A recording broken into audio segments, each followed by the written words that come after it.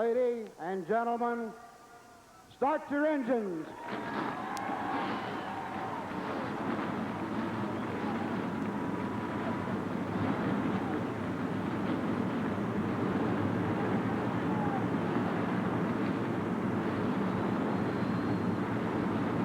Cars roar to life here at Darlington, South Carolina for the Busch Grand National Series Gatorade 200.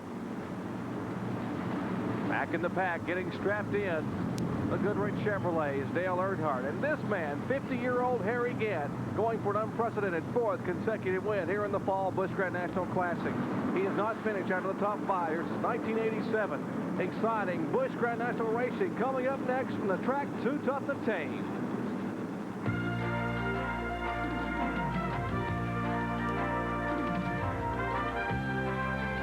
ESPN, the world's leader in motorsports coverage, presents Speed World.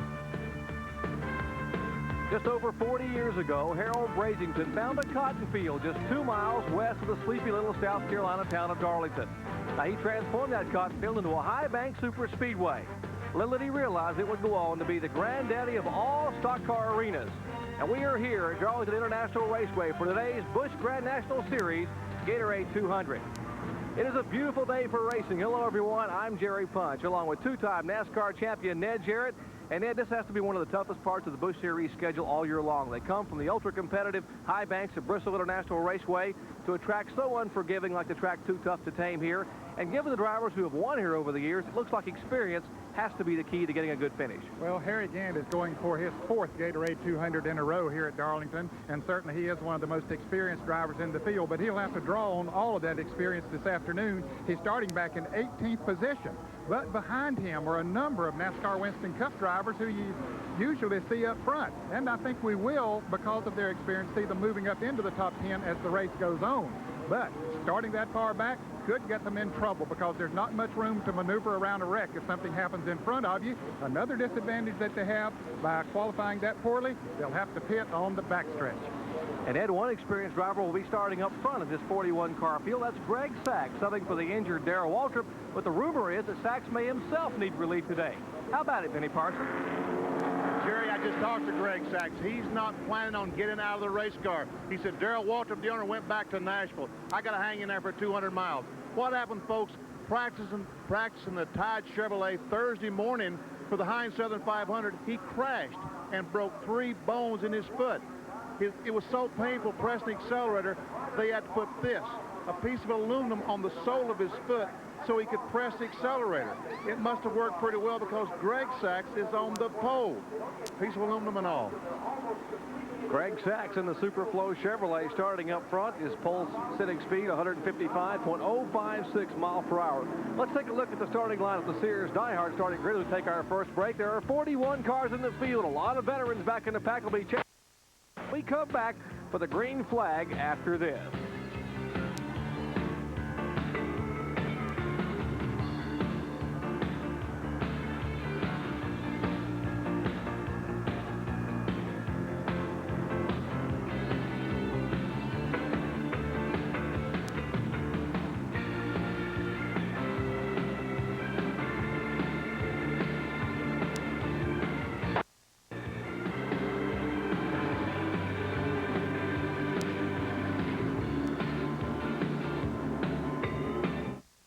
Current point standings in the Busch Grand National Series show Chuck Bound, the point leader over Jimmy Hensley, Bobby Labonte, the youngster impressive, Tommy Houston, and Steve Grissom. Where are these top 5 starting in the field? Only one in the top 10. Hensley starting 7th, 3 of the top 5 starting outside the top 20.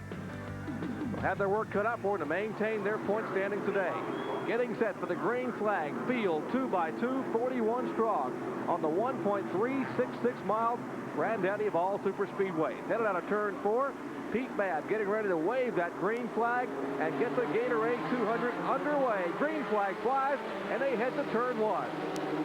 And Jerry, look at Dale Earnhardt. He has dropped all the way back to the back of the pack. He was scheduled to start 22nd position. We see him now in the black car coming into the screen. He has a problem with the clutch pedal on his Goodrich Chevrolet, so he chose to start at the back just to not foul up anybody.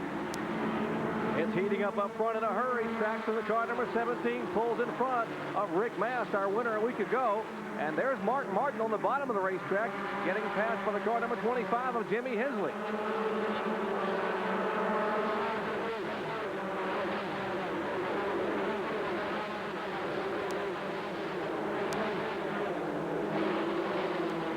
Of over 165, approaching 170 miles an hour down this 1,300-foot pack straightaway.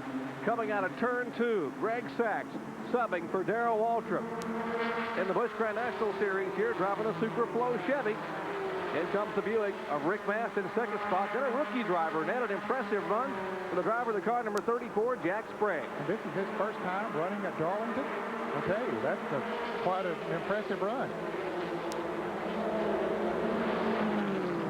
A couple of drivers making their way up through the pack. The fellow who has won 3 in a row. There he is, the car number 7, the Skoll Buick for Harry Gant. And the man who finished right behind him, the youngster, the Penrose Firecracker Sausages Oldsmobile for Bobby Labonte. That's the car number 44. A lot of veteran drivers starting way back in the pack, Ned. Labonte finished second to Harry Gant here and was really charging at the end of the race back in the spring in a similar 200-mile race. So there he is, chasing him once again. And he probably will follow Harry for a while because he knows Harry knows how to get around this racetrack. And so following him around is a good feature. And Morgan Shepherd, you got to look at Shepherd in the car number 9, the Texas Pete Sauces Chevrolet, a brand new car. They spent 5 days, day and night, building that car. Mark Martin in the car number 1, trying to make his move. Martin on the right of your screen in the Ford Thunderbird. In front of him, the Chevrolet Lumina, car number 28. That is Davey Allison. That's 4th, 5th, and 6th. And L.D. Ottinger in the car number 2, the Detroit Gaskets car. Now Davey Allison looks inside of Ottinger down toward turn 1 and will take the spot away. Davey Allison was very fast in practice here yesterday, and I expected him to go to the front. Now Mark Martin trying to make a move on the inside of Ottinger. Mark Martin trying to put the Ford underneath the car number 2 of Ottinger, Carolina Ford dealers, Ford Thunderbird, the Bill Davis-owned car. Down the back straightaway, Ottinger pulls him by a couple of car lengths. Also coming into the battle now is Jimmy Hensley. There's Ottinger's Detroit Gasket car. Winner earlier this year, Bristol, Tennessee. And now Martin tries to get him out of turn 4. Takes a run at him on the inside. He got a good run off. I think that's where we'll show see that Ford. Oh, Hensley got a little loose going into the turn, but he got it straightened out. And there's Ken Schrader trying to go up on the outside of Jimmy Hensley, taking advantage of that little slip that Hensley made going into the turn. He had to really get on the brakes to keep from running over L.D. Ottinger, and it cost him a position. It's hard to say that Ford of Mark Martin really gets through the turns well, and that'll become a very important plus factor as the race goes on. That's Ottinger in the picture, the car number 2, Kenny Schrader in the Kodiak Chevrolet Monte Carlo. It is not a Lumina. He is sticking with the Monte Carlo for the remainder of the year. Schrader's car really loose up in turn 1. He's wagging the tail a little bit there, and he gathers it back in front of the Jimmy Hensley car. Schrader's best finish of the year came here in the spring when he finished 3rd. And some cars back in the pack. The 32 of Dale Jarrett. Then comes the car number 48 of Sterling Marlin and Ernie Irvin. Last week's Winston Cup winner. Taking the Yukon Red Oldsmobile, the Charlie Henderson car beneath Sterling Marlin, and taking away a position. There's a number of Winston Cup drivers running together. Right in front of them is Michael Waltrip making his way up through the pack. Michael driving the car that Dick Trickle normally would have driven, the car number 92. He and Dale Jarrett in the Crunch Pontiacs trying to pull down to the inside, but he's Elton Sawyer, but he will think better of it and stay single file.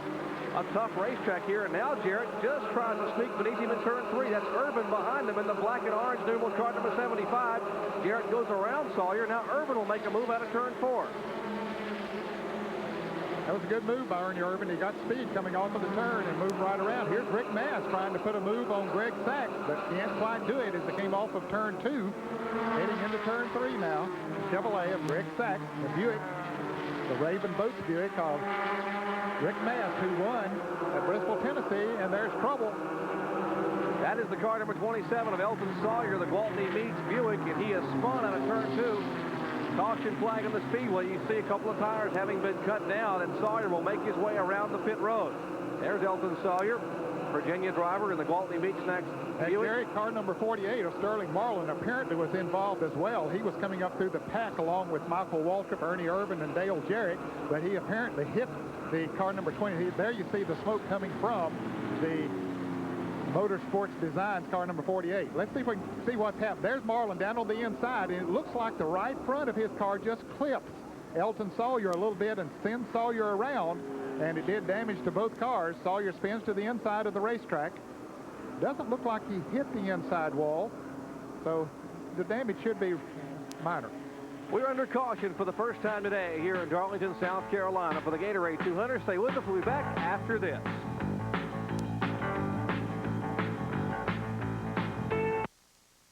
Showing the way in tow, Rick Massey, car number 22. There's the car number 34, Jack Sprague, the rookie driver. An impressive run early on for him, but he's getting some pressure now from the veteran Martin. Martin's car just going through the turn so well, and boy, he's an aggressive race driver too, so he'll put the pressure on. Trying to make the move now, going into turn 1, but I don't believe he'll make it this time, Jerry. A lot of muscle in Sprague's car. That's a Ron Hunter V6. Martin in the Don Kowalski Ford V6, car number 1. That's a battle for third spot. Meanwhile, Kenny Schrader sitting back there in 5th, watching that battle in front of him. There's Schrader in the Kodiak Chevrolet. Won last September up at Dover in that car. And Dale Jarrett now. Great battle back in the pack. Jarrett, the car number 32. That is Harry Gannon, Ernie Irvin. Ernie Irvin coming up in the Charlie Henderson-owned car. You know, Charlie Henderson was a fellow from over in Abingdon, Virginia, that allowed us to use his vintage cars of the 50s for our opening at Bristol last week. Now seeing his car come up through the pack. Ernie Irvin started 31st, and that moved him into the 21st position. He's been making his passes coming out of turn 4. Let's watch him this time as they go into turn 3. Here's Mark Martin now trying to take over third, and does it. Mark Martin made a move out of turn 4, and I'm looking again here. Dale Jarrett moving beneath the 31 car of Grissom, and here's Ernie Irvin trying to make a move by Harry Gannon. It'll make it 3 wide. That's Mike Waltrip. Somebody will have to give. Mike Waltrip decided it better be him going into turn 1 because there's not room for 3 cars side by side. Michael knew that. Ernie Irvin trying to move on the inside again. Gann's car not running quite as good as we normally see that car run on this racetrack, Jerry. His car not handling well early on. They'll have to get that car in and get a pit stop and make some changes. But now a battle for second spot. Martin, there's a car that's handling well. Almost effortlessly goes by the Rick Mass car.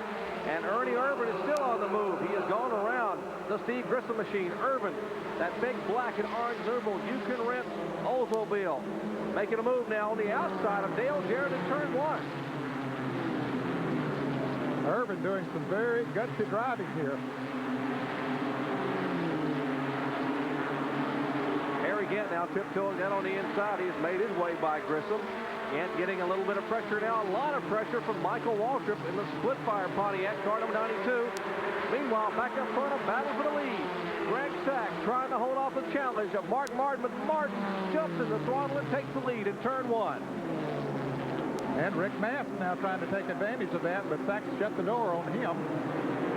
So Martin puts the Ford in front. He has one victory so far this year in the Ford. He won at Myrtle Beach, South Carolina. And Tommy Ellis ran out of gas on the last lap.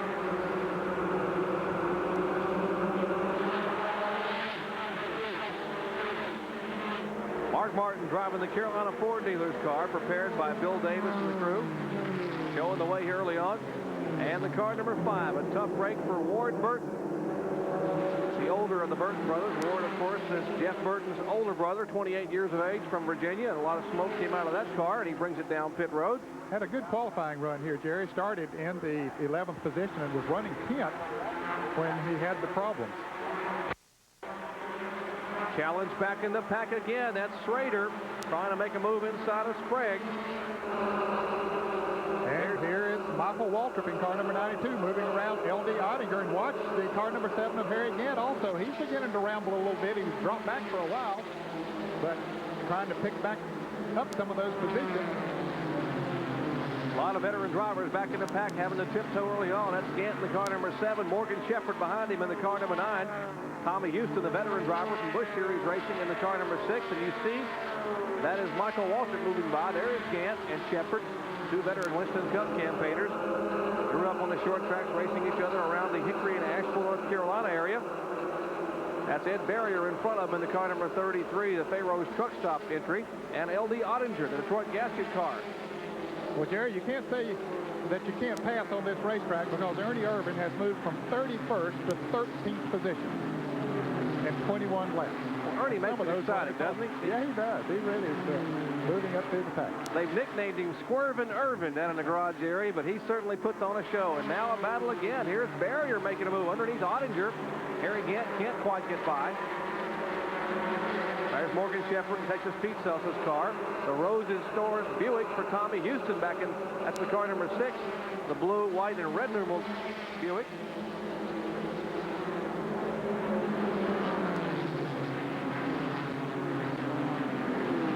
Shepherd sliding up high in turns 1 and 2.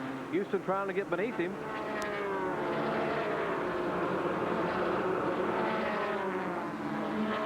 Harry Gant will make a move down the back straightaway using some of that Jim Ruggles V6 power to slide beneath the car number 2 of L.D. Ottinger. Ottinger had a very good qualifying run starting in the 4th position, but he has dropped back considerably. And there's Ernie Irvin on his way to the front. Ernie just turns it hard left. Charlie Henderson on. You can rent Oldsmobile. Taking over 12th position. Moving by Jeff Burton. That's the Armor Meats car, the Sam Ard prepared car. There's the car number 12. Burton had a great run here in the spring. Stayed in the top 5 or 6 all afternoon. Had trouble late in the race. An untimely pit stop cost him a lap, but had a tremendous effort. The youngster from Virginia in the Sam Ard prepared machine. But Ernie Irvin looks like a man on a mission, and he is making his way to the front, having started back in 31st spot. Trying to crack the top 10, trying to reel in some of the cars in front of him. Now there's Irvin in the backstretch. We're going to pull out and show you where the lead cars are as they are just exiting turn 4. Martin's Ford just coming out of turn 4 and headed down the front stretch. We're in the early laps here at Darlington Raceway. In the Gatorade 200, the top 15 cars. Mark Martin showing the way. In pursuit, Greg Sachs, Rick Mass, Jack Sprague, and Ken Schrader. Top 15 here. It's going to be a barn burner. Don't go away. Lots of Busch National Racing action coming up. Stay with us. We'll be back. At Darlington International Raceway for the Gatorade 200 Busch Grand National Series event. I'm Jerry Punch along with Ned Jarrett and Benny Parsons, and there's the man who's showing the way. Carolina Ford dealers Ford Thunderbird for Mark Martin. Behind him, there's Greg Sachs, a Superflow Chevy. Subbing for Darrell Waltrip, and Rick Mass, the winner a week ago in Bristol, Tennessee on the high banks. Martin now pulling away, Ned, to about 10 or 12 car lengths. He has built a good lead since he got in front. He's just gradually pulling away. And he's doing most of that in the turns as well. And there's a driver who's been on the move since the green flag dropped. Coming out of turn 4, right at you, the Oldsmobile for Ernie Irvin, Salinas, California driver. Ernie Irvin started way back in the pack. Did not have a particularly good qualifying effort, and the car really is slipping and sliding on him there. He started back in 31st spot, currently being shown in 10th. That is an impressive run on this racetrack, Jerry, because it is not easy to pass out there, but when he catches them, he passes them, just motors on around. So Charlie Henderson has got to be real pleased with the way that car is running here today. You can rent Oldsmobile. Ernie did not drive this car at the first race of the year here at Darlington. The car was driven by Brad Teague. Irvin now closing in on the car number 56 of Dave Mader III, the 4-time All-American Challenge Series champion. When Mader was impressive last week at Bristol, Tennessee, had trouble late in the race running out of gas. Now battle up front. Sprague slowing. Car number 34, Jack Sprague. I believe he moved over, Jerry, and let Ken Schrader go by. And apparently there's the leader beginning to lap some cars. Going by Billy Standrick there. Car number 47, one of the regulars in Busch Series competition. 33 laps complete, 147 comprise the Gatorade 200. Mark Martin trying to pick up a speedway win. There's Sachs in the Chevrolet, Rick Mass in the Buick, the Raven Boats Buick for Rick Mass.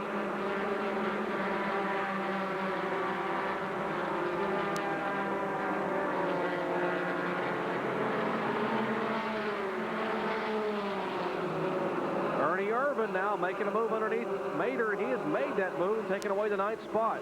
They are chasing Tommy Ellis, the 1988 Series champion, the Goo Goo Cluster Buick. And in front of Ellis is Davey Allison in the car number 28, the Hummingbird Chevrolet. Irvin is really slipping and sliding. Now, Ellis has seen Irvin coming, but he's going to try to make a move and get by Davey Allison. Yeah, Davey's car is beginning to slip and slide a little bit in the turns. It was fast at the beginning of the race, but it looks like it's getting very loose on him right now. So now Tommy Ellis makes a pass. Here comes Ernie Irvin. Boy, it didn't take him long to move around. Look, he's going to come on around Tommy Ellis, coming off at turn 4. Or he's going to try to, but Ellis said, no, not this time, big boy.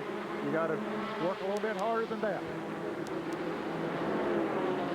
Remember the Winston Cup race back in the spring? It was turn 4 that Ernie Irvin dove beneath the Kenny Schrader car and they had that major crash, that massive melee. But apparently he backed off a little bit that time and learned a lesson. Now going to the outside of Tommy Ellis down the backstretch. Well, Tommy just gave him plenty of racing room on the outside. Irvin just motored right on around. Of course, Tommy is up in the Busch Grand National point standing, still early in this race, and he knows that Irvin is faster than he is, so he didn't battle him much. He just gave him running room. Now in 7th spot, Ernie Irvin all the way from 31st. Car number 98 there, one of the lap cars is Hal Goodson from Darlington, South Carolina. And the next target for Ernie Irvin on his ascent toward the front, the fast spare car, the Oldsmobile for Jimmy Hensley. Hensley currently second in the Busch Grand National Series point standings. Had a great qualifying effort, started in 7th spot. There's a look at the likable Horse Pasture, Virginia driver, Jimmy Hensley, two-time most popular driver in this series. Hensley currently being shown in the 6th position. He can pick up a lot of points today because, of course, the point leader has started back in the pack. Hensley would like to stay in the top 10 and try to get a top 5 finish. He's a good heady driver. Back up front, there's Hensley in 6th.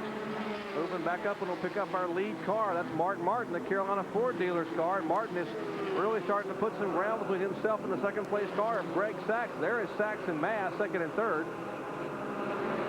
Mass closed in on the rear deck of Greg Sachs. He's been working on him, Jerry, but he just hasn't been able to make the pass. He's had a nose up beside him a couple of times. Now he's 2 or 3 car lengths back, but look how he runs in on him going into turn 3, and as he comes off of turn 4, he picks up a little bit more. Battle in the top 10 now. It's the battle for 9th spot. Dave Mater in the car number 56, and Dale Jarrett now trying to make a move beneath him to take away 9th. Jarrett started in 28th position in the Nestor Crunch Pontiac, so he, like Ernie Irvin, has really come up through the pack. We talked about how important experience would be. There's a lot of experience there. Of course, Jarrett now running in the Winston Cup ranks. Dave Mater, the rookie driver. Behind him, the car number 42. That is Bobby Hillen. And that's the car that Kyle Petty normally drives, the SplitFire Spark Plug Pontiac, but they asked Bobby Hillen to drive it here. Ed Conger, owner of that car. Kyle got banged up a little bit in the Winston Cup race in Bristol, Tennessee, and just needed to rest. And that's Michael Walter just behind him in the car number 92.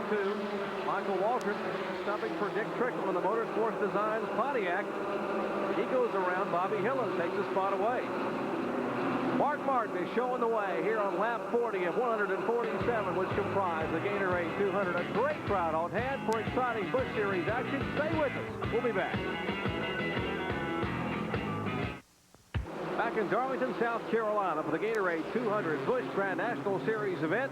And the Carolina Ford dealers Thunderbird for Mark Martin showing the way, still up front and pulling away a little bit, Ned, from the field, a strong field of cars, but they are dicing it up back in the pack. Yes, they are. Harry Gant still in heavy traffic. There's Dave Resendez, car number 79, as they get around the car number 44 of Bobby Labonte. Harry Gant having won 3 in a row here, would like to make it an unprecedented 4th consecutive victory here at Darlington. In the Skoll Buick, and there is Bobby Labonte, the car number 44, now moving around Dave Resendez in the 79. Now Resendez had just passed him, and watch Gant go by on the inside. Kenny Wallace and was that car number 12 of... That's Jeff Burton in the Armor Meats car, right. Yeah, Gant just took advantage. Some of the cars getting very slow in turns 3 and 4. It's a little slippery up there, and they're sliding up, and Gent took advantage of that, moved down to the inside, got himself out of all that traffic. Here comes Kenny Schrader moving around the car number 22 of Rick Mass. That'll be for 3rd place. Schrader, the car, well, bobbing and weaving a little bit, but he gathered it back in as he takes 3rd spot away from Mass. Car number 79, we saw Resendez getting past. Apparently he has a problem in the engine compartment. That's why he suddenly slowed and was repassed by Bobby Labonte a minute ago. He was running in 17th position. Here's Joe Nemechek making it 3 wide going into turn 3, but Rick Mass backs up. Well, Rick Mass drives on in there, and so they get down to single file. That was Gary Ballou in the car number 4, who was the meat in that sandwich between Mass and Nemechek. And here's Ernie Irvin now, who is reeled in Jimmy Hensley. Ernie Irvin in the car number 75, starting way back in 31st spot. It just sort of says, see you, Jimmy. Passes Hensley, headed to turn 1. Moves into 6th position, so he has picked up 25 positions in 48 laps. Not aggressive at all. I'll tell you, his confidence has got to be very high, because that Oldsmobile seems to go just about anywhere he wants to put it.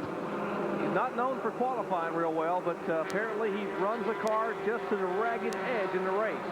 We'll check his lap time to see just what kind of laps he's turning here. Remember, there are just about 50 laps here in the book. We'll clock that You Can Rent Oldsmobile, Charlie Henderson's car, with Ernie Irvin aboard for a lap. Car now slipping and sliding. You got to wonder, as much as he's abused those tires there, they got to be going away. Well, he has abused them, no question about it. But as we saw him slide up in turns 1 and 2, that's the normal case here at Darlington. For the last several years, after the race gets started and they get 20 or 30 laps into it, they do slide up into the turns. So that might not be necessarily a characteristic of the car going away, just the way that they drive the track. Ernie Irvin coming out of turn 4. His lap time, 34.2 seconds. 34.2, that's 143.7 miles an hour. Not a bad at all lap.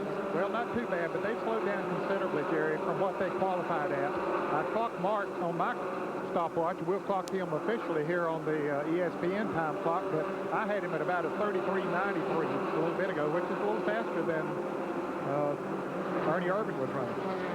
Mark Martin in the Ford Thunderbird. Get a lap on him. He is running away up front right now, being chased by Sachs and Kenny Schrader. A lot of veteran drivers. We talked about at the top of the show how much experience, how important experience is here at a tough track like Darlington. Remember, Ernie Irvin has climbed into the top 10. His lap was 34.2 seconds. Martin now coming out of turn 4. Dale Earnhardt slows down the front straightaway. He had moved up to 19th position from the rear. 34.1, so a 1/10 of a second quicker for the leader than what we got Ernie Irvin the last lap by. And there's Earnhardt on the bottom of the track as Martin goes around him in turn 2. Tough break for the Goodwrench Chevrolet driver, and twice a winner this year in Busch Series competition. Here is Sachs and Schrader. They mix it up back there. At his 2nd, 3rd, and 4th. Sachs in the car number 17, Greg Sachs, Ken Schrader in the 52, and Rick Mass in the Buick, car number 22, the Raven Boats Buick. Well, we understand that Dale Earnhardt has parked the Goodwrench Chevrolet. He had a clutch problem, or clutch pedal problem, at the very beginning of the race, and dropped from his 22nd qualifying position back to the rear of the field, but had worked his way back up to 19th before something went wrong, and he has parked her, so he'll get out and watch the rest of the race. Greg Sachs hanging on in the top 5. He is 2nd right now. He started on the pole. A great qualifying lap at 155.056 miles per hour. But you got to be wondering, remember, he had the accident on Thursday and broke 3 bones in his foot, the metatarsals they call them, the long weight-bearing bones in the foot. Now he's run over 50 laps. Let's see how he's doing. Let's check in the pits with Benny Parsons.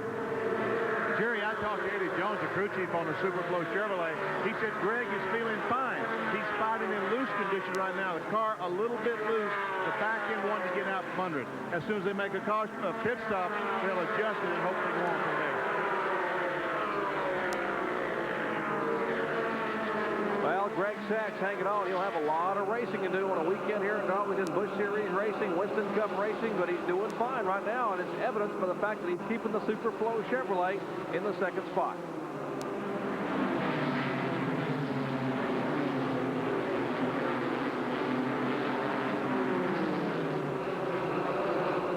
the current Busch Grand National Series point leader, the Nescafe Classic Pontiac for Chuck Bound. He has gone a lap down. He is now being shown in 26.1 lap down, so certainly Jimmy Hensley, who is second in points, could gain a lot of ground on him today. There's Chuck Bound, 36 years of age, from Portland, Oregon. Currently being shown a lap down, and 6 wins to his credit in the 1990 season. Got a pretty healthy lead in the point standings. Yes, he does. He has a good point lead. He started in 27th position, Jerry, so he's moved up 1 position. That could be Dale Earnhardt, but since Earnhardt has dropped out, well, that would move him up a position, of course. And L.D. Ottinger, though, started in 4th place, and he's back in 25th place now. Boy, he would like to have seen a caution flag a long time ago to come in and get some adjustments made on his Detroit gasket. Those will be. Lead car, Mark Martin showing the way, pulling away from Greg Sachs. We have run almost 60 laps here. Now, these are V6 engines, 274 cubic inch engines with small carburetors. There is the car number 17 and 52. There is Sachs and Schrader, Mast and Company, 2nd, 3rd, and 4th. We said they're small carburetors, 390 cubic foot carburetors, and of course with 274 cubic inch V6s, how far will they be able to go on a tank of fuel? Well, you know, we saw Bobby Hamilton here maybe lose this race a year ago. He went 100 laps, but that was really stretching it too far. But I think they can go 80 to 90 laps and be reasonably safe. How about it, Benny? Ned, Jared, I just talked to Bill Davis, the owner and crew chief on the Mark Martin #1 Carolina Ford dealer's car. He said they're going to stop that lap 70 to 75. That's their window. It's not very many laps, but they feel like they need to get in and get tires on the race car, because as you've noticed, the cars are slipping and sliding. They don't want anything to happen to that car, not as well as it's running.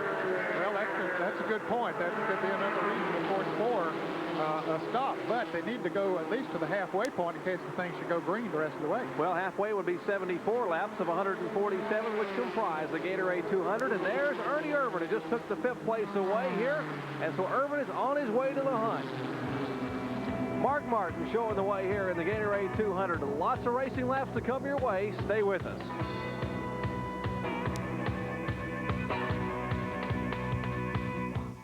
Back at Darlington Raceway, Mark Martin showing the way, just passing some of the cars. That's Sterling Marlin behind him, and Hal Goodson, he's going around the car number 98. Approaching the halfway mark, and one car running awfully well, but now beginning to slow. Greg Sachs, a Superflow Chevrolet, slowing down to turn 4. Yeah, he almost got into the wall. Let's take a look, Jerry. As he came off of turn 4, he's going into turn 3 there now. We'll follow him on around, but the lap before, he got awfully high. Let's see if he clips the wall. I believe he did. Yes, he did, indeed. Clipped the wall coming off before. He did a good job of holding it. There's Kenny Schrader coming by, taking the position, and Rick Mast moving around, Joe Nemechek. So Greg Sachs is definitely off the pace. He has lost a couple of spots. Martin's still the leader. Schrader in 2nd spot, and Sachs apparently having been a fender, and he will make his way on the pit road. Sachs making an unscheduled stop a little bit early here. Let's go to the pits and Benny Parsons. Well, he's got the hammers, but evidently both quarter pounds, both the rear quarter and the front fender, are knocked in against the tires because they have a hammer prepared to knock out the metal. Sachs gets a drink of water, the right side's going up. And there's Sandy Jones beating on the right front, beating on the right rear, making sure there's some distance between the tire and the fender. Still, there Mark Martin goes by to put Greg Sachs a lap down. Still working on the car. They're beating up the rear spoiler to give him a little bit more traction. Pit stop completed. 25 seconds to 2 right sides. A slow pit stop, but they had to knock the cheese out off the tires.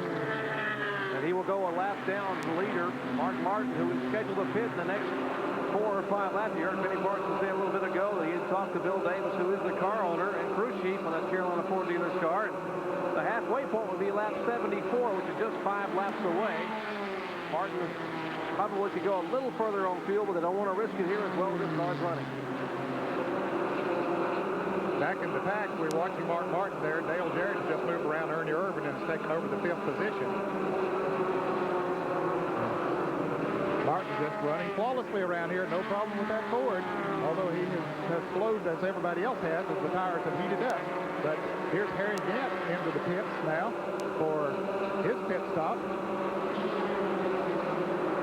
Every one of them wanting to get some tires on those cars, Jerry, because those tires are heated up. Here's Gant getting right side tires. Someone about to make a chassis adjustment on his Oldsmobile. And Kenny Schrader coming in. We'll see there's Schrader coming right by Harry Gant in the Kodiak Chevrolet, and they too will go to the right side. Timmy Cohen and the crew will change right side tires. Gant's Buick is now down and away as Chris Carrier and Emma changed right side tires and made an adjustment on the Skoll Buick. Getting fuel in the Kodiak car.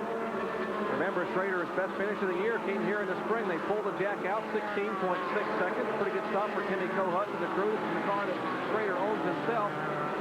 But he did go a lap down, Jerry. And it's pretty hard to do here, make a pit stop and change two tires and not go a lap down. However, he was 5 or 6 seconds behind Mark Martin anyway, and so that was just enough of a cushion that Martin needed to put him a lap down. But Martin will have a pit stop coming up here shortly. He's coming around now for the 72nd lap. Just 2 more laps and he'll be to the halfway point.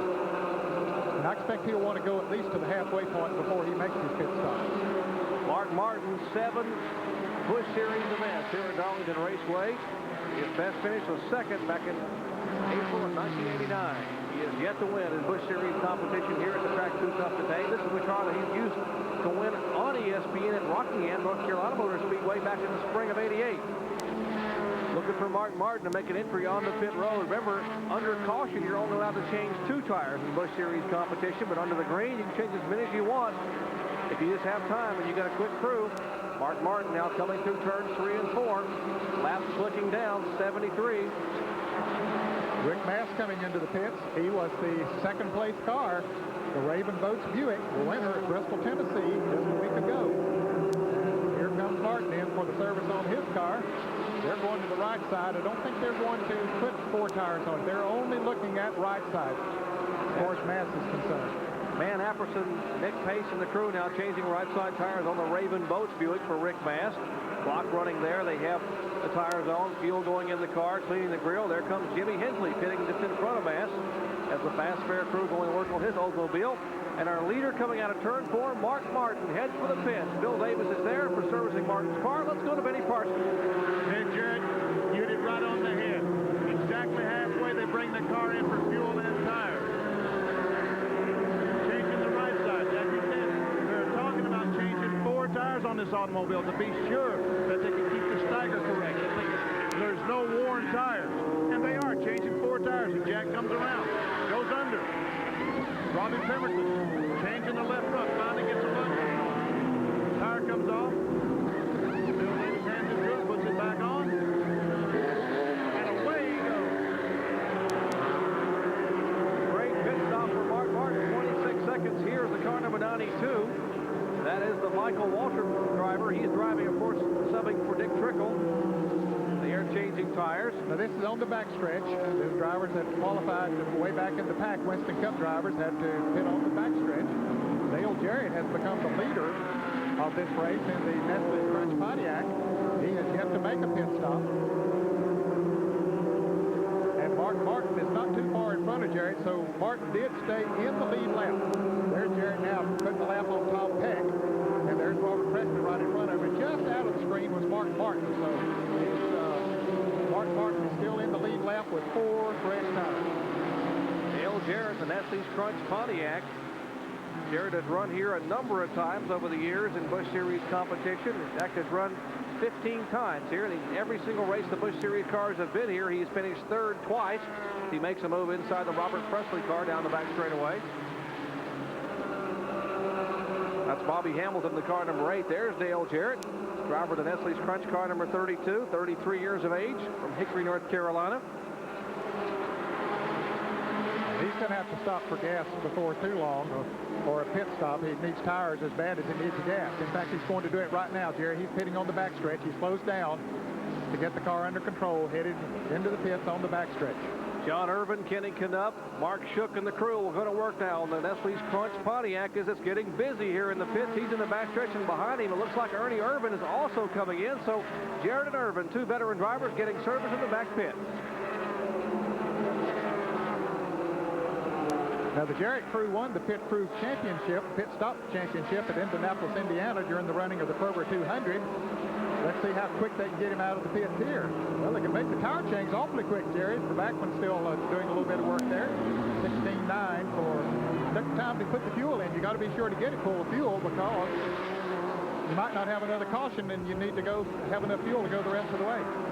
They've changed the tires and are already moved away, but they were waiting on that fuel can. There's Ernie Irvin now, had a lengthy stop in the backstretch in the Yukon Red Oldsmobile, but the way Ernie comes in the back, that's just a challenge to him. Yeah. He'll have new tires on, so he'll take off. Here's Mark Martin now trying to move around Tommy Ellis. And boy, I'll tell you, he's going to have the advantage.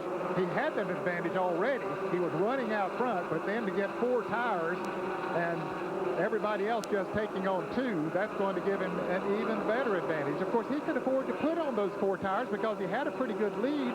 He was not going to go a lap down. The others had to be concerned about going a lap down with only putting on 2 tires. So that was a good, smart move on their part. A couple of drivers have yet to pit. The car number 42 is Bobby Hillen, driving for Ted Conder in relief of Kyle Petty. Kyle Petty, who had his foot burned last week at Bristol and was banged up in an accident, he has yet to pit in the SplitFire Pontiac. Well, we understand that he'll be coming in the next lap. Tom Peck is in the pits on the front straightaway, getting right side tires. And we'll follow. There's Ernie Irvin going around Bobby Hillen. He has the fresh tires on him, boy. It really makes a difference. Ernie Irvin moving on the inside of Hillen. Hillen will slow down and let some of that traffic clear so we can get a clean entry on the pit road. Jerry Kennan and the crew will be waiting for the car number 42, the SplitFire Pontiac. Now, he's one of the Weston Cup drivers that's pitting on the front stretch, Jerry, because he had a good qualifying run. Here's Bobby Hillen. He qualified in 13th position. They'll go to work changing right side tires. Jack beneath the car. Ted Conder on the machine. Hillen, of course, has had subbing for Kyle Petty. Jerry Kennan, veteran crew chief, and they're making a serious chassis adjustment on the right side of that car. Right rear tire is on, 17 seconds flat. Pretty good stop for a Busch Series crew. Yeah, when you consider all they did with the car, and again, they had to take extra time to fill it up with gasoline and also make that chassis adjustment, so that was not a bad stop at all. And for the Tommy Houston fans, I don't know if we documented it or not, but his Rose Restored Buick is behind the wall, and Tommy, of course, up there in the Busch Grand National point standings in 4th position in the point standings, so it's going to be a tough break for Tommy Houston on his bid to win his first ever Busch Grand National Championship.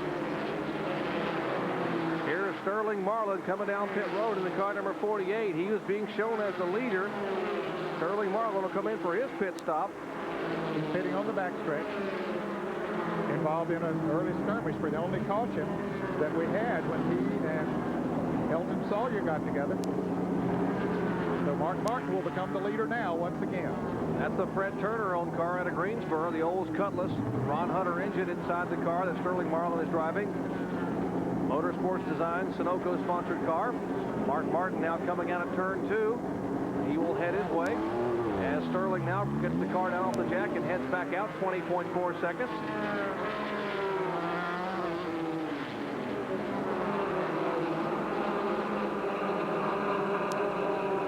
Well, let's see if he can get out and stay in the lead lap, which I doubt if he will be able to, because Martin's getting around him. He has the speed up. So Sterling Marlin, the lap down.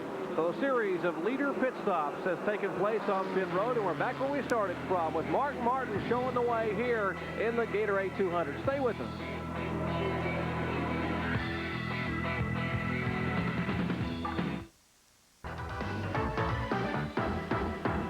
You watch a stock car race on TV. Car comes charging into pits. They throw a jack under it, start jacking up to change tires. Look how far the front is off the ground. That's because there's a stabilizer bar that runs across the front that pulls this tire off the ground. No such luck in the rear. Look how close to the ground this tire is. How the mechanics compensate for this is by taking the tire off, hooking the chain to the rear axle housing, attach it to the frame so that when you jack the car up, the rear comes off the ground equal to the front.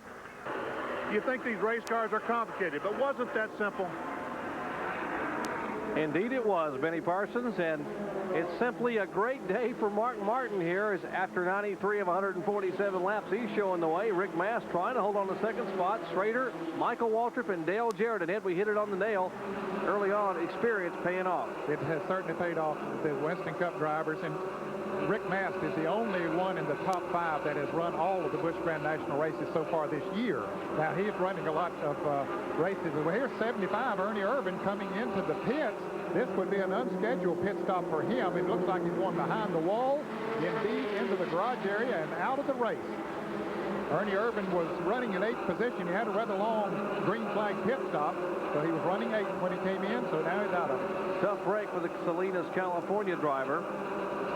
There's a battle back for 4th spot. Kenny Schrader in the Kodiak Chevrolet running on the high groove right up against the wall. Dale Jarrett, Nestle's Crunch Pontiac, and Schrader really slipping and sliding. Jarrett now trying to pull onto his rear deck here. Down the back straightaway into turn 3.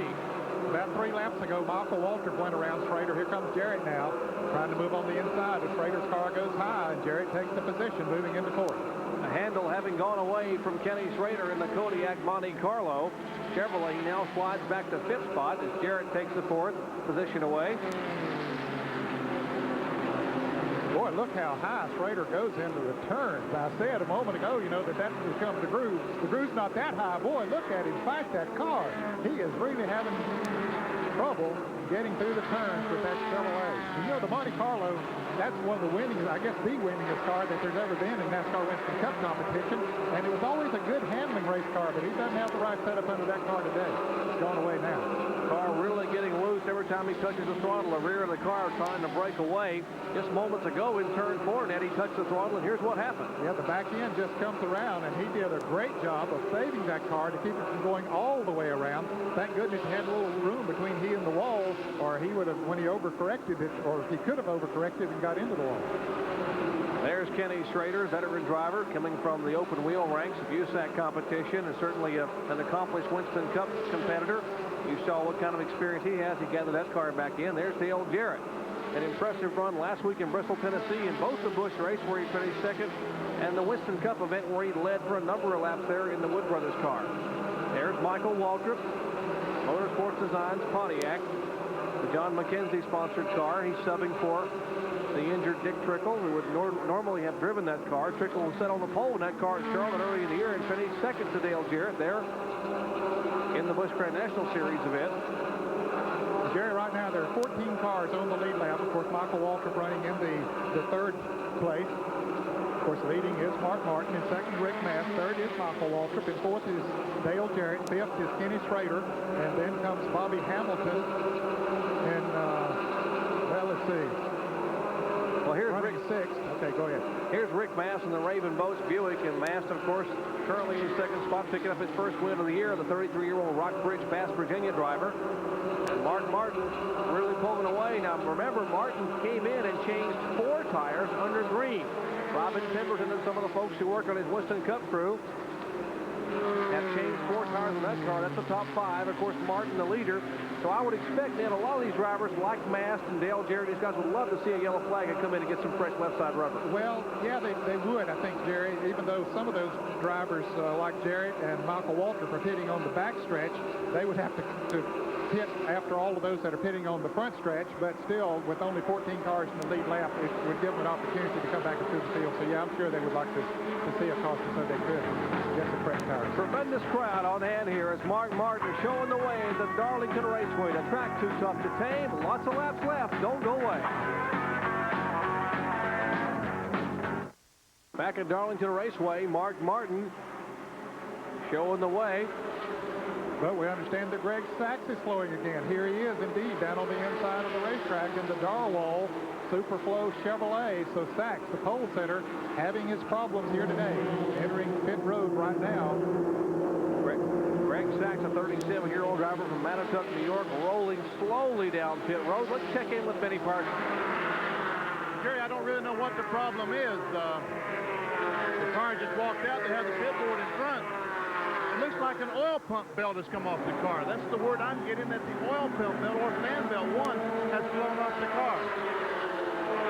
Benny, he was running in 12th position before he came in. He had a rather lengthy first pit stop, and then, well, not the pit stop was that long. He had just slowed several laps before then and lost quite a bit of time. So now, of course, it's more than one lap down, so Greg Sachs is probably history as far as any chance to win this race.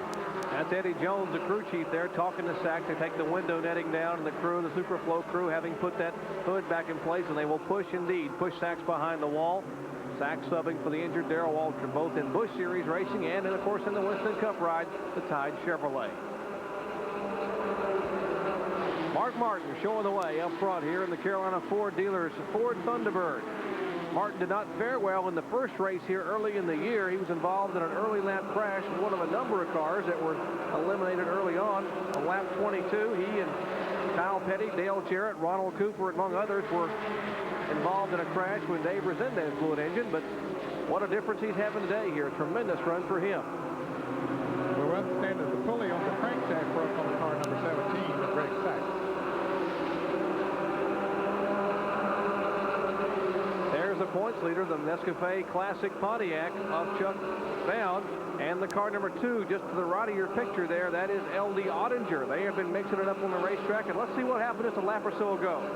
Okay, it's turn 4. That's car number 63 getting tagged from the rear by L.D. Ottinger and really gets Chuck Bound out of shape. Ottinger came up on the car number 33 of Ed Barrier, and of course had to slow down a little bit, and Ottinger just being in there didn't see him quick enough to slow down, so he tapped him a little bit, but everything's okay now. That's Jimmy Spencer in the car number 77, the white and orange numeral Dwight Huffman on machine, now going around Ed Barrier in the 33. Back up front here, battle for second spot. Here is Rick Mast. His car is skittering a little bit. That's Michael Waltrip behind him. And about to take over second position. I'll tell you, Waltrip, since he made his pit stop, has been very impressive. He has come back up through the pack. He started back in the 25th position and now has moved into second. But I think that he's running faster right now than Mark Martin is, Jerry. Michael Waltrip here in a minute to check that out. Michael Waltrip, a two-time winner this year. We'll take a look. He started back on lap 10. He was back in 21st. All the way up to second place now, just past lap 105. He's less than 5 seconds behind the leader. So you can see the progression that he has made up through the field has been very, very good. Michael, a two-time winner this year in Busch Series competition, having won at Richmond. He also won up in Dover, Delaware on ESPN. There's Rick Mast, Raven Boats Buick, and he is being reeled in a hurry by Dale Jarrett. There's Jarrett behind him in the Nestle's Crunch Pontiac. Yeah, Rick's, I think the tires have gone away on his car, Jerry. Look how high he's going. Jarrett's able to keep his car down on the low side of the track. And look how much he gained on him just through turns 1 and 2. Now pulling up beside him and going into turn 3, he'll get the position. Dale Jarrett takes third spot away. 40 laps to go. 107 are complete in the Gatorade 200, and Jarrett will take over the third spot. Well, the driver who started up front today had his troubles and finally had to park it. He's standing by with Benny Parsons. Greg, are you okay? Yeah, I'm fine, Benny. For some reason the mandrel broke up the front of the engine there and the oil pump belt came off. Got unfortunate to see the light come on, shut it down before we lost the engine. What was the difficulty with the car? Just the chassis a little bit off? Now, you know, the groove is way up on top of the track right now. I mean, with about a 6-inch cushion, and I just brushed the wall a little bit in 3 or 4 earlier, not toe out a little bit. So we were looking to get a caution in so we can get it straightened back up. We think we'd have been all right. How about the foot for 500 miles? Going to be okay? Feels good right now. If it doesn't get any swelling from the day, I think we'll be in good shape. Good luck. Thank you. Greg Sachs gave it a gallant effort while he was in there, but he just had to park the Superflow Chevrolet. Mark Martin is leading them here at Darlington as the laps are winding down, and this crowd really enjoying Busch Series racing. Don't go away.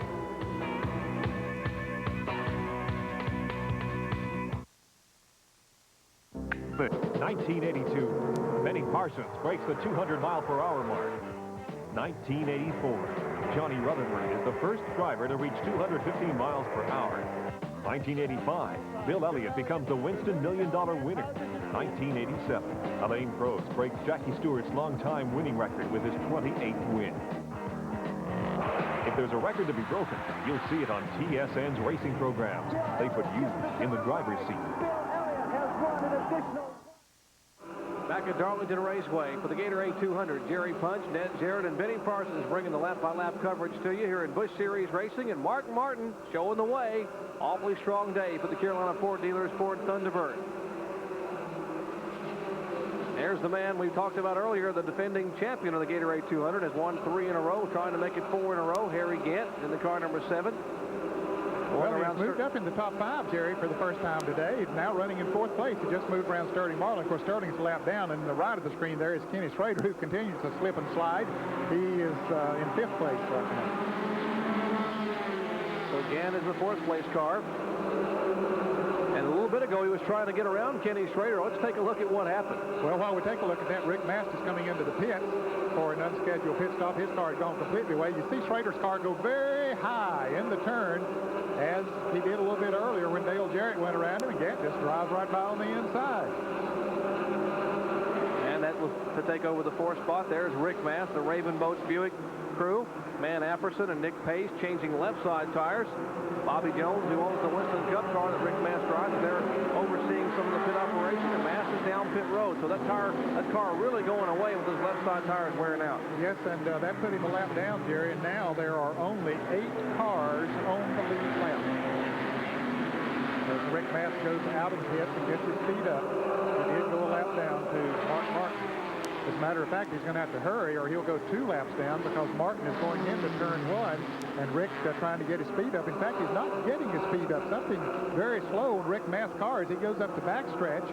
He is not getting up to speed at all. Where the car's locked in gear, don't know what it is, but Mark Martin will go by. There he goes, by him, and puts him 2 laps down.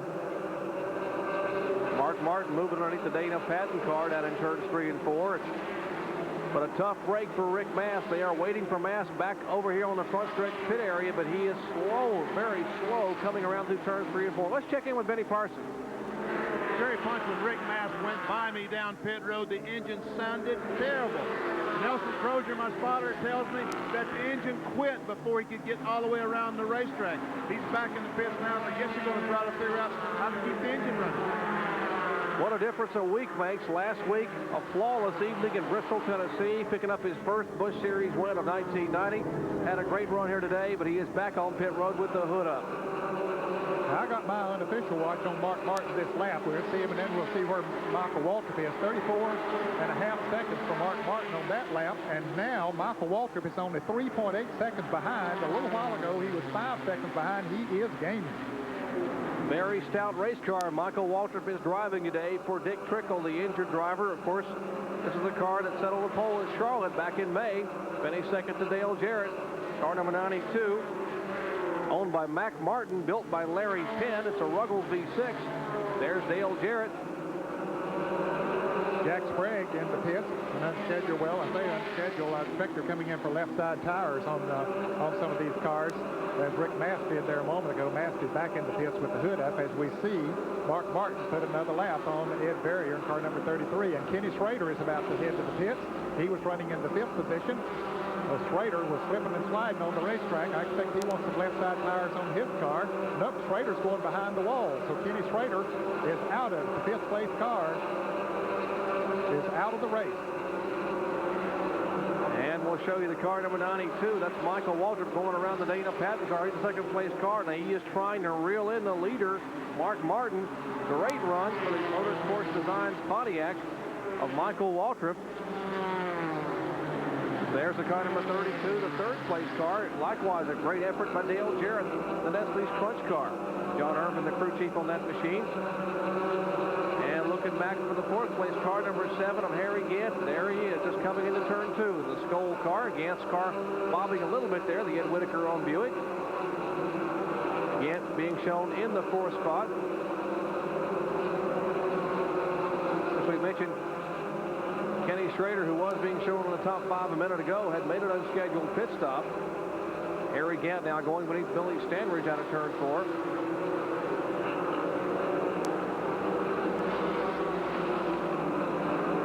Back as cars coming out of turn 4. Car number 8, that is Bobby Hamilton. And he's one of the cars being shown on the lead lap. And now, Jerry, according to my calculations, there would only be 7 cars on the lead lap since Kenny Schrader has parked his automobile. Bobby Hamilton, a 3-time Nashville Fairgrounds Speedway champion. Last year as a rookie won at Richmond, Virginia. Yet to get his first win in 1990. He came awfully close here in the spring. He's one of the drivers that ran out of fuel with 2 laps to go when he had a shot at winning it here. And the car number 42. That's the SplitFire Spark Plugs car with Bobby Hill on the board, normally driven by Kyle Petty. He should be in 7th place, the last car on the lead lap. And there's our leader. Man who's had a flawless afternoon here, Mark Martin, showing the way as the laps are winding down. 22 laps to go here at Darlington Raceway. A big crowd on hand enjoying Busch Series competition. Stay with us.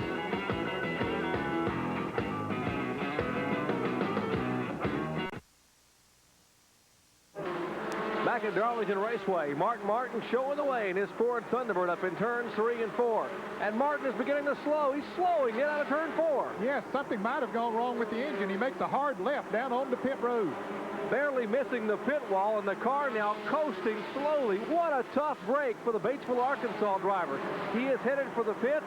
Let's check in with Benny Parsons. How about it, Benny? He pulls behind the wall, Jerry. He doesn't even come to the pit. He pulls directly behind the wall and is going down behind the wall. Evidently an engine problem. Didn't even come to pit. Oh, what a tough break for Mark. Boy, it happened coming off of turn 4, Jerry. There he is in the pits, but let's watch. Now, he was up in the groove, running along just fine. Don't see any signs of problems, and then all of a sudden, we'll see him turn his square left, almost missed the entrance to pit road. Look here. See, he's way out there, and then cuts it left, and does get down on the inside, almost spins the car out, and barely getting it on the pit road. Well, it must have tightened up in a hurry as Bill Davis and the crew now have run up to Mark Martin. What a great afternoon he was having. After starting that car back in 5th spot, he moved to the front crisply early on and had everything going his way. But now the man leading the pack, car number 92, that is Michael Waltrip, looking for win number 3 in the 1990 year in Busch Series competition, having won at Richmond, Virginia, where he sat on the pole in Busch competition, also winning at Dover, Delaware. There's a look at Michael Waltrip, younger brother, of course, of Darrell Waltrip.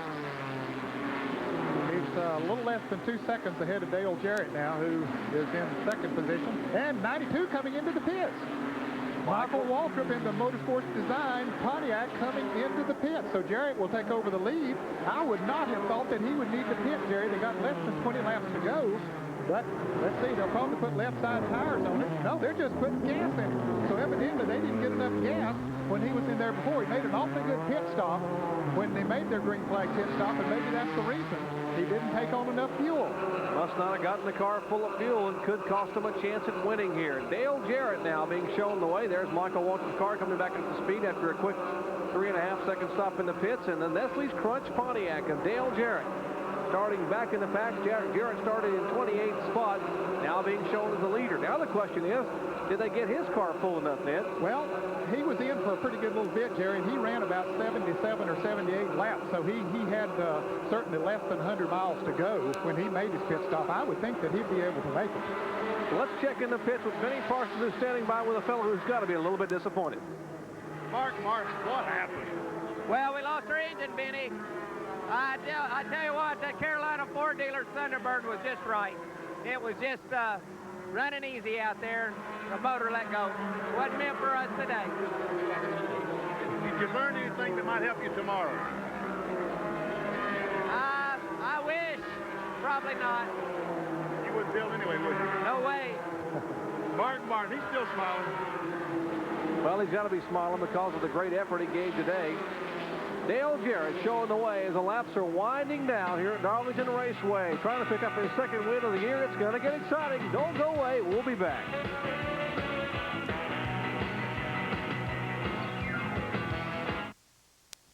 They're winding down, and 33-year-old Dale Jarrett is trying to hold on. And the big question was, did they get enough fuel in the car? We've already seen Michael Waltrip have to make that last-second dive on the pit road just a few laps ago for a toppling of the tank. And, Ned, your guess is that he did. Yeah, I think that Dale's crew got enough gas in the Crunch Pontiac to let him go the rest of the way. He's not running as fast now as he was a little bit earlier. In fact, he's running a little over 35 seconds around here. Let's see how far Gant is behind him. Well, 5 seconds. Now, not too long ago, Gant was 7 seconds behind, so Harry Gant is definitely catching Dale Jarrett. Now, whether he has time or not with only 9 laps to go, well, don't know. Well, Harry Gant is certainly a veteran at this racetrack. He has won the last 3 Gatorade 200s in a row, and he has won 4 of the last 6 Busch Series events. And remember back in the spring here, March 31st, Gant took the lead with 2 laps to go, going by the car of Bobby Labonte. So Dale Jarrett is going to try to hang on. We'll check the interval one more time. Jarrett crosses the start-finish line. Now Gant working slower traffic. That's the Patty Moise car. Interval 5.4 seconds. Yeah, he was held up a little bit there by Patty Moise as he came off the turn, so he lost a little bit of ground that time around. Let's go to the back stretch, and Benny Parsons has made his way over there to Dale Jarrett's crew chief, John Irvin. Ned, John, come down here. Can you make it the rest of the way? Benny, I went over 100 miles on the first tank, and I got it slap full, so I see no reason why we can't go. Good Lord's willing, and that's the front car, and Dale's done a good job. I believe we can make it. What about Harry Gant? There's not enough time for Harry Gant to catch you. I don't believe so. Harry's not gaining much on us. I've been clocking how much he's been gaining. He's not gaining that much on us so we can stay out there in front. Thank you. Thank you, Benny. Jerry, would you believe, or you know it, but that fellow right there that we're seeing on the screen was my crew chief when I was driving race cars back in the 60s. I don't know what he's using, but whatever that youth medicine is, we got to bottle that somehow and sell it, because John Irvin has not aged a day. Well, Jarrett in some traffic, but Steve Grissom moves over and lets him move by going into turn 1. Here comes Gant. Let's see how far he is behind this time. 5 seconds on the nose, so he's picked up a little bit again. Harry Gant closing in now on the waning laps here at Darlington Raceway. You're not going to miss a thing here. We're going to take a quick break and get back for the final laps. Can Dale Jarrett hold off Harry Gant? We'll find out when we come back. Don't go away.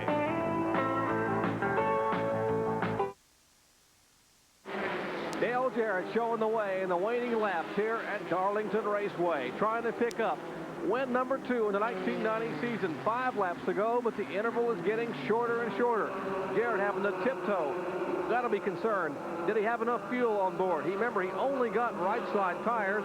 Those left side tires have gone all the way. Oh, yes, and they got to be worn, Jerry, and hot, no question about it. But we haven't seen Dale slide the car that much. He's been pretty smooth with it. The car was handling good for him right from the very beginning, and so he hasn't abused the tires that much. So maybe those left side tires will make it. The last time by, the interval was 5 seconds. We'll check it this time. It's Gant now coming out of turn 4. Has to have the pedal down, 4.6. He's cutting by 0.4 of a second every couple laps, but the laps are winding down. Just 4 laps to go. Yeah, a couple cars slowed in front of Dale Jarrett over on the backstretch. The Jimmy Spencer car slowed, but Jarrett got around, and there's the Ed Barrier car number 3 moves over and gives him running room. Jarrett had to have an anxious moment there for a little bit because those cars were side by side as they came off of turn 2 right directly ahead of him. And there's trouble down in turn 1. The yellow flag will come out. Well, let's see. No, maybe the yellow flag won't come out. The car is down off of the track, so they're continuing. I guess the yellow is coming now. That's a Jack Sprague car number 34, and they are waving the yellow flag now here, front straightaway. The leader has not taken the yellow. He had already gone by before the yellow flag came out, but Dale Jarrett has slowed. Now, I hope his pit crew recognizes the fact that he did not take the yellow. Harry Gant is going to be coming on fast. Jarrett coming off of turn 4. Now, he has room up in front of him there to speed back up, and now he does speed back up. His spotter apparently telling him that Gant is on the move, and here comes Jarrett out of turn 4 to take the yellow flag, and Harry Gant is behind him about 10 car lengths. So caution flag being shown here for the second time today for the spinning car of Jack Sprague up in turn 1. And there was just 2 laps to go when Jarrett came by that time. There will be 1 lap to go when he comes back around the next time, so he'll get the white flag. And probably this race will end under caution, Jerry, since there were only 2 laps to go. We'll see.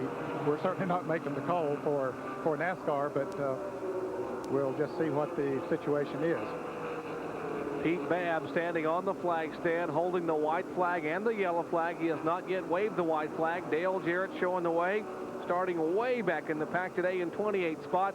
He showed a lot of maturity last week at Bristol, Tennessee, involved in an early lap crash up there, came back to finish in the top 5 up there. A great run for Dale Jarrett. Finished second both times at Bristol. And the Pontiac safety car with the lights ablaze comes down, and Pete Babb will wave the white flag. So indeed, Ned, your estimation was correct. This race will finish under caution. And there's Harry Gant. He will not get that unprecedented 4th consecutive Gatorade 200 win, but he will have a great run today and finish in 2nd spot. And there's John Irvin, the ageless one. John Methuselah Irvin, we call him down in the pit, the crew chief, and he is running over toward victory lane. Well, he of course, has to say a little prayer that Nestle's Crunch Pontiac will get back to the start-finish line. You know, he's got to get the checkered flag before it's official. Well, he can ride that draft on that Pontiac pace car. There's the 7 car. And I know Harry Gant's got to be saying, boy, just give me one more lap. I've caught him now. Of course, he had a little help from that pace car, but that would be quite a shootout. That's Ed Barrier's lap car on the inside, the car number 33. But a great job. Dale Jarrett has won 4 times in Busch Series competition. This would be win number 5 and his 2nd win of the 1990 season. And interestingly, Jared, that if he does go on and get the checkered flag here, it would be of the 5 wins, 3 of them were on super speedways, 2 at Charlotte and 2 on short tracks. And most of his experience prior to going into Winston Cup competition had been on short tracks. And the crew now jumping into Nestle's Crunch van, heading from the backstretch, and now they have finally found victory lane, as Dale Jarrett will in just a moment as the checkered flag waves here in the 24th Busch Grand National Series event. And Dale Jarrett wins it here in the Gatorade 200. And Jarrett waving to the crowd. Harry Gant finishes 2nd. We'll hear from the winner when we come back after this word from our sponsors. Back at Darlington International Raceway, the Gatorade 200 is history. Let's take a look at the top 20 finishers. Of course, Dale Jarrett winning it. And I'd like to congratulate you, Ned, on a first for you. Well, it is the first for me, Jared. I have never seen Dale win a race when I was working on a broadcast, and I guess I contained myself pretty well here, the excitement. Well, you did. You wore a little hole in the carpet, but we won't worry about that. Let's take a look at the point standings for the Busch Series competition. Of course, Chuck Bound still showing the way. He lost a little ground today. Hensley, Labonte, Grissom, and Ellis. But a happy driver standing by for our road handler winner circle interview, and Benny Parsons is there. How about it, Benny? Jerry, the last time we saw this fellow at the Busch Grand National race, he was hot. He had finished 2nd. He's still hot, but you finally won one. Yeah, we sure did. You know, this is our 2nd of the year, and on 2 good racetracks, Charlotte and here at Darlington, the track is too tough to tame. But, you know, it really feels good. This Nestle's Crunch Pontiac ran good all day. And the guys in the crew, you know, they're the 1990 Busch Grand National Pit Crew champions, and they did a good job getting in and out there on the pit stop and making sure it was full. That was the main thing, was making sure they got all the gasoline in it. And Mark Shook, the boy that does the gassing for me, did a good job there. And again, just thank Nestle's Crunch Ice Cream and Citco Gasoline for their help in making this effort possible. Looks like that Ford's going to be tough the rest of the year. Mark Martin's Carolina Ford Dealers Ford. Yeah, I tell you, I guess, you know, we were kind of lucky to win, but we ran good there. And, yeah, you know, they got some new heads on that Ford, and it's giving him some more horsepower, and that's going to make a difference for him. And, you know, as good a race driver as he is on places like this, he'll be tough to beat. Jerry, happy victory lane. Indeed, like father, like son. His dad did it in 1965 here in the Southern 500, and son Dale Jarrett waving to the crowd. An impressive run here in the Nestle's Crunch Pontiac. A new race record, 136.342 miles per hour. Win number 5 here in Busch Series racing career for that man, Dale Jarrett.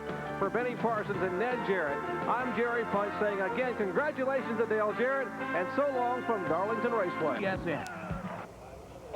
Gentlemen, start your engines.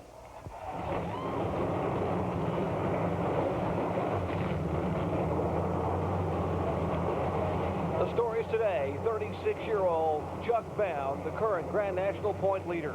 Dominant early in the year, but hoping to pick up his first win.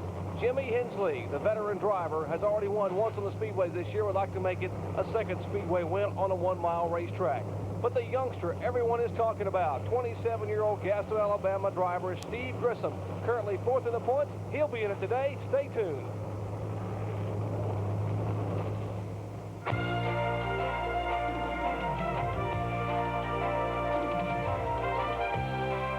ESPN, the world's leader in motorsports coverage, presents Speed World. Just off U.S. Route 13, north of Dover, Delaware, lies a track they call the Monster Mile, a 1-mile high-bank super speedway known for its wide, sweeping turns and great side-by-side racing. It is host for today's Busch Grand National Series AmesSplitFire 200. Hello, everyone. I'm Jerry Punch, along with two-time NASCAR champion Ned Jarrett. And Ned, a month ago, we did not have a points race in Busch Series racing. Chuck Bound was so strong early on, winning 6 times on the short tracks. But now Steve Grissom has made a move. He's in 4th in the points, and the veteran Jimmy Hensley making his charge. Now, Jimmy Hensley has chopped off more than 100 points off of the 365-point lead that Chuck Bound had just 3 races ago. So now it's at 259, and there are 5 races remaining, including today's race, which will be a very critical race for both of those drivers. But I think the race is coming up Jerry's favor, Jimmy Hensley. Since Bound's 6 wins came on short tracks, there are none of those kind of races left, even though Martinsville, Virginia is a half-a-mile track, but that's Jimmy Hensley's home track, and he always runs well there. So he's got to put his guard up and be out there charging, try to get as many points as he can, because Jimmy Hensley's coming after him. Indeed, Jimmy's coming, but today they'll have to contend with a lot of Winston Cup drivers, and it's a super speedway. Normally the speedways are the bastion of the Winston Cup veterans with all their experience. That may not be the case today. How about it, Benny Parsons? Sure, that certainly isn't the case. Used to when the Winston Cup drivers came here, they were guaranteed almost to start in the top 10. Listen to where the Winston Cup drivers are starting today. 3rd, 6th, 12th, 19th, 22nd, 23rd, 27th, 30th. These Busch Grand National drivers have figured out these big tracks. They have no advantage. It's going to be a great race between Busch drivers and Winston Cup drivers. It should be a great race, Benny Parsons, and of course a lot of the younger drivers in the Busch Series regular starting up front. Let's take a look at the Sears Die-Hard starting grid. Row 1, the veteran Tommy Ellis, a new track record in qualifying. He is flanked by the youngster Bobby Labonte. Row 2, Harry Gant, who's led more laps here than anyone else, along with a man making his first speedway start, another Bodine. This one's Todd. Back to row 3. Robert Presley. Now watch this young man. He has come from a racing family as a great crew chief. Sterling Marlin, the Winston Cup veteran, outside of row 3. Row 4, last year's Rookie of the Year, Kenny Wallace. And the man with the hot hand had 2 wins in the last 3 starts, Rick Mast. Back to row 5. Dana Patton, a good effort for this driver from up north. Dave Maynard, the 3rd. Coming on strong here is substitute role for the car number 56. Row 6, Tommy Houston, the veteran driver, along with Winston Cup campaigner Kenny Schrader. Back to row 7, Bobby Moon and Bobby Hamilton. Row 8, Elton Sawyer. And the man we talked about, the youngster Steve Grissom, currently 4th in the point standings. Row 9, Jimmy Hensley and Chuck Bound. That's the point battle. 1st and 2nd starting inside and outside of row 9. And back to row 10, the man who was so strong at Darlington just a week or so ago, Mark Martin, along with an up-and-coming driver, Dave Resendez. We look at the rest of the starting field, Ned Jarrett. A lot of experience back in the pack. Your son Dale back there, Greg Sachs and others. Jimmy Spencer now driving for the car number 75. You know, it's an unbelievable field when you have that much experience starting in the back of the pack. Well, it is, and I think it'll make for some exciting racing, especially in the early part of the event here, Jerry. But as Benny Parsons mentioned, these Busch Grand National regulars have caught up to the Winston Cup drivers now, and this is not quite as much of a driver's track as, say, Darlington, and the experience don't mean quite as much here. And I think we'll see the Busch Grand National drivers give a good account of themselves today. I think one driver in Winston Cup that we'll need to watch way back in the pack there is Mark Martin, the only Ford in the field. He will be strong, even though he's starting far back. Getting set for the green flag. They're holding up one finger. Next time by, we'll have the green flag as the safety car leads them around. Tommy Ellis in the car number 99, the 1988 Busch Grand National Series champion. He has won once this year up on the 1-mile track in Loudon, New Hampshire. Had a great run up there. Jerry, he has dominated in several other races, including one at Myrtle Beach, South Carolina, where he led 199.5 laps and ran out of gas coming around to get the checkered flag. So he wants to prove that his win in New Hampshire was not a fluke. It was on a 1-mile racetrack, his first super speedway victory. So Tommy Ellis is pumped up for this race here today, trying to impress his sponsor, Goo Goo Candy Clusters Candy Bars, to hope that they'll stay with him again next year. Tommy Ellis would certainly like to get a good run here today, and a young man who knows that this track can be awfully good for first-time winners.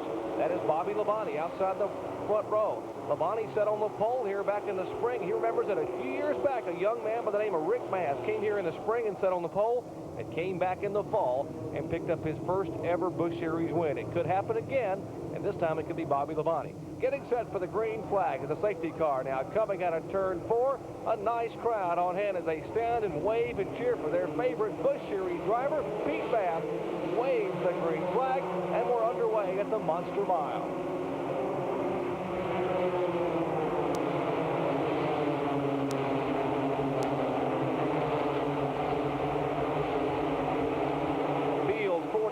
now comes charging down the 1,000-mile back straightaway. Harry Gant wasting no time, tries to dip beneath Bobby Labonte, but has to fall back in single file out of turn 4. Well, that was a gutsy move by Bobby Labonte, staying on the outside there, but he drove it deep into the turn and it worked for him. Trouble up in turn 4. Ron Lamell Jr. has spun the car number 98 around. He loops it around, and apparently heavy traffic and some contact up there. There's the car number 98, one of the Busch Grand National North Series And drivers. apparently no caution because he's rolling again and no one else was involved there, so no caution. Continue to race. Well, he will get his car refired. He'll have to hustle because the leaders are coming after him. Let's take a look and see what happened then. It looks like he got tapped by the 75 car being driven by Jimmy Spencer as it came off of turn 4. And it sent him down on the inside on the flat part of the racetrack, but it looks like no damage was done. Well, he lost a lot of valuable time. He will not lose a lap. The leaders are about a half a straightaway behind him as Tommy Ellis now picking up where he left off in qualifying, setting a new track record at 144.289 miles per hour. And he has the Goo Clusters Buick at the point of the field. Labonte, the Penrose Sausages Oldsmobile, the car number 44. He's the youngster, 26 years of age, and yes, the younger brother of Winston Cup champion, former Winston Cup champion, Terry Labonte. You know, the fellow that I talked about, Mark Martin, looks like he is off the pace in the Ford going into turn 3. He might have just slipped, but he certainly was slow going down the backstretch. And one car already in the pit is Ward Burton, car number 85. They're pushing his car behind the wall. He has a burned piston. And we understand from some of our spotters, it sounds like the Mark Martin car is sputtering a little bit. There is Mark Martin, who ran so well at Darlington. Remember, just a couple of weeks ago, NASCAR legalized some of the new parts for the Ford V6 and has made that V6 fairly competitive. Don Kowalski out of Lynchburg, Virginia, building the potent power plants in that Bill Davis car, but he is certainly not running up the par right now. No, he started 24th there. Started 19th, and he is currently running in 24th position. And usually he's going forward rather than backward. That's back there with Jack Ingram, the 5-time national champion. Ingram, the right of your screen, the car number 11, that's the Skoll Chevrolet out of Asheville, North Carolina. Martin slowing continually back up front. Bobby Labonte on the move, trying to stay within a couple of car lengths of Tommy Ellis. And look how low he's able to keep his Oldsmobile on the racetrack in the turns here, and that will be a very critical point. If after they run for 15 or 20 laps and those tires really get heated up, here's Sterling Marlin going around Harry Gant. If you can keep the car low on the racetrack, it's definitely your advantage. That was 4th place that Sterling Marlin just made the pass on Gant. So Gant now back in 5th place. He started 3rd. Sterling Marlin driving a car owned by Fred Turner out of Greensboro, North Carolina. Only their 4th start this year in that car. They've run well everywhere they've been. They've had trouble being involved in an accident at Daytona. They were involved in a shunt at Darlington with the Elton Sawyer car and had the toe end knocked out. There is Harry Gant, the car number 7, who has led more laps here than anyone else at Dover, Delaware in Busch Series racing, 346 laps, and is yet to win. He's been on the pole here 3 or 4 times. In fact, 4 times he's won the pole up here. He is a fellow who will sit there and take care of his car. And now Ron Lamell. Remember, he had the shunt early on with the car number 75 with Spencer and was spun. They did not throw the caution flag. He lost a half a lap and has now been put a lap down by Tommy Ellis. And Bobby Labonte now working on Ellis as they come off of turn 4, tried to get a nose under it, but couldn't quite do it as they came off the turn. Now Ellis trying to keep his car low on the racetrack, but look, it drifts up just a little bit in the center of the turn. Labonte keeps his down low. And as time goes by, that'll certainly work to his advantage. Bobby Labonte has impressed a lot of people. Not only is that in trouble out of turn 2, one car has tagged the wall and spinning a lot of smoke. A couple of cars spin, trying to avoid the accident out of turn 2. And the caution is out. That's the car number 77, which is being driven by Billy Clark from Farmington, Maine. Another car involved is Bobby Moon, the late model stock car ace from Virginia. His car having come into contact. He was the first car that spun coming out of turn 2, tagged the outside wall, and that car now has come to rest against the inside retaining barrier, looking down the back straightaway. We are under caution here for the first time today in the AmesSplitFire 200 Busch Grand National Series race. A lot of great laps to come your way. Stay with us. And Mark Martin had trouble early on and was slowing down a little bit. Let's check in the pits where Benny Parsons is standing. Bill, what happened to the car? Evidently, we left the plug wire loose, but we got it back on, and we should be okay. Hope so, anyway. You have to change the spark plug? No, just put the plug wire back on. And everything's okay. What happened to the plug wire? Well, I guess we left it off. honest man for a change. And sometimes it's hard to be honest, Benny, in a case like that. We were under caution here, and of course that gave Mark Martin an opportunity, but here's what caused the caution out of a couple of cars looping, Ned. Billy Clark in the green and white car number 77 and the car number 85, which is being driven by Bobby Moon involved. You can see Clark continuing to spin around up on the outside of the track as other traffic goes by. Both cars damaged pretty heavily. Getting set for the green flag once again here. 14 laps complete of 200, which comprise this 200-mile event. Green flag waving from Pete Babb, and Tommy Ellis will lead him down to turn 1.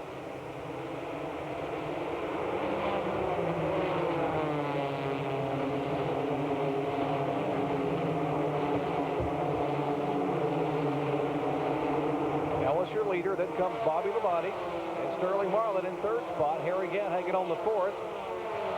Sterling Marlin ran very fast in practice before qualifying. Jerry thought he had a shot at the pole, but they made a change on the car, and it went the wrong way for him. So look for him to try to get up towards the front. Here's Martin now beginning to pass some cars in the back of the pack, and you can tell the old 6 cylinders are hitting okay now on that Carolina Ford. It's amazing what 6 cylinders do as compared to 5 when you try to run a 1-mile racetrack. And Martin is on the move, trying to go around the Ed Ferree car. Just in front of him, Tommy Houston. Some of those cars have made pit stops just quickly to check the chassis adjustments on the car. Now Martin just zips by Ferree and literally inhales Houston on the way by in turn 3. Well, that car always handles so well, and it's running fast down the straightaway right now, too. So I think Martin will be able to move up through the pack pretty good. He's got a long way to go. It's quite a ride from back there where he is behind the Ron Lamel car to back up front where the leaders are. They're coming out of turn 4 now. Tommy Ellis, he's gone by. A lot of traffic now, single file. We will show you exactly how far back Mark Martin is in the car number 1, the Carolina Ford dealer's car, and there he is. Yeah, he's got a lot of iron to go through before he can get up to the front, but he'll pick his way through. Goes down on the inside. The car works well down there, so if he can pass where he wants to, low or high, that'll help him to get up through the pack. Now he's going to try to go around the car number 71 of Randy LaJoy on the outside. And Bobby Labonte has taken the lead. Looks like Tommy Ellis is slipping a little bit, and Sterling Marlin will also slide beneath Ellis. So Labonte, the youngster, takes over the point, 26 years of age. Sterling Marlin, the veteran, and now Ellis's car, as we mentioned before, Dad, you talked about the car slipping up a little bit in the corners. It split up coming into turn 1, and now Harry Gant's working on the rear of Ellis as they head for turn 1. Yeah, but when the car was slipping up into turns, it just looked like that maybe he was a little bit loose, and as time goes by, it'll get looser and looser. And Chuck Bowen looks like he's having some problems. He's dropping back. The point leader, there is the Jimmy Spencer car going by. Greg Sachs just went by, the Darrell Waltrip Superflow car. So Chuck Bowen having his problems here today as he continues to backpedal. That's the Nescafe Classic Pontiac number 63. Now, he was hoping they would get their first super speedway win of the year. They had some good runs at Nazareth and New Hampshire. Finished third in both places. Little smoke being coughed out of one car there. And Mark Martin, yes, that's him pedaling to the outside. He is on the move. Martin now trying to move around the outside of the car number 79, Dave Resendez. Now they're door-to-door in front of him. Look at Jack Sprague in the car number 34 on the inside, and Martin will go to the bottom of the racetrack out of turn 4, and the fans on their feet cheering for Mark Martin. He is putting on one well of a show. Well, he really is, Jerry. He tried it high and said, hey, there's a better hole down low, so he just turned to the left and went down there. The car is really working. Of course, he drives his heart out. Everything he gets in, I mean, he runs it as hard as it'll possibly go. They should make him start in the back of all these races. What a whale of a show he puts on here, coming up through the pack in a strong effort. Bill Davis, somewhat red-faced, telling Benny Parsons that they had possibly left the spark plug wire off. But a driver who's not having a great day is Chuck Bound. It's a brand-new race car. Jeff and Hubert Hensley, the owners of that car, had the new car built for run on the speedways and not performing as well as they would like. Back up front, Bobby Labonte in the car number 44, Sterling Marlin in the Sunoco Oldsmobile, a pair of Oldsmobiles running 1-2. Well, Jerry, I'm going to have to give Dale Jarrett a plug. He has come from 22nd to 10th and has come up through the pack pretty good. So as we watch these front runners here. Marlin trying to figure out the groove that Bobby Labonte is running in and figure, well, how can I move around that car? In fact, Labonte thought he had a shot at the pole as well. He was disappointed when he didn't get it. Started in second. Action heating up here at the Monster Mile. The top 10 drivers, Bobby Labonte showing the way. Marlin, Gant, Ellison, Presley, lots of laps to come. Stay with us. Back in Dover, Delaware, Bobby Labonte showing the way, but he's getting challenged. From Sterling Marlin, he just drives on the inside and takes the lead in turn 3. Sterling Marlin goes around and takes the lead coming out of turn 4. An outstanding move by the veteran Winston Cup campaigner, sliding by the youngster Bobby Labonte.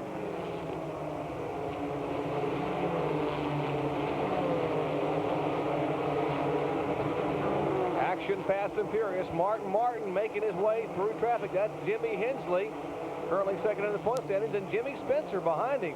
The Charlie Henderson You Can Rent Oldsmobile being driven this week by Jimmy Spencer. Ernie Irvin had to concentrate on the other efforts, who has been driving that car earlier in the year. So Spencer in for a one-race deal. And now Martin moving around to the outside. That's Kyle Petty, the SplitFire Pontiac, the Ted Condron machine prepared by Jerry Kennan and the crew. Did not have a particularly good qualifying effort, Ned, and Kyle certainly not running up to par as he would normally be on a track of this hill. Now, usually that car on a mile or longer is up towards the front. Martin now has moved up into the 14th position, so he has moved from the back of the pack to the middle of the pack in a relatively short period of time. Back up front, Sterling Marlin driving the car number 48. Said the car is owned by Fred Turner out of Greensboro, North Carolina. We mentioned Chuck Bound. As you see Sterling Marlin going by the Joe Nemechek car. Nemechek was one of the cars involved in a spin. He actually didn't actually spin a little bit ago, but he had some fender damage, so his car not running up to par. That's the 87 current leader in the rookie standings. But we mentioned the fact that Chuck Bound's car was not running as well as they would have liked. Hubert and Jeff Hensley have to be scratching their head a little bit. Let's check in the pits with Benny Parsons. Jerry Punch, I talked to Jeff Henson, the crew chief on the Nescafe Pontiac, and he said the car's simply too loose. But they're fighting for a championship. They can't take any chances. They're going to wait until they get a caution flag, adjust the car, and then try to race with these guys. Not until he has a very, very loose race car. Well, loose race car on a high-banked one-mile track. He's just going to have to tiptoe and be careful, and I guess until they get a caution flag. Here's Bobby Labonte trying to come back on the inside of Sterling Marlin. Harry Gant now has caught up to them. Gant's car might have been a little bit tight in the early going, but the track coming to him now, and Bobby Labonte is going to pass Sterling Marlin, but here comes Marlin back up on the outside. A lot of strength in that Ron Hutter engine in the car number 48 for Sterling Marlin. Now, Bobby Labonte in the car number 44. He's got a Carl Wegner V6, and behind him is Gant with a Ruggles V6. Three different engine makers. Two Oldsmobiles and a Buick. Right behind him, another Buick Suzu Clusters car for Tommy Ellis. Really, the top four cars. You can throw a blanket over them as Sterling Marlin seems to have the muscle coming off the corner, but Labonte keeps that car glued to the bottom in turn 3. Well, as a result of Marlin being up on the outside, his engine has higher RPMs coming off the turn, and Harry Gant knew that, so he jumped up on the outside of Labonte and makes the pass for second. That's Harry Gant in the green and white numeral car number 7, the Skoll Bandit Buick. The Ed Whitaker owned car. Chris Carrier, the crew chief on that. Chris, an engineering graduate, East Tennessee State University. Outstanding young crew chief. There's a battle for third spot. Now Gant. Battle for the lead as Gant tries to make that move. And Jerry, one thing that might have happened that has changed these cars a little bit, the sun was shining just a moment ago, and now there are clouds. Look at the tire smoke as Labonte went into the turn. Here's Harry Gant trying to make that move down on the inside, and look at the smoke coming off of Labonte's car. Maybe that is the tire smoke. Labonte's car is suddenly slowed. A puff of smoke going into one, another puff of smoke coming out of turn 2, and the car rolling now slowly down on the apron. A tough break for Bobby Labonte, the youngster. Brings the Penrose Firecracker Sausages car And now Gant makes a slick move underneath Jeff Burton. Burton being used as a pick. It's the old roll and pick maneuver in basketball. Burton, one of the slower cars, caught in the middle groove, and Gant takes advantage and will take the lead. That was a great move. There's the car number 44, the Penrose Sausages Oldsmobile of Bobby Labonte. What a tough break for him. Now he is third in the point standings. Remember, we talked about the points and how tough it could be. Our Benny Parsons is standing by in their pit. Benny? Jerry Parsons, the problem is terminal. An engine problem, they're just going to look at it. They're not going to try to do anything to the car because they know that it's hopeless. Another top contender out of the competition today. Tough break for Bobby Labonte, his dad Bob, in their hunt for a super speedway win and a great finish in the points. There's Harry Gant back up front. We mentioned Gant has run so well here in the past. He has yet to win. He's led so many laps, always something. The Gremlin seemed to climb out of that Buick with a few laps to go and spell defeat. Now there's the man on the move. That's Dale Jarrett, one of the strong cars. He started way back in the pack, but we'll talk about Dale in just a moment. But also Mark Martin is back there. Yeah, Dale is running 7th, and Mark Martin now has moved up to 9th, and he is definitely gaining on the leaders, Jerry. Even, of course, they've been dicing around up front there a little bit, but coming through the traffic, Mark Martin is running faster than Harry Gant. We'll show you Mark Martin. There's Jarrett coming out of turn 2. Behind him, Hamilton, and there's Mark Martin. Carolina Ford dealers sponsored Ford Thunderbird, and we understand they have re-signed for another year of sponsorship. Mark Martin making a charge. One driver whose charge is over for the day and standing by with Benny Parsons. You are looking at a very disappointed race car driver. Do you know what happened, Bobby? Yeah, the motor blew up. I don't know what part of it, but looks pretty severe. That's our first motor we blew up all year, so we can't say much, but it didn't come at a very opportune time as far as points when the car was running today. You know, the Penrose car was running good, just that's the way it goes.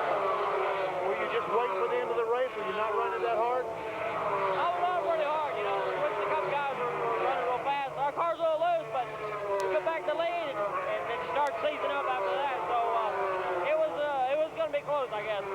He'll be back next week. Indeed he will. They mix it up front, and that's Tommy Ellis now trying to make a move. That would be for second spot beneath the car number 48 of Sterling Marlin. And Jerry, while Benny was talking to Bobby Labonte, Jack Ingram, 5-time national champion of this division, blew the engine on his Stoll Chevrolet, so he's behind the wall. Todd Bodine in the car number 81.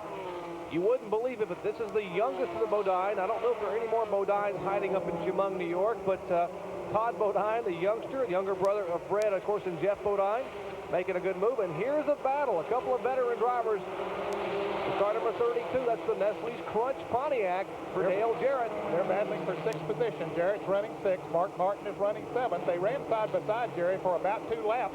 Jarrett was on the outside, so he was able to hold Martin off. And it looks like Greg Sachs maybe has had an engine problem in the Superflow, car number 17. Tough break there for Greg Sachs. Eddie Jones in the crew, who's subbing, of course. There's Eddie Jones. He's got that left arm in a sling, having a problem, and his car likewise having a tough day. There's Harry Gant going by the Gary Ballou car, the Roy Hill on machine. Car number 7. We're in the early laps here at Dover, Delaware, the Monster Mile for the AmesSplitFire 200, and Harry Gant is showing the way. Lots of laps left. Stay with us. Back at Dover, Delaware, still early in the AmesSplitFire 200 Busch Grand National Series event. Harry Gant showing the way. Tommy Ellis, our new track record pole sitter in second spot. Todd Bodine, an impressive run with that 26-year-old driver. Sterling Marlin and Rick Mast battling for that 4th spot, 6 through 10. Bobby Hamilton, Dale Jarrett has made a move. Jimmy Spencer, Kyle Petty, and Ken Schrader. A lot of Winston Cup experience, Ned, rising toward the top. Yeah, just a little bit surprising. And here's some Winston Cup experience that's behind the wall, and that is Mark Martin's Ford. Just moments ago, something must have happened to the engine on the car, and Benny Parsons is standing by with you. Mark, what happened to the Ford? I don't know what happened to it, Benny. Just went down on 5 cylinders. No use in running on 5 today. It wasn't a spark plug wire this time. It wasn't a spark plug wire. I don't really know what it was. How about the Winston Cup championship? We're going to get it. Think so, huh?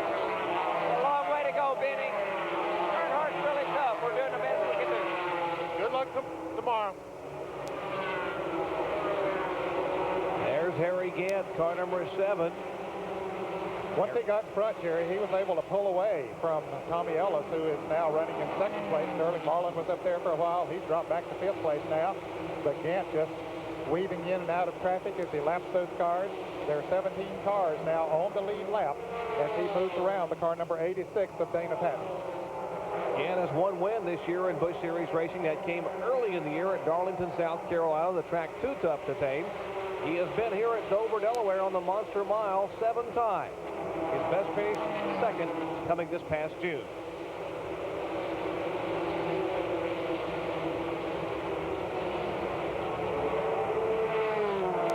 Often wonder why so many of these Winston Cup drivers run the Saturday races then, but I think they feel like it does give them a little bit of advantage to get some track time. Well, they love the race, first of all, Jerry, and yes, when they're running the next day, it's getting that track time is very important. They can see the changes in the track and then go back maybe to their Winston Cup crew and say, hey, we need to change this a little bit. This racetrack's doing this or that, and I think it is helpful to them.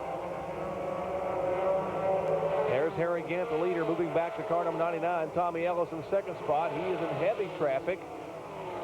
Right behind him is Todd Bodine. Got to be impressed with that young man, Jerry, doing a great job running in 3rd place here today. When you figure that Todd Bodine we're talking about, has only driven in 6 Busch Series races ever, and he has never been on a super speedway. Never been on a track bigger than a half mile, with the exception possibly of Richmond, Virginia last week. His best finish coming early in the year for Todd Bodine. That was 7th at Orange County. Here he is running in the top 5. In fact, he is showing in 3rd spot on his first ever speedway start. What is it with those Bodines? I mean, I think that Mr. and Mrs. Bodine did a great job with those youngsters. They certainly did, because every one of them has talent. Of course, they grew up in a racing atmosphere. Eli Bodine, their dad, owned a racetrack in upstate New York. And Chemung Speedway. Yep. So they grew up in it and learned to deal with competition. And boy, every one of them has talent. Of course, we're talking about Jeff and Brett and now Todd. Now Tommy Ellis in the car number 99, the veteran campaigner. J&J Racing, Goo Clusters Buick. Here's Rick Mast in car number 22, the blue and white Raven Boats Buick. He's coming on. He started back in the pack and is moving up now. He is in 4th position. Rick started in the 8th position. He dropped back for a little while, but now the car is really working for him. And it seems to, with the cloud over the sun, that's working to his advantage. This is a great racetrack for Rick Mast. So many good things have happened to him up here. And, of course, you talk about good things happen to great people and talented young drivers.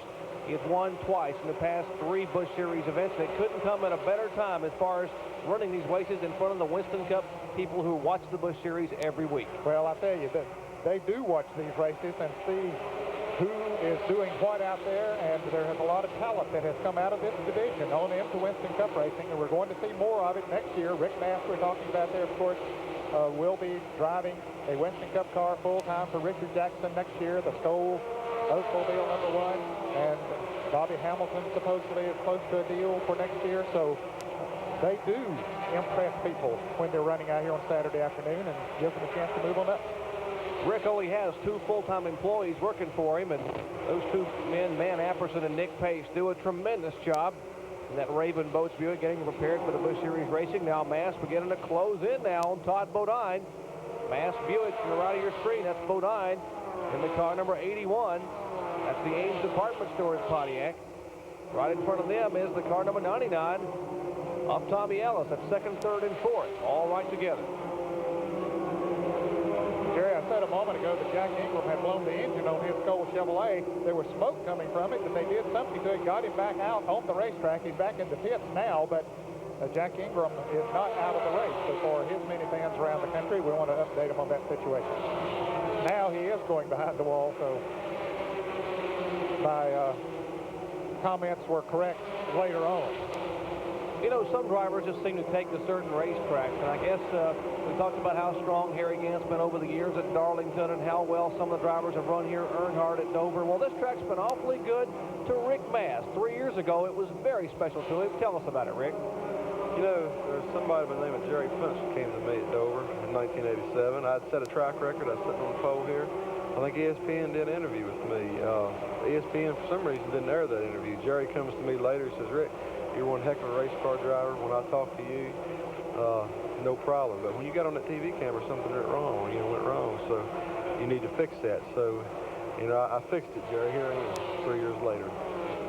Indeed, he did, Ned. And he went and took a Dale Carnegie course, developed some self-confidence to be able to speak publicly, and now he is probably one of the best interviews in the business. Not only that, he is well-liked by many sponsors, and I think that has propelled him, along with his driving talents, into a great Winston Cup future. He's very articulate now, no question about it, and that helped him to get the ride that he does have. Here's Harry Gant, the leader. Harry Gant back up front in the Skoll Buick, the Ed Whitaker racing car, as they are clocking them one by one here. Harry Gant showing the way, Tommy Ellis and others in the chase. Stay with us. Lots of motor oils claim to be tough. Quaker State puts it in writing. Ask your participating service center about Quaker State's tough lubrication guarantee. Only a tough motor oil can make a guarantee this tough. Quaker State is one tough motor oil. Benefits managers like the Mutual Group. Why? Because our accurate record keeping and attention to detail assures trouble-free processing. The result? Fast, efficient delivery of retirement and claims checks. If you agree, raise your hand. The Mutual Group and you, facing tomorrow together. You could try watching every NFL game, but to get all the important information and see all the greatest plays, all you have to do is catch NFL Game Day and NFL Prime Time every Sunday on TSN.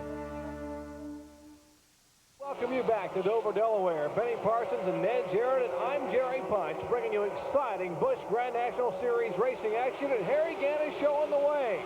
But they're mixing it up behind him. That's the car number 81 of Todd Bodine, along with Rick Mast and Sterling Marlin. Ned? Rick Mast moves around Bodine and takes over third, and here's Sterling Marlin in car number 48 trying to take over fourth position. Young Todd Bodine doing a good job, now running in fifth place. Marlin in car number 48. Looked like a puff of smoke coming out of his car, Jerry. We'll see if it develops into anything as time goes by. Rick Mast now in third place. Leader Harry Gant showing the way here, just having moved by the car number 31 of Steve Grissom, currently being shown fourth in the point standings. Heavy traffic, Ned, right in front of our leader. There are only 13 cars left on the lead lap. Here is Sterling Marlin in car number 48. That's off the pace. Dale Jarrett goes around him. Marlin was running in the fourth position, but it looks like headed for the pit. Sterling Marlin slowing down. What a tough break for Sterling Marlin, running so well in the Fred Turner owned Oldsmobile, Sunoco Oldsmobile, and he will bring that car to a halt on pit road. It will be a little early for a fuel stop, and they go beneath the hood. There is Steve Lloyd, who is Marlin's Winston Cup crew chief, along with some of the Busch Grand National regulars there from the Fred Turner on team. A tough break for Sterling Marlin. They'll have regular pit stops coming up, Jerry, in about 15 to 20 laps. But certainly this is unscheduled, and normally they would not go under the hood, so it looks like it's Terminal 4, Sterling Marlin here today. There's Harry Gant, our leader, moving in on last year's Rookie of the Year, Kenny Wallace. Now, Wallace is running in the 12th position, Jerry, as Harry Gant tries to move down on the inside of him, coming off of turn 4. So you can see how fast Gant has been running to lap everything that the 12th place car there right now and about to do him. Some of the drivers have had to exit early: Ward Burton, Joe Bessie, along with Bobby Labonte, Jack Sprague, Greg Sachs, and Mark Martin, who was so strong early on, having parked the Carolina Ford dealers Thunderbird. Poor Kenny Wallace doing everything he can to stay in the lead lap, just hoping for a caution flag. There's a lot of drivers out there that would like to see a caution. We've only had one, and that was early in the race. And those tires are getting hot and worn, and they're slipping and sliding a little bit. As we watch Rick Mast now trying to go on the inside of Tommy Ellis. That's for second place. The blue car, the Raven Boats Buick of Rick Mast, trying to move on the inside of the Goo Goo Clusters Buick of Tommy Ellis. But Ellis takes advantage of the traffic. And here's Jimmy Spencer has moved up into the fourth position now. He is really on the move. Jimmy Spencer driving the car number 75, the Charlie Henderson Yukon Red Oldsmobile. That's the black and day-glow orange colored car. On the right of your screen, the 22 car is Rick Mast. And then the Goo Goo Clusters Buick for Tommy Ellis. They're trying to go around Dave Mater, who is driving. Mater running in the 13th position in the Cooper car number 56. Of course, driving for Ronald Cooper, who decided to devote some more time to the family business. Mater having his first time, and they some contact between Spencer and Mass. Yeah, they were lucky to get out of that situation. Rick Mass did a well of a job to keep that car under control. Likewise, Spencer trying to keep his car from spinning. They backed away a little bit. They run almost 100 laps here, which is, as you said, Ned, scheduled pit stops probably coming up in the next 10 or 12 laps. Now, the fans will see that blue and white car at the back of this pack. That's Jimmy Hensley. He has gone a lap down. He and Chuck Bowen both are a lap down now. Hensley running in about the 14th position.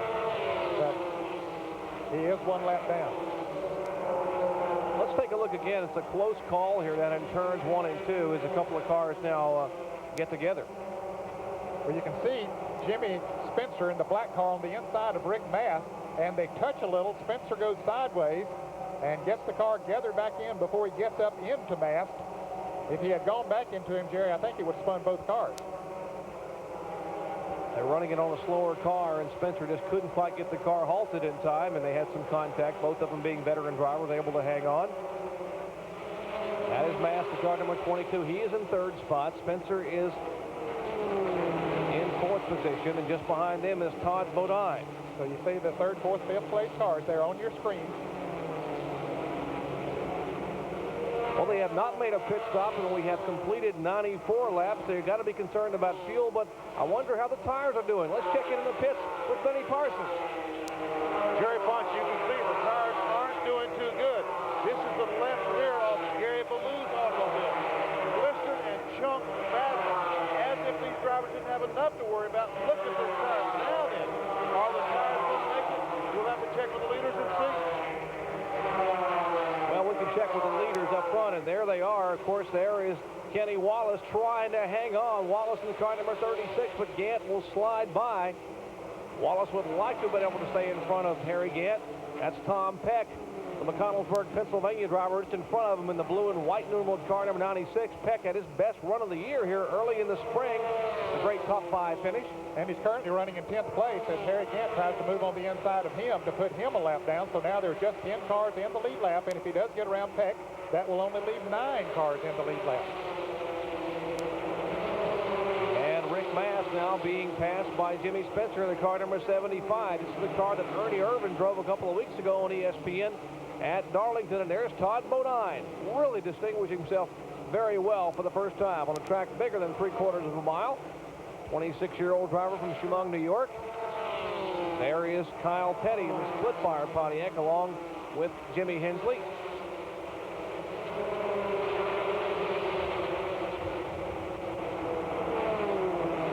Yeah, those tires are getting hot and worn. I think that's Rick Mass' problem right now. He's beginning to slip and slide a little bit. Earlier, Jerry, he was able to keep the car right down on the bottom of the racetrack in the turns, but he isn't able to do that now. And he's just waiting till he can go at least past the halfway point, come in and get some fresh tires. And we mentioned they have run now 99 laps. It'll be 100 laps next time by, or halfway. And a lot of the fans who watch Winston Cup racing will figure, well, how can they go that far? Well, the Winston Cup cars have 358 cubic inch V8 engines. These cars have 274 cubic inch V6 engines with a small 390 cubic foot per minute carburetor. Therefore, they can go roughly 110 to 130 miles, just depending upon how they have it jetted for fuel efficiency. Halfway, that time by, is 100 laps are complete. And now sometime in the next possibly 5 to 10 laps, we'll expect to see some pit stops. And Ned? Dale Jarrett is in right now in the Nesbitt Crunch Pontiac making his pit stop. He was running in 6th place. As John Irvin and the crew go to work, they're changing the right side tires. I think that's what we'll see with most of the drivers when they make these green flag pit stops, and they'll cram every ounce of fuel in them they can possibly get. See, they've already got the tires changed, but they want to get enough fuel in so that he can go the rest of the way, and that's the reason they're staying in as long as they are. Took him about 18.5 seconds, but he wanted to be sure that he's full of gas. Remember, that's what helped to win the race for him at Darlington a couple of weeks ago. Here's Kyle Petty. the SplitFire. And there's Harry again, our leader, who will be slowing down to make an entry on the pit road. Yes, you saw a minute ago, Mark shook the gas man there, trying to get every drop of gas in Dale Jarrett's car. And now here's Harry again, headed to the pit. Look good of Benny Parson. Jerry Punch, he brings the Skull Bandit Buick in, overshoots pit just a little bit. But the jack's under the car, and they're changing right side tires. Crew going to work. The second can of gas is going in. Right front tire change, the rear is changed. They're waiting on the gasoline. The car is still now. It's full of fuel, and away goes Harry again. 18.2 seconds. Not a bad pit stop for Harry again. Here comes Tommy Ellis, the Goo Goo Clusters crew. Now we'll go to work. John Jackson, Bill Papke, the owners of that car, and we'll go to work on the right side. Of course, Ellis had taken over the lead when Gant came into the pit. Ellis had led earlier in the race and was running second when Gant made the pit stop. We'll see others coming in here before too long. This should give the lead now to Jimmy Spencer. See the time ticking away. He's going to have a longer stop than Gant and Jarrett. That's almost 20 seconds for Tommy Ellis. That cost him a little bit. Kenny Wallace is in the pit. As Ellis goes back out. About a 2-second differential. Here's our leader, Jimmy Spencer. We might mention that Jim Harmon is the new crew chief for that Charlie Henderson car. And Harmon, you might remember, was the crew chief for many years for Harry Gant when he sat on the pole here 4 times. And this car running awfully well. Here is Spencer slamming on the brakes. He gets the car barely stopped in the pits, and now they scamper around. Harmon and the crew trying to get the tires changed. We'll have the clocks on the You Can Run Oldsmobile crew. Jimmy Spencer, I guess just coming out of turn 4, coming down pit road at probably 75, 80 miles an hour and jamming on the brakes. A number of crewmen was working on the car. There's Harmon stepping back across the wall as they are conducting operations, talking to their driver, Jimmy Spencer. Lengthy stay in the pits. They finally get it full of fuel, almost 25 seconds. That's 8 seconds over what Gant had pitted. That's the front differential there. Let's take a look at his pits again. Now, he's pitting almost, he's just 3 or 4 pits down, and you can see he's already locked the brakes up. That didn't help him any as the man holding the flag out there, or the board, got out of the way, but he got to stop pretty good, in good position. There was Kenny Schrader behind him making a pit stop at the same time. And they're battling up front there. It's Rick Mast and Todd Bodine. Neither of those cars have made an entry onto pit road as of yet. Getting excellent gas mileage. They go by the Billy Clark car number 77. Todd Bodine, of course, remember now, Todd Bodine and Kyle Petty coming out of the same racing stable. So the Ted Condor-owned cars only have 1 crew here. So they have already pitted Kyle Petty. In fact, Kyle Petty has taken that car behind the wall just moments ago. So now Todd Bodine will be able to make his pit stop whenever he needs to. Right now, he's not thinking about making an entry into the pits. But you see Rick Mast waving. Rick says, hey, I'm headed for pit road, Todd. So back off, big guy. I'm going to be slowing down. Well, Todd wants the lead lap, and he's going to get to do it as Rick Mast does come into the pits in the Raven Boat Buick. See how fast he can do it. And he has run 109 laps when he comes across the start-finish line. Comes in at a good clip. Like everybody else, they'll put right side tires on it. Making no chassis adjustment. Well, the guy reaching inside there, yes, he is making a chassis adjustment on the car. They don't have one down through the rear window like a lot of the cars have, so he reached inside and made a little adjustment on it. A little trouble with the right rear tire there, Jerry. That's going to cost him some extra time. The gas is already in it, and that right rear tire problem cost him a lot of time, 25 seconds almost for Rick Mast. At least a 6-second problem there on the right rear for Rick Mast. They made an adjustment there, and we will wait for the car number 81 to make an entry on the pit road. Looks like Todd Bodine and Tom Peck, the car number 96, as they are getting ready to make an entry into the pit. Todd Bodine, our leader, coming in for his pit stop. Let's go to Benny Parson. Here he brings the car down off turn 4, coasts the car in, stops right on the point. The jack goes under the car. Gasoline going in the automobile. Cleaning the windshield, a routine stop, no problem. First can of gas is in, the second can's on. They do make a chassis adjustment on the right rear. Tires are being changed, the car's moving, and away it goes. A 16-second pit stop, the best one so far. Indeed, Vinny, the best pit stop, and whoa, trouble right in front of Todd Bodine is Elton Sawyer. Gets his car out, and suddenly looks like Sawyer's car may have stalled. There is Harry Gant, our leader, but a great pit stop, man. It was a great pit stop, but he lost a little bit of that time when he did have to slow down there on pit road.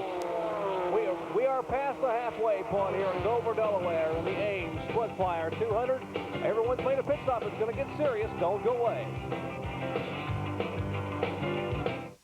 Heard the term index and spark plug. Let me tell you exactly what we're talking about. The spark plug, this is the center or ground electrode. They mark the spark plug on the outer shell where the ground electrode is.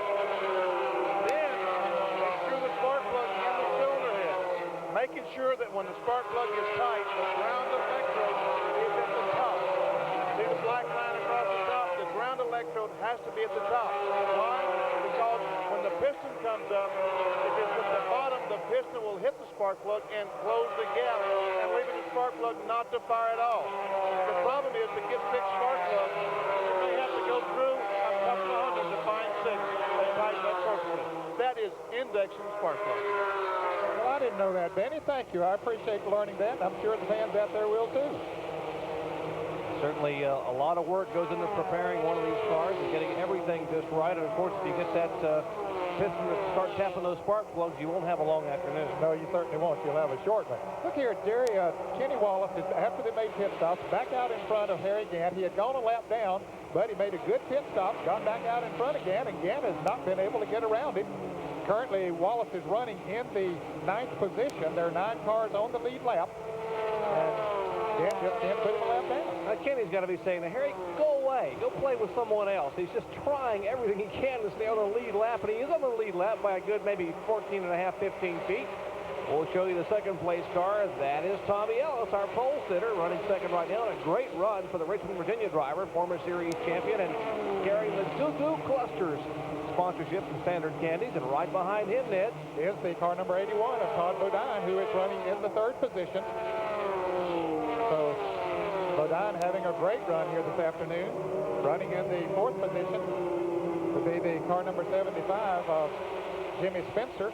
He got around Dale Jarrett a moment ago. Jarrett's running 5th, and then Rick Matt, Bobby Hamilton, Kenny Schrader, and Kenny Wallace. Those are the 9 cars that are in the lead lap.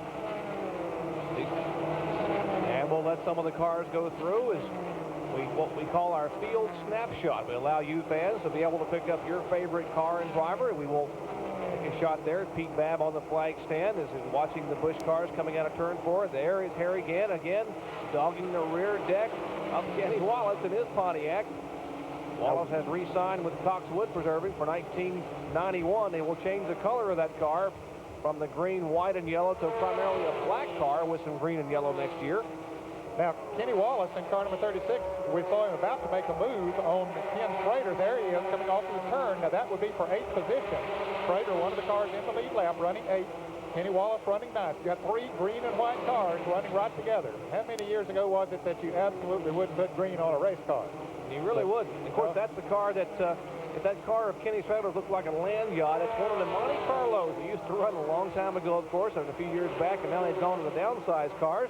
That's the car that won here last September. Kenny Schrader is driving. Now back the battle between the car number 99. Really not a battle, and he is pulling away. That is Tommy Ellis is pulling away from Todd Bodine. And he might be pulling up on Harry Gant as Gant is in that heavy traffic up in front of him, Jerry. I think he is gaining on Harry Gant. Now, Gant is trying to put that lap on Kenny Wallace as we watch Todd Bodine in car number 81. Just cruising around, doing a great job. Takes a good line around the racetrack. There is Todd Bodine. We'll drop back and pick up the next car, which would be the car number 75 of Jimmy Spencer, who is in 4th place. Spencer having passed Dale Jarrett just moments ago to take that 4th spot away. The Charlie Henderson-owned car, and a great job by Jim Harmon and the crew to get that car dialed in. And back in 5th position, the fellow who won on ESPN at Darlington. A great effort by the crew there, the Nestle's Crunch crew, John Urban, and of course that driver, Dale Jarrett. And right behind him, the car number 22, Rick Mast. Rick running in the 6th position.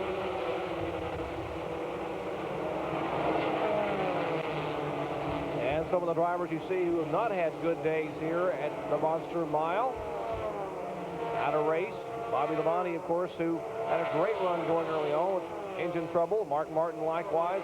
The former 5-time champion Jack Ingram and Sterling Marlin. Kyle Petty Gary Ballou, Randy LaJoie, some of the latest drivers to exit here at Dover, Delaware. Dale Jarrett trying to make a move inside the Armor Meats car, number 12 of Jeff Burton. Jarrett went a little high going into the turn, and Bass took advantage of it, tries to move on the inside now as they go down the backstretch and into turn 3. Jarrett's been running pretty high in the turn, and Bass has been running low, and with those new outside tires, he's able to stick down there, so he might be able to make the move. Oh boy, they come awfully close to touching coming off the turn. Dale Jarrett giving Rick Mast a lot of racing room. You saw him move up a little bit, so not the crowd. There's still plenty of laps to go here, and Jarrett, as you said, Ned, his car really sliding up between turns 1 and 2. Yeah, he's going a little bit higher than he wants to. I think he'd like to see a caution so he can get the left side tires on that car and maybe make a little bit of an adjustment. They didn't have time to make an adjustment when they made their green flag stop. They just put 2 tires on, filled her up with gas, not knowing if there'd be a caution, so he'll have to ride her out and do the best he can. And, of course, the battle for 5th spot as Rick Mast has taken 5th away from Dale Jarrett. They have been chasing Harry Gant. It has been a Gant afternoon. And we mentioned that he has led so many laps here at Dover, Delaware. We'll show you where the 4th, 5th, and 6th place cars are, but there's the man they're chasing, Harry Gant. Almost a straightaway separation as Gant now working over the Kenny Schrader car. He has gone around Kenny Wallace to put Wallace a lap down, and so there are only 8 cars in the lead lap with Schrader the last car on the lead lap, and now he does pass Schrader. So there are only 7 cars on the lead lap now.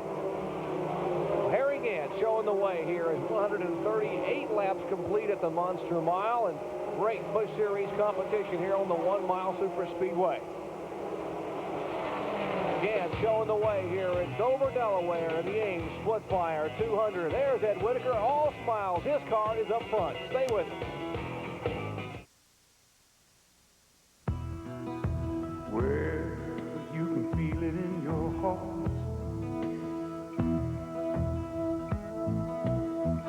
Something about a special friend dropping you time to spend. Gonna take it easy.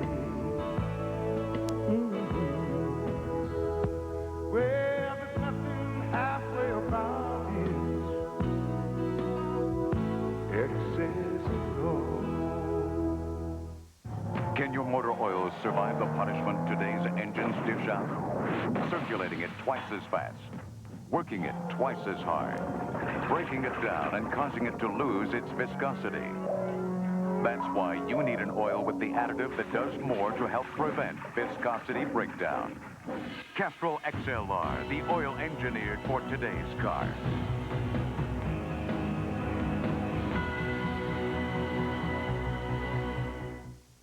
Harry Gant showing the way here in Dover, Delaware in the AmesSplitFire 200. Riding high, wide, and handsome. They call him Handsome Harry from Taylorsville, North Carolina. And that's Skull Buick. Trouble up in turn 4. 3 cars involved. Heavy impact. Dave Resendez, the car number 79. And the 2nd and 3rd place cars. Jimmy Spencer in the 75. And a tremendous impact for Tommy Ellis in the car number 99. The front of his car nearly sheared away. Let's take a look and see what happened, Ned. It looked like Resendez might have blown an engine going in there, and Tommy Ellis ran in and hit him hard in the back, and then Spencer, taking the high line, came in and hit Ellis in the back. Heavy damage to all 3 of those automobiles. Misfortune for 3 drivers. It'll be a break for a number of people as they will make an entry on the pit road. Lap 144. There's our leader, Harry Gant. Others coming down pit road to try to take on left side tires. Needed rubber on the left side of these cars.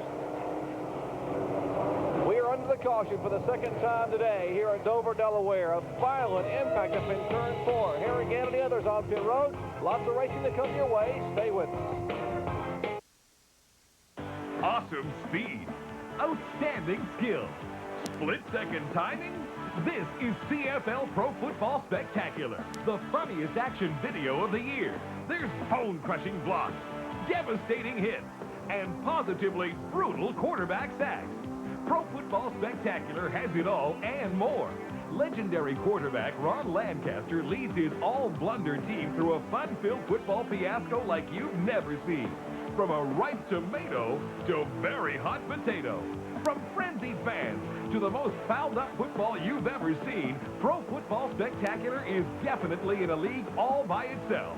It's a video for serious fans who love to have fun. You can even check out the high-level strategy. I'd like to buy a Pro Football Spectacular video. Yeah, me too. CFL Pro Football Spectacular. Pure fun from quality special products, and it's only $19.99. Available wherever great videos are sold. Back under green at Dover, Delaware. Harry Gant picking up where he left off just moments ago, but there's a lot of drivers right on him. This time he had about an 8 or 9 second lead when the caution came out, but now Rick Mast starting to put the pressure on him. Rick Mast with a good pit stop for left side tires, Jerry. Moved into second place. He was running 5th before this caution came out. Of course, the 2nd and 3rd place cars were taken out in the wreck. Todd Bodine still running in 3rd place. Dale Jarrett is 4th, and Bobby Hamilton 5th. Only 5 cars in the lead lap. Battle heating up front as now Mast pulls within a half a car length. One driver who's got to be a little bit hot about his day, Tommy Ellis, standing by with Benny Parsons. Tommy, are you okay? Yeah, Benny, I'm all right. You know, Goo Goo Cluster Buick was running really good. We were catching Harry a little bit each lap, and Jimmy was running good. I think it was just a matter of time before we was going to have a 3-call race, and we were running good, and it's just a bad day, bad team, but it's been a bad year, so we'll regroup and see what happens the rest of the season. It's just a shame it's had to happen today. Another fellow who was involved in the accident was Jimmy Spencer. I found him. We're sitting alongside. How are you, Jim? I'm fine, Benny. No problem. Nowhere to go. Well, you know, that 79 car, I believe the 79 car blew an engine. Tommy got in the oil, and I had nowhere to go, and I hit Tommy. You know, that UCAN Ran Oldsmobile was running real fine. That was my first ride in that today. I got to thank Charlie Henderson and the crew, Jim Harmon, the crew chief. You know, they did a heck of a job, got the car out.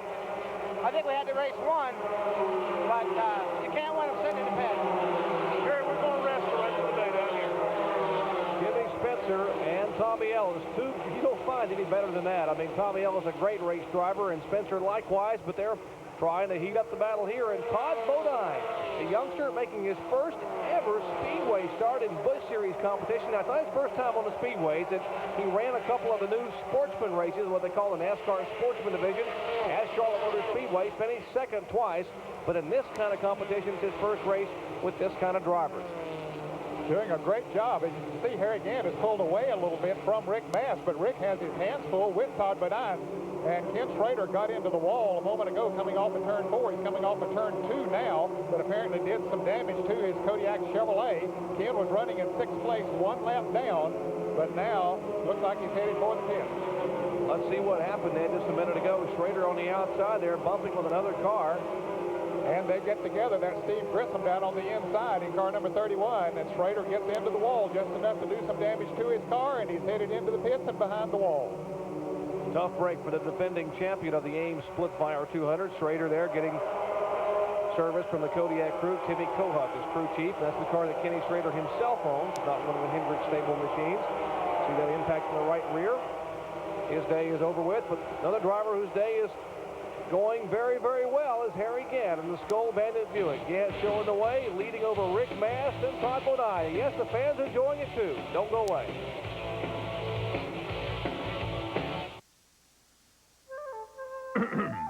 Here's to McCain from the tiny and the small. For McCain Junior Juice is the best taste of all. McCain Junior Juice from Superb Concentrate is just enough juice and deliciously great. So let's have a Junior and drink from the box. Uh-oh, time to split. Here comes the fox. McCain Junior Juice, the just enough size. If you hang out with Canada's top builders, you'll see they rely on Makita high-torque tools. Corded or cordless tools, Makita's got the torque to power its way through anything. And with over 100 service centers, you'll never get caught with your tools down. Skyscraper or treehouse, Makita makes it easy. Makita, more power to you.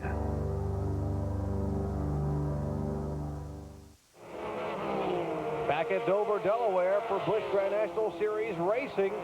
Exciting racing on the Monster Mile. Harry Gant trying to hold on to pick up his first ever win on this 1 mile oval in Busch Series competition. There is the 2nd and 3rd place car.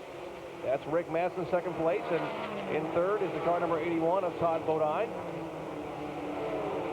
They have been mixing it up back there for a 2nd spot. Mast Veteran picking up his first ever Busch Series win here back in 1987. He set on the pole in the spring race and came back to win this race in September.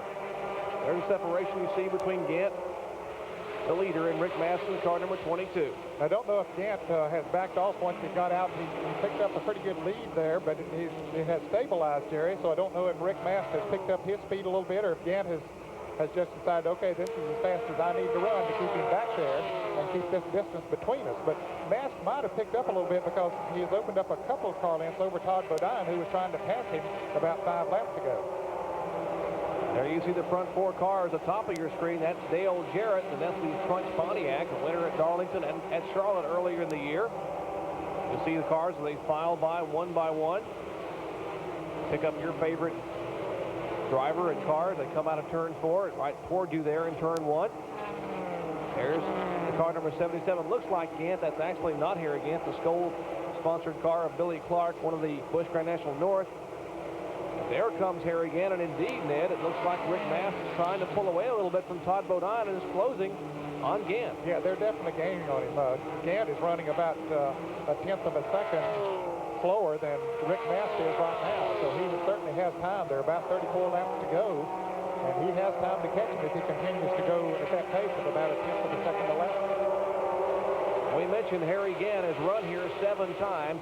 His best finish is second back in the June event here, and they're mixing it up back in the pack. That's Steve Grissom, car number 31. That's for 6th and 7th spot. And the car number 96 of Tom Peck. Now, Peck had his best finish of the year, finished 4th here in the spring race.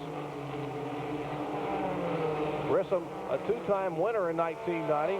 The Big Mama Meat Snacks Oldsmobile for the driver of the car number 31.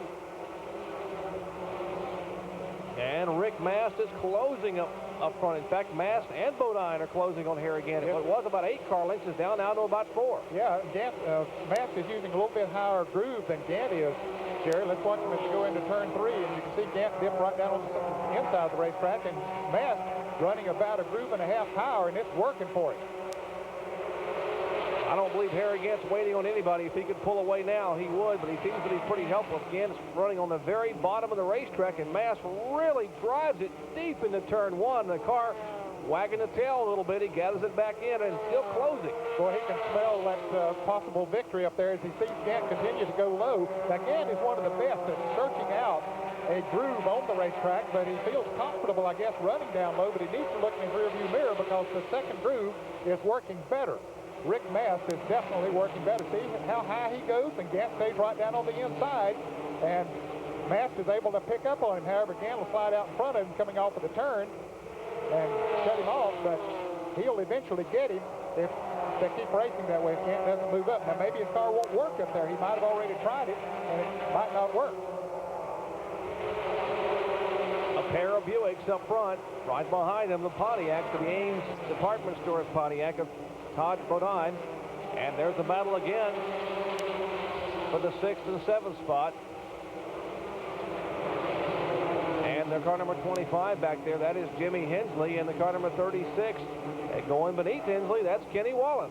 And that would be for the 8th position as he moves up through there. Wallace had just gone a lap down not long before that caution, Jared, and we thought he got his lap back, but he didn't, and he made a late pit stop. And so he was back at the back of the pack and trying to come back up through as we watch the 3 front cars now. And their single file is the 2nd and 3rd place car closing in on Harry Gant. It's going to get interesting here as Gant tries to hold them off. Don't go away. More to come. Some things are more important to your peace of mind than you realize, like knowing how to maintain regularity without drugs or medication. But do you know nutrition experts recommend increasing your dietary fiber intake as a drug-free way to promote regularity? And did you know that All Bran, as part of a balanced diet, is a very high source of dietary fiber? Kellogg's All Bran, every day, a drug-free way to promote regularity. It's always satisfying to know that you fixed a problem which other people weren't able to do. Neil Simpson is a tune-up specialist for Goodyear. And letting them know exactly what's going on with their car, because this day and age the cars are so complicated that most of the customers don't have a clue what's wrong with their car, just that it isn't working properly. And we want to be able to let them know what the problem is without giving them double talk. The Goodyear Diagnostic Tune-Up. Signed, sealed, and certified by Goodyear. Back at the Monster Mile for Busch Grand National Series Racing, and it's heating up front. Harry Gant trying everything he can to hold off the charge of Rick Mass in another battle back in the pack. This is the battle for a 6th spot, Ned, and that's the car number 31 of Steve Grissom and Kenny Wallace making a move. Wallace has come from the back of the pack after making a late pit stop during the caution and trying to move into the 6th position on the inside of Steve Grissom. Wallace has never won in this series, and here's Todd Bodine trying to make a move on Rick Mass for 2nd. Bodine, the car number 81, the black and white numeral Pontiac. Mass, the white and blue car. Battles everywhere. They're really dicing it back, and Kenny Wallace nearly sliding up into Tommy Houston in the car number 36 is Wallace. Houston, the car number 6. That's the battle for 6th spot. That gives Grissom a chance to pull away by 4-car lengths. Now, Tommy Houston is 2 laps down, Jerry. He is currently running in the 11th position. Robert Presley was running 11th. He had an engine expired just a couple of laps ago, so he's out of it.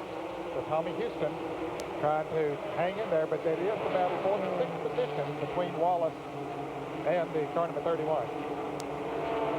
And there's Chuck Bound, our points leader, in the car number 63. Ron Lamell in the car number 98. And right in front of him, the fella who actually is chasing Hensley Bound in the points, that is Jimmy Hensley in the car number 25. Okay, now Hensley is 1 lap down, being shown in the 8th position. Chuck Bound is 2 laps down, being shown in the 12th position. So 4 positions separate them, so that if they finish this way, Hensley would pick up a few more points, not as many as they picked up in the last 3 races. And Ron Lamell doing a little bit of dirt track in there as the rear of that car number 98 slipping and sliding. Did a great job to gather that car back in. He's in the far right of your picture a minute ago. They're the 2 drivers involved in the points battle, 63 and 25. And back up front there in the battle for 6th, there is 36, Kenny Wallace now trying to move underneath the 31 of Grissom. There is Hensley and Bound. And Jerry, Hensley is going to win the championship this year. That might be a car owner, it might be a driver. Jimmy Hensley, the driver, but the Hensleys own the car number 63 that Chuck Bowen drives. All in the family from near Martinsville, Virginia. And Kenny Wallace looks like he's going to make it. Well, he's been by the car number 31 a half a dozen times, but it looks like Grissom always muscles by him back out of turn 2. Let's see if it happens again. That's Grissom on the outside in the car number 31, Steve Grissom and Kenny Wallace, 2 young drivers. And now Dave Mader coming into that picture in car number 56. He is in the same lap as these cars. That's 6th, 7th, and 8th that we're seeing. And look at Mader trying. He had a notion to go 3 wide, but he decided not to. Of course, Jimmy Hensley also in that battle for position as well. Hensley in the blue and white car. So we're looking at 6th, 7th, 8th, and 9th, and 10th, really. That's Mader, the car number 56, the Speedway Motorsports Buick, 35-year-old 4-time All-American Challenge Series driver from Maline, Alabama. He's in the red and silver numeral car number 56, the 3rd car there in that 5-car pack you're watching. First one is Steve Grissom, then comes Kenny Wallace, then Mader, then Hensley, and then Chuck Bound. Of course, Bound, as you said, is 2 laps down. Jerry, let me correct myself. I said that was for 6th. This is for 7th place. Tom Peck is running 6th, and he's pretty far out in front of this group of cars. But it is 7th through 10th that we're watching here now. There are the 7th, 8th, 9th, and 10th place cars.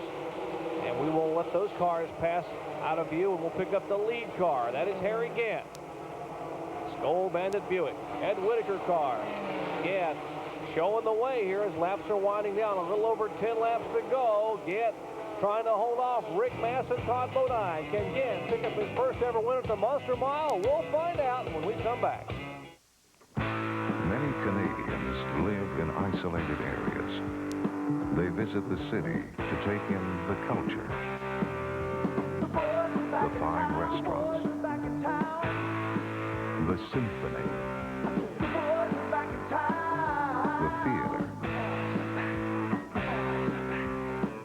and genuine Canadian beer. Molson Canadian, what beer's all about. Can your motor oil take the heat? When today's engines reach high running temperatures, motor oil can thin out. break down, and leave engine surfaces unprotected. But Castrol XLR has been engineered to maintain a lubricating film, even at extreme engine temperatures. At Castrol, we believe if you can't take the heat, get out of the engine.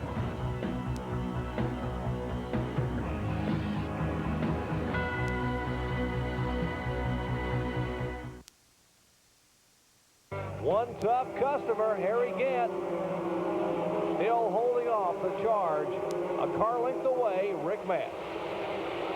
Don't know if Rick's just sitting there riding and waiting for an opportunity. Maybe don't want to make his move too soon.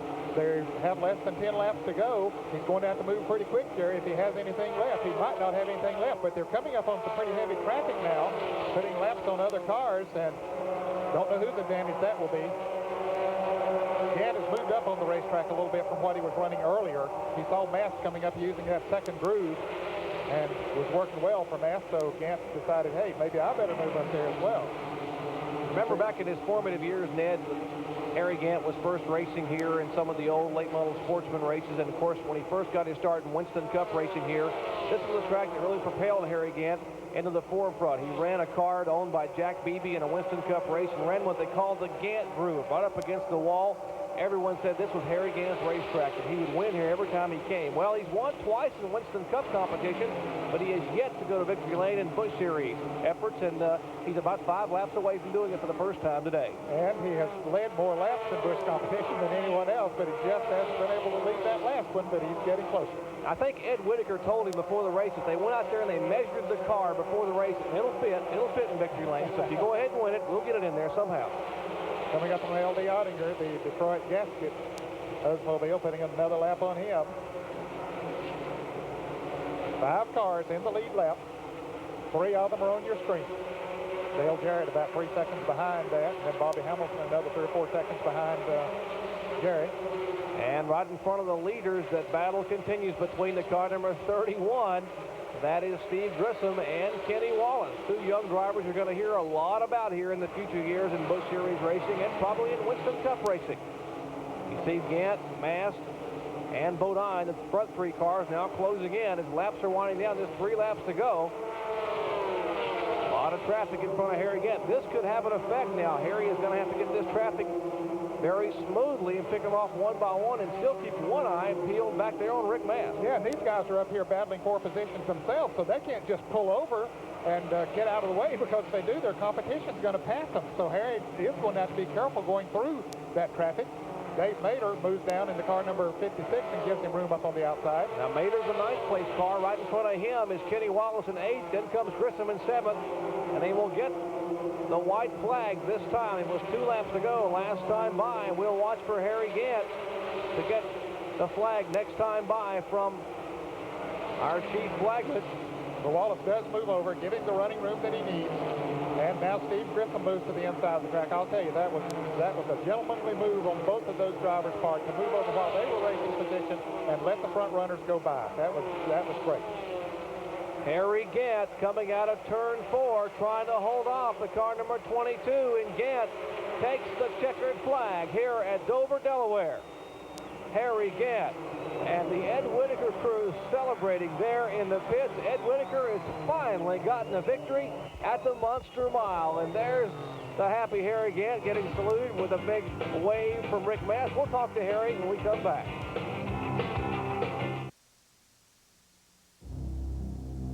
At McCain, we wanted to tell you right on the pack about our new, improved, easier, faster, bigger, thicker, juicier, flame-broiled 100% pure beef burger with crispier, more golden fries, but it just wouldn't fit on the outside. But on the inside, the McCain new, improved, easier, faster, bigger, thicker, juicier, flame-broiled 100% pure beef burger with crispier, more golden fries fit just fine and tastes better than ever. McCain Superfast Microwave Burger and Fries, now better than ever. Imagine visiting yourself in the future. You're me. Surprised? Surprised. I'm beside myself. 23 years later. Few more gray hairs, I see. We've earned every one. We earn this lifestyle, too? How do we pay for all this? Freedom 55. Freedom 55. Protection today, plus a financial program that works. So one day, you won't have to. Freedom 55. Talk to a London Life representative. Here comes your future husband. I don't believe this. AmesSplitFire 200 is history. Here's our Sears Road Handler Winner's Circle interview with Benny Parsons. Harry Gant's second Busch Grand National Victory of the Year. Yeah, it was getting about time. You know, we run a bunch of seconds in Ed Whitaker's Scope Bandit Buick, but this time Jim Ruggles had us a good engine today, and this car was set up perfect. Boy, I'm telling you, I just kind of took it easy all day to right there at the last, and when I changed tires, I was a little bit looser, but I couldn't go any quicker. If I did, I wasn't going to make them 40 laps. So I just watched Rick. I said, is he playing possum, or is he going to pass me? And I just kept running what I could run, and he didn't seem to be making a move either way. And then at the last, I ran hard, but I was in traffic, so I really still didn't get away from him. Well, Harry Gant, it was a great race. Congratulations.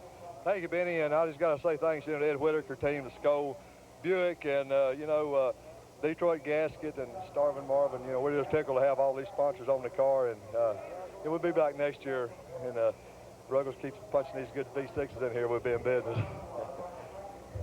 Harry Gant led 152 of 200 laps to take the win here at the Monster Mile. We'll be back after this and show you where the points are and who finished where. If only there was an easy way to exercise. Stop. Introducing Walk and Roll from Telexpress. Now you can walk to a fitter, trimmer, healthier you. Exercise the feet and ankles. Firm and shape your calves. Slim and tone your thighs.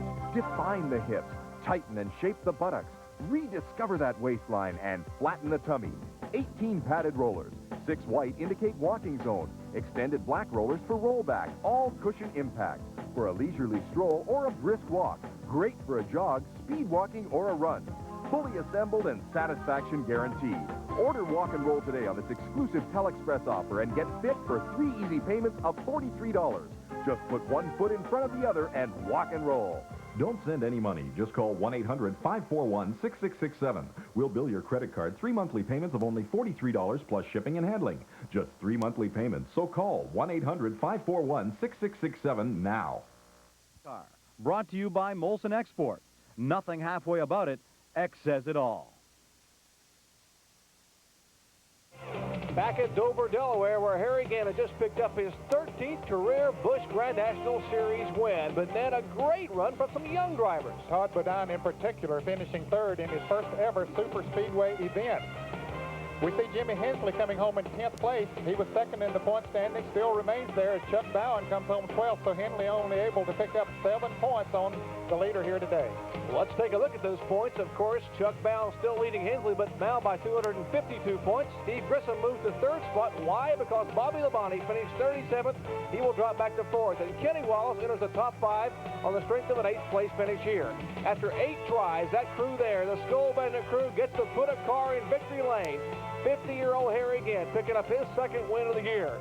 For Benny Parsons in the pits and Ned Jarrett in the booth, I'm Jerry Punch saying so long from Dover. When you get a solid, tough veteran like Tom Browning and you let him off the hook, he normally settles down and makes it a pretty long day for you. That's what he did today, so it's a lot to his credit. They're all tough in the shadows, but, especially, Dibble and Myers throwing hard, it makes it that much harder to see. Browning wasn't that bad. But, when those guys come in, it was really almost lights out. And we'll have the full story on the day in sport when we come back your way at 11 o'clock Eastern Time on Sports Desk. Join me along with Chris Sedens then. And we'll see you a little bit later on TSN. Right now, something terrific is happening at Petro-Canada. When you purchase 4 39-cent Force of Canada postage stamps for just $1, something magical happens. Each pack of stamps you purchase contributes to the Scouts Canada tree planting programs, part of their commitment and ours to a cleaner, greener Canada. Use your coupons to purchase all 8 packs of stamps. A postage stamp has never cost so little or meant so much. Petro-Canada, committed to Canadians. Ladies and gentlemen, start your engines!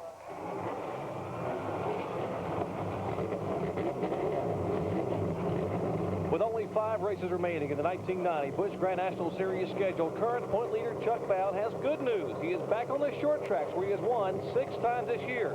The bad news for Bowen is that this man, Jimmy Hensley, his closest competitor, is at his home racetrack. He lives just 9 miles away in Horse Pasture, Virginia. If Hensley can win today, it'll be a great race for him.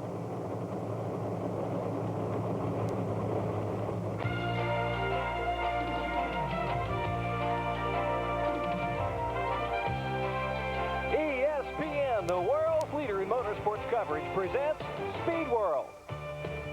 We're in the scenic Blue Ridge Mountains of Virginia, side of one of the nation's oldest yet most picturesque short tracks, the Martinsville Speedway. Host for today's Busch Grand National Series Zerex 150.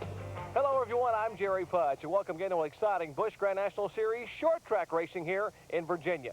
Now, most of these drivers cut their teeth on the short tracks, and so a lot of short track veterans will be trying to hang on to the points they've garnished all year long.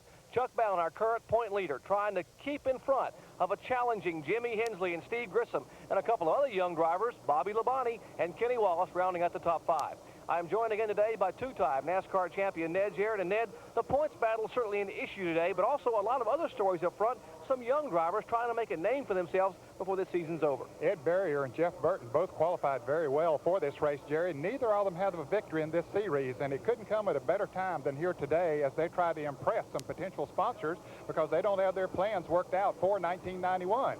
Meanwhile, the point leader, Chuck Bowen, had a poor qualifying run here because of circumstances. A car blew an engine 2 or 3 cars in front of him in qualifying, and he had to go out on a slick track. He was one of the fastest cars in practice, but now he finds himself mired back in the field. So he has his work cut out for him if he's going to get up towards the front here today. Well, talk about a victim of circumstances. Take a look at our pit reporter, Benny Parsons. That's a 150-lap race. Now, take a good look at him now. Benny, tell us why. Jerry, you just told him, 150 laps. That's only 75 miles on this half-mile racetrack. If any driver comes in and visits me in the pits today, they are not going to win. So I guess I'll just have to sit here and play solitaire all day. Man, if I had a red jack. Benny, the black 9, that's it, the black 9 on the red 10. You got it, big guy. Oh, what a tough job in the pits for Benny Parsons today. 150 laps of Busch Grand National Series racing action coming your way. The Zerex 150, a purse of over $75,000. NASCAR, brought to you by Molson Export. Nothing halfway about it. X says it all.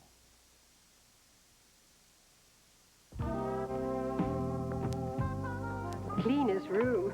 I must have told him a million times, you're going nowhere till you clean up your room. You ain't nothing like you. Back in school, we lived a whole week on macaroni and cheese. Then we ran out of cheese. He was such a kind little boy, always bringing home stray animals. Molson Special Dry, the evolution of beer. This is a research laboratory. It tries and fails to make Castrol motor oil break down. It's the place where Castrol is torture tested to meet the requirements of those who punish motor oil the most. You. The everyday Canadian driver.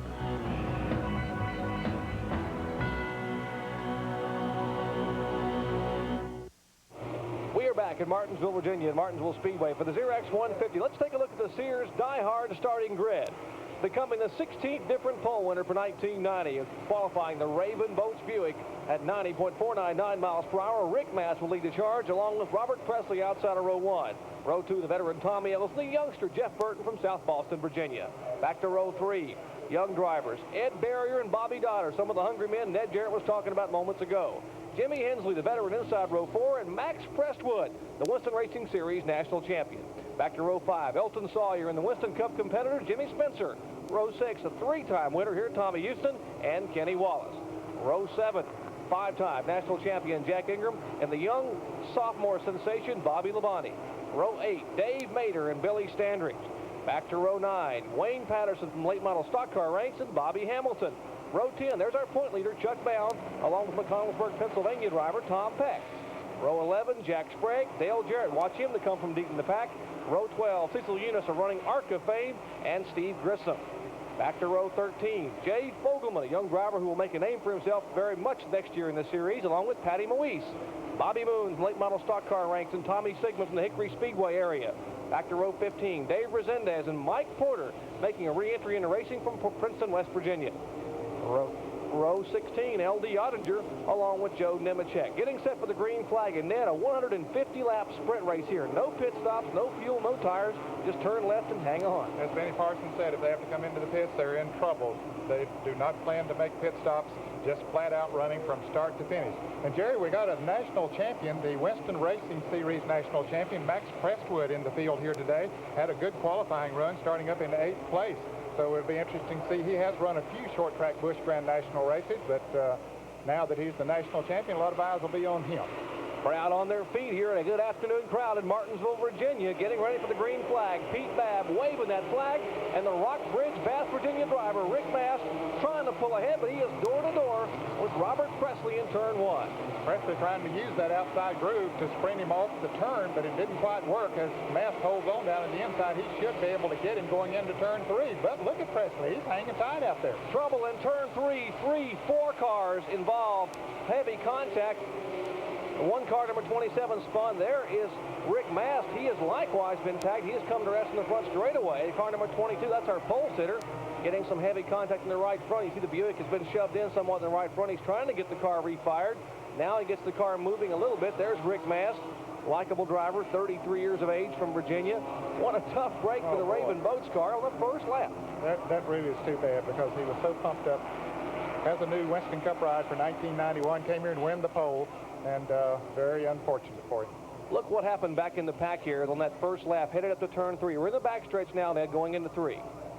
Tommy Houston in the blue and white number 6 down on the inside, but Jimmy Spencer in the car number 75. The black car looked like got tagged, and then the 27 of Elton Sawyer gets tagged by Spencer. The car number 56 slides into Spencer. That is Dave Mater.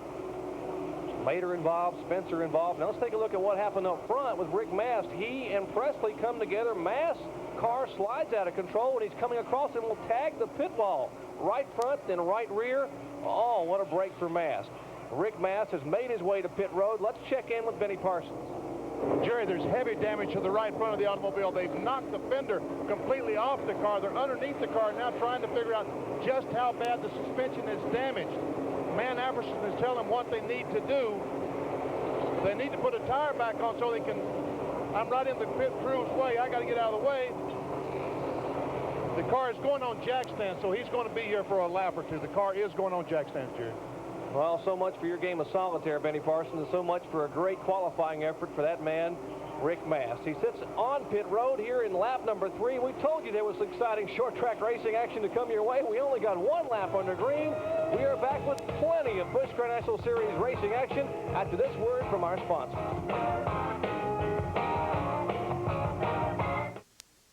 When you get engaged, you want to find the right words. What do you say we go off when we get married? We could go to Niagara Falls. You also want to find the right diamond. I think we'd make a successful merger. Well, let's go off to the ranch and get hitched. But how much do you spend on a diamond for the woman you love? Forget it. A good guideline is 2 months' salary. Will you marry me? Yes. Yes? Ask your local jeweler about the 2 month salary guideline. A diamond is forever. You always liked the falls, didn't you? Here's to McCain from the tiny and the small. For McCain Junior Juice is the best taste of all. McCain Junior Juice from Superb Concentrate is just enough juice and deliciously great. So let's have a junior and drink from the box. Uh-oh, time to split. Here comes the fox. McCain Junior Juice. The just enough size. Back at Martinsville Speedway, we are under caution for the first time this afternoon. A number of cars involved. The 2 heaviest damage, those of the pole sitter Rick Mast, who is still on pit road in the back straightaway, and the car number 75 of Jimmy Spencer. Now, Dave Mater has moved his car down the backstretch pits. There are pits on the front and back straightaways here at Martinsville Speedway, so they are pitting in the back straightaway. The field now single file behind the Pontiac safety car as Robert Presley, the youngster from Asheville, North Carolina, trying to pick up his first win of the 1990 year and his second overall Busch Series conquest here. He won a year ago in August at Orange County Speedway in his rookie season last year. Getting back to green, Pete Babb waving the green flag, and the field comes rumbling out of turn 4. Well, of course, as opposed to the way it was before, Jerry, they start single file this time, so a little bit more operating room for Robert Presley, but he has plenty of pressure from Tommy Ellis. Tommy Ellis in the red, white car number 99.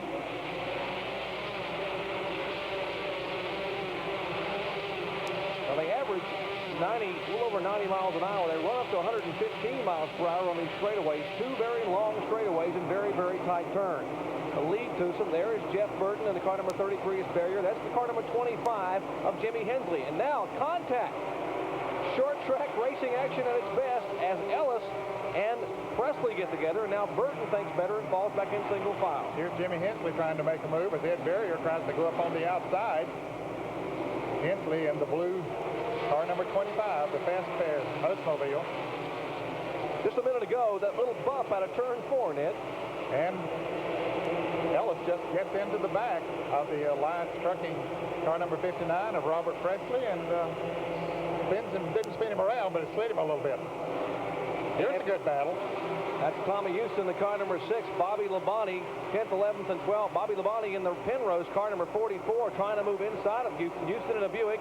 Labonte, the 44 car. The 8 is Bobby Hamilton, young man who won last year at Richmond, Virginia in this car. His only Busch Series win today.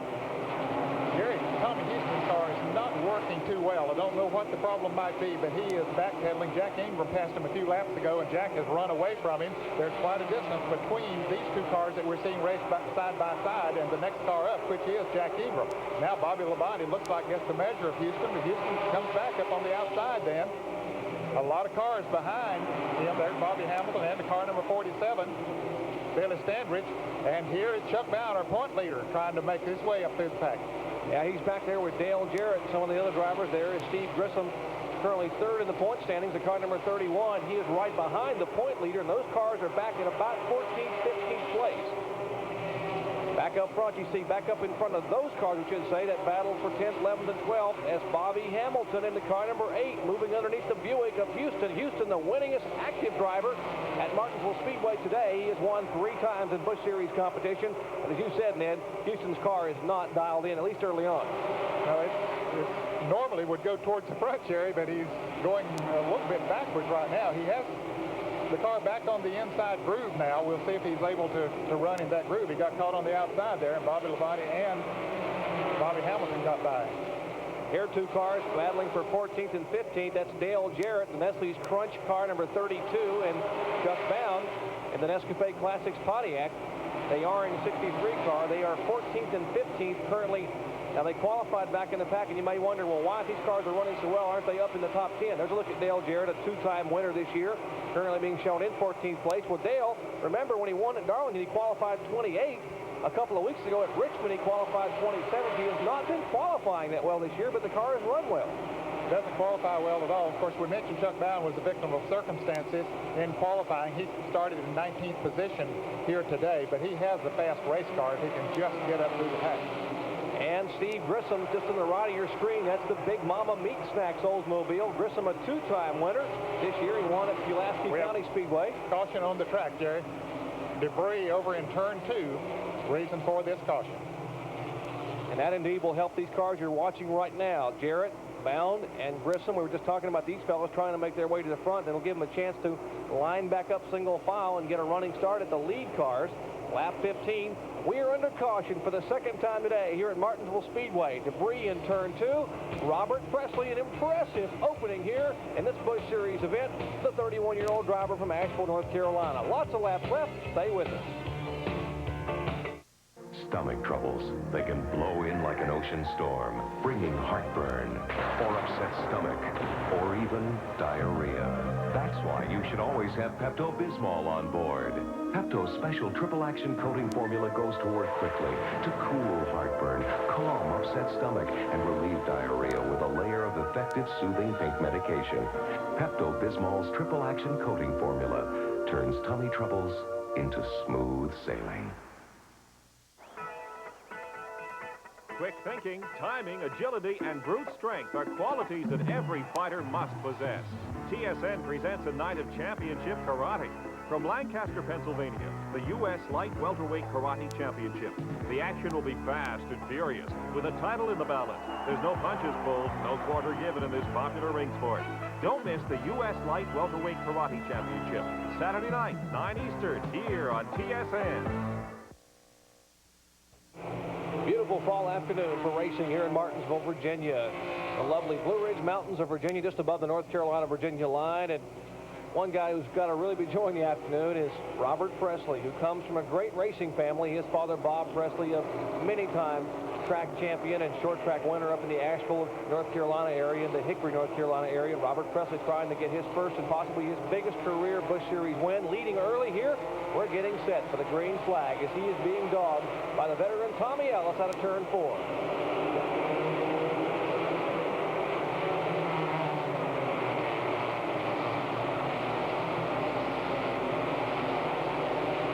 Presley, then Ellis in the car number 99. Goo Goo Cluster's Buick. There's one car back in the pack. Car number 47 got off to a very bad start. The car was really slipping and sliding off of turn 4. Dale Jarrett and Chuck Bound, now about everybody else has gotten by him. He was running in the 13th position, but now going all the way to the back. Was going to be a great day for Billy Standridge, a likable driver from Shelby, North Carolina. His car still not up to speed. He apparently has a tire going down. Back up front, Presley holding off the challenge of Tommy Ellis. Tommy Ellis has won twice at Martinsville Speedway. His kind of racetrack, they're hugging that inside groove, and Presley leading the way. Tommy Ellis in second spot. And remember, our pole sitter, Rick Mass, involved in a collision on the very first lap. His car is spinning and tagging the inside wall. He had pulled the car behind the wall working. Let's check in with Benny Parsons. Benny? Jerry Punch, I mentioned they took the right front fender off. You wonder why it isn't back on the racetrack? Here's some of the reasons. See what a lick this wheel took? And this is the tie rod assembly off Rick Mass Buick. Ben Heavily had to go get a new one, put it on, and also got to line up the front end. He'll be out several more laps. And fans, that tie rod is not supposed to be curved like a piece of linguine. That's supposed to be straight. And obviously, he took a pretty heavy impact. Rick Mass was tough break. I think when he hit the inside wall is what did the damage on the front steering there, Jerry. Rick was in 10th place in the point standings, but he was only 9 points ahead of L.D. Ottinger coming into this race. So this will be a tough break for him. Staying in the top 10 points. Here's a battle back for 5th and 6th place, making 6th, 7th, and 8th. Car number 44, that was Bobby Labonte. Just moved out of your screen. That is Jack Ingram, the 5-time national champion. And you see right behind Jack is Bobby Hamilton. And they're going by the National Winston Racing Series champion, Max Freshwood, in car number 77. Tommy Houston there now trying to move by in the car number 6, the Roads and Stores Buick. Jack Ingram having a good run here today, Jerry. It's one of the better runs that I've seen him have in quite a while. Jack has certainly had his problems in 1990. Hasn't won in a long, long time in Busch Grand National competition. A lot of cars, nose to tail here. It's a tough place to pass here now. With the Winston Cup cars that run here on the same weekend as the Busch Series, Ned, it's enabled these guys to have a lot of rubber on the racetrack and be able to get maybe an outside groove, but they're really tightening it up there. There is Ingram as he gets the car number 11, as he gets passed by Bobby Hamilton in the car number 8. Right behind them, Max Prestwood, as you said, the 31-year-old driver from Lenore, North Carolina. Prestwood, what an impressive year. 35 wins in 40 starts in the late model stock car competition to capture that Winston Racing Series national title, which you'll get at Nashville, Tennessee in a couple of weeks. And there is Chuck Bound in the car number 63 to right of your screen. He puts the chase on Dale Jarrett. Those guys suddenly climbing their way to the front. Yeah, he has really been working on the bumper of Dale. I think Chuck has a faster race car, and now he's going to try to get on the inside as he comes off of turn 4, but not this time. Chuck Bound realizing that he needs to have a good finish here because that points race is not settled yet with 5 events to go. There's Bobby Hamilton, young man who will be up in the Winston Cup ranks a year from now. 08, Bobby Dotter, son of 3-time ARCA Series champion Bob Dotter, and a great qualifying effort there. 6th, 7th, and 8th place cars. The 08 is Bobby Dotter. Then comes last year's Rookie of the Year, Kenny Wallace in the car number 36. That's the Cox wood-preserving car. And then, of course, the car number 44, Bobby Labonte. And I'll tell you, he is making an impressive run, Jerry. He started in the 14th position and now has worked his way up to 8th position. Rick Mast is back on track, but there's trouble off of turn 4.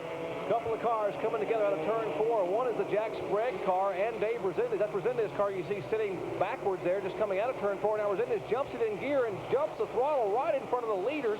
That is Presley and Ellis as they came by. A pretty courageous move by Dave Resendez. He didn't want to lose the lap, but unfortunately, the leaders got by. They take the caution flag for the 3rd time today. Dave Resendez involved in a collision out of turn 4 with the car number 34 of Jack Sprague. We're under caution here for the third time today at Martinsville Speedway. A great day for Robert Presley thus far, our leader. Stay with us, lots of laps to come. Exciting Busch Series action. Don't go away.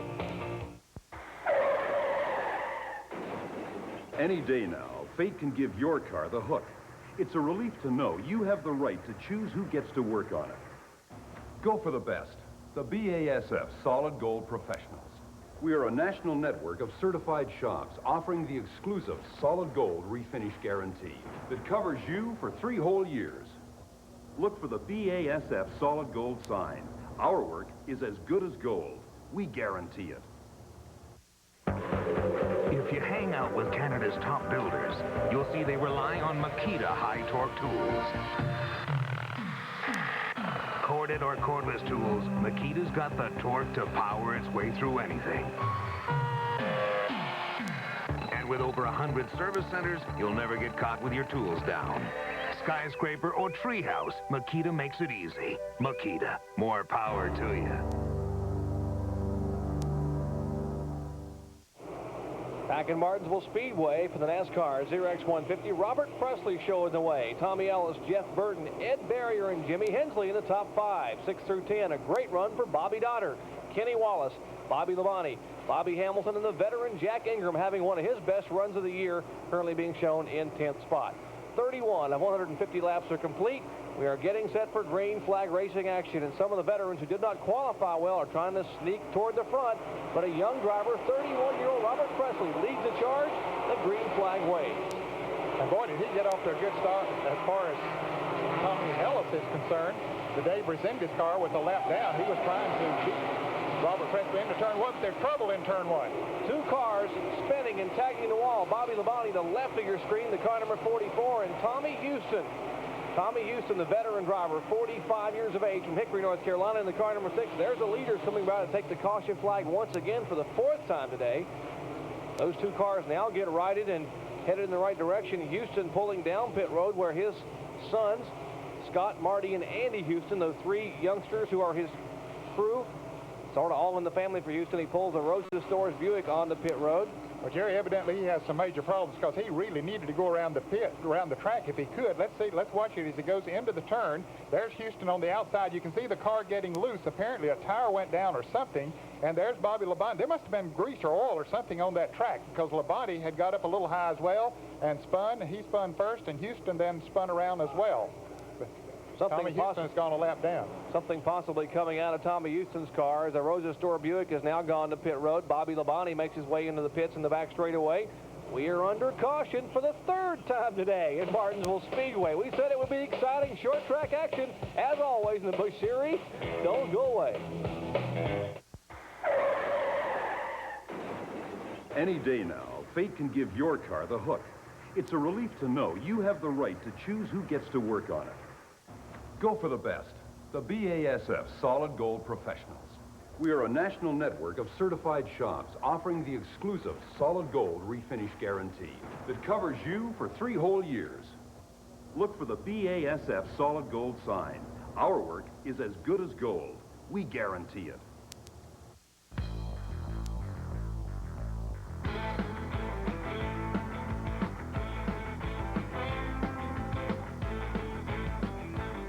Breathtaking action, total chaos. Get a free copy of this awesome new action video with any brake job, muffler, shock absorber, or rack and pinion steering installation performed at one of the participating Auto Pro repair centers. But act fast. This is a limited time offer.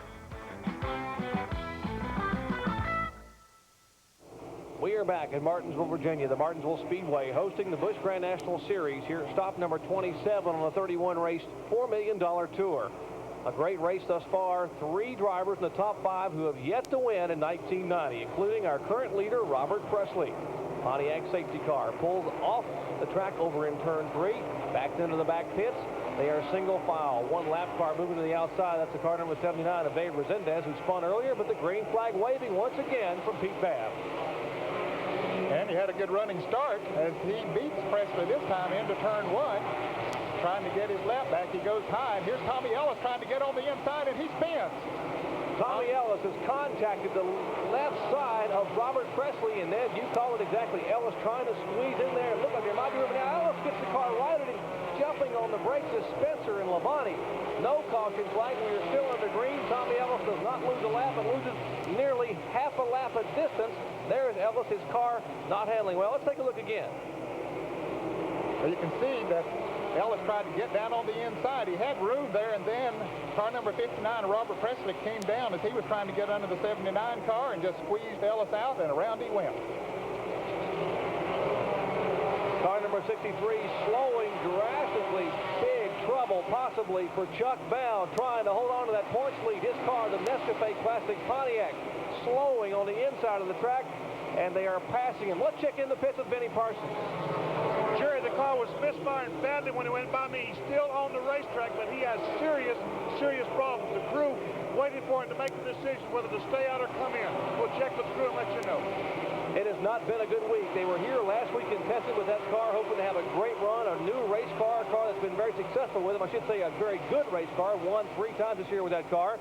And, of course, the crew chief on that car, Jeff Hensley, was taken to the hospital yesterday morning with a kidney stone. They carried him out of the racetrack, and about 3 hours later, they carried him back in. This could be an awful lot. A great break for that man right there, the fast, fair car of Jimmy Hensley. Currently second in the point standings. Hensley, the native of Ridgeway, Virginia, actually lives in the thriving metropolis of Horse Pasture, Virginia, and he's currently second in the point standings, and he could gain a lot today. And he's fourth in this race, Jerry. Not too far behind the leader. We see Robert Presley, the Oldsmobile, car number 59, in the lead. Running second now is the car number 12. And here's Hensley trying to pass the lap car of Dave Resendez, but the car number 12 of Jeff Burton having a good run here, running in second place. Third is Max Barrier. Hensley is fourth, and Bobby Hamilton has moved all the way up to fifth. 4 of the top 5 cars have not won this year in Busch Series competition. Our leader, Robert Presley, being challenged by an impressive 23-year-old Jeff Burton from just 70 miles away in South Boston, Virginia. Let's check in the pit to see what the problem may be with Chuck Bound's car. Benny. Jerry, you can imagine Hubert and Jeff Hensley, crew chief and owner of the 63 Nescafe Pontiac, are too busy to talk. But the car, they told me, is on 5 cylinders. They don't know what happened, but they're going to stay out there and ride around as long as that car has one breath in it. And he will not be in the pit until the car falls apart. You can't blame him for that, Benny, because he needs to earn every point that he possibly can. So Chuck Bound, knowing he has no chance of winning this race today, so he just stay out there and ride. What a tough break for Chuck Bound, but a great opportunity for some young drivers. We talked about it at the top of the show. Some youngsters really getting a chance to strut their stuff in front of the Winston Cup cars that are also here for the same weekend of racing at Martinsville Speedway. Robert Presley, the right of your screen. And the youngster, Jeff Burton, 23 years of age, in second spot. Now, and look at Bobby Hamilton. He's smoking the tires off of the turns, but he just passed Jimmy Hensley, Jerry, for the 4th position. And I don't believe that was tire smoke. I think there's something else wrong with that car, because a lot of smoke coming out of it as he comes off of the turns, and we get the word that he might be a possible candidate for a black flag, but he's running fast. Whatever the smoke is coming from is not hurting the speed of that Oldsmobile. Let's see as he comes off of the turn. Didn't look like quite as much smoke that time as we saw before. Little smoke out from beneath the rear of the car. Now, this track awfully tough on rear gearing, isn't it, Ned? Because of all the horsepower you have to use coming off the corner. Yes, very definitely. They have to run such a low gear, and the black flag is coming out for Bobby Hamilton. A tough break for that young man, because he was on the way towards the front. An announcement was just made here at Martinsville this weekend that he'll be running for Rookie of the Year honors next year in Western Cup racing with Country Time Lemonade as his sponsor. Tough break as you saw Hamilton peel off down the back straightaway pits. He was running in 4th spot, and there's Bobby Hamilton, Kip McCord, and the crew going to work on the Phil Martosi on the Oldsmobile. Hamilton pulls away the Transportation Industry car, the TIC car, sponsorship of Hamilton out of Nashville, Tennessee. He's back on the track, but he has lost a lot of valuable time. Jerry, we're talking about the gears. Yes, they have to run such a low gear on a track like Martinsville because they slow so much in turns. You mentioned they get up to 115 to 120 on the straightaways here, but they get down to perhaps 50 miles an hour in these turns, so they need a lot of gear to get them up off of the corner. Here's Bobby Hamilton back out there, and it's just the leader's just lapped the point leader, Chuck Bowen, so he has gone a lap down. So anyway, when they turn so many RPMs with those gears, it does heat them up. Shouldn't be a problem, though, for 150 lap race. Boy, Chuck Bound has got to be sitting there just pounding on that steering wheel as they are dicing it up hot and heavy in their front straightaway. Jack Ingram lets an engine come unglued down in turn 1, and you see Dale Jarrett, a great move to go to the outside. Ingram had a lot of smoke there. We thought he may have blown an engine. He started to slow, maybe just a little bit of brake smoke, Dad. Well, I don't know. They came off of that turn 4, 3 wide, and Tom Peck runs in and hits the car 08. Almost spins him out, but they get squared away. Boy, look at that pack back behind there. The blue car of Tom Peck down on the inside trying to get around Bobby Dotter as Dale Jarrett tries to get around the Steve Grissom car.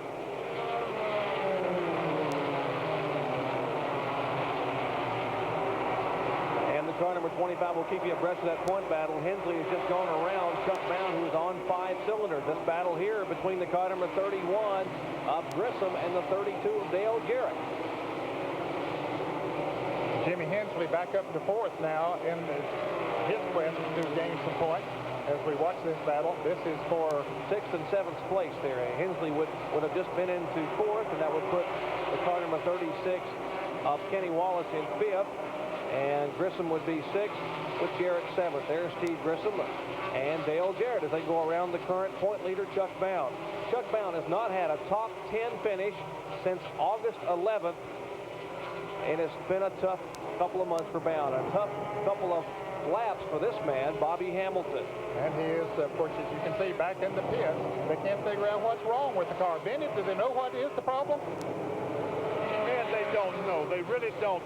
NASCAR insisted they fix the smoking problem, so they brought it back in. They jacked up the right side of the car, trying to figure out where in the world the oil is coming from. The oil that's hitting the exhaust system and creating the smoke. They don't know where it's coming from, but they're trying to figure it out. If we find out, we'll certainly let you know. Well, Jack Ingram is out of the race, the 5-time national champion. We saw that smoke coming from his Chevrolet number 11 a little bit earlier, so he has now parked his Chevrolet. And there is Chuck Bound still circulating here just past the 50-lap mark, about a third of the way through. And back up front, Robert Presley showing the way. An impressive run by Presley, and also a great run by Jeff Burton in 2nd spot. There's Presley in the car number 59. The car number 21 has had an engine come apart. That is Tommy Sigmund out of Hickory, North Carolina, in the Sigmund Racing Buick, one of the late model stock car champions from that area. Great short track driver. We are under green here. Great racing action at Martinsville Speedway. Robert Presley showing the way with a stiff challenge. Stay with us. It's the small things you can count on every day in your life.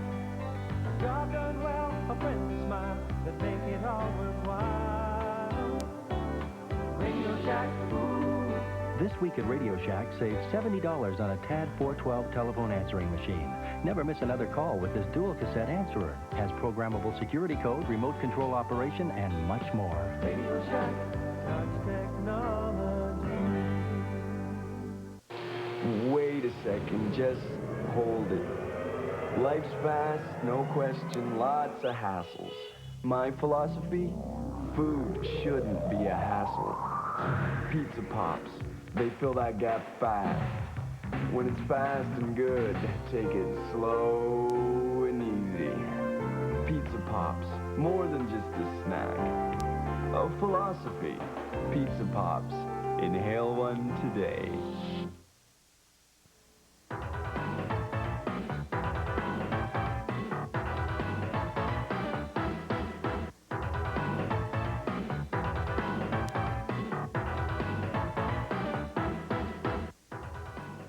You've heard the term jet in the carburetor. Let me explain to you how that happens. First of all, say Dale Jarrett cuts the Nestle's Crunch Pontiac off at full engine RPM. He brings the car and they take the spark plugs out, and Mike Brower, the engine builder, looks down at the spark plugs to see if it has too little or too much fuel going in it. This is the jets that they would use. They go inside the carburetor. They take off the float bowls. Mike is taking off the float bowl in the carburetor. This is the jet plate. These are the carburetor jets. The size of the hole determines the amount of fuel going inside the engine. Therefore, a lean or rich situation on the spark plugs. A bigger hole, more fuel. Smaller hole, less fuel. That, folks, is jetting the carburetor. And they were jetting, it certainly is, they were jetting those carburetors yesterday in qualifying practice. It was an overcast day, and they expected it to be damp and rainy this morning, which it was, and suddenly it's turned into a beautiful afternoon. And it does make a difference in the size of jets they would use in the carburation, depending on the weather outside. Getting set for more green flag racing action. A great run for some young drivers up front. Presley, Burton, and Barrier. 3 drivers who have not yet won in 1990. Right behind them, Jimmy Hensley, who stands to gain a lot in the points race. We're back to green flag racing. Dave Resendez tried to get the jump again in the car number 79 to get back in the lead lap, but couldn't quite do it. Presley is strong here today. Robert Presley, who has that crew chief, Ricky Pearson, who, of course, is the younger brother of Larry Pearson, not the youngest brother. That would be Eddie Pearson, but Ricky Pearson signed on with Robert Presley back about a month and a half ago, and Presley has been impressive ever since. Of course, Ricky Pearson helped to guide his brother Larry Pearson to 2 national championships in this Busch Grand National Series, and he certainly knows the racetracks, knows what it takes under these race cars to make them go, and that has made a good combination. And Robert Presley told me yesterday that he sure is hoping and praying that Ricky Pearson will stay with him in 1991. There's a battle back for 4th spot. Jimmy Hensley in the fast fair car, number 25, and the youngster Kenny Wallace in the car number 36. Wallace has yet to win this year. Yet to win in Busch Series competition at all. The last year's Rookie of the Year had a couple of great performances, including a pole on some of the super speedways. 4th, 5th, and 6th. As you see now, Steve Grissom and Dale Jarrett have caught that pack. 4th, 5th, 6th, and 7th. They're all single file up the back straightaway.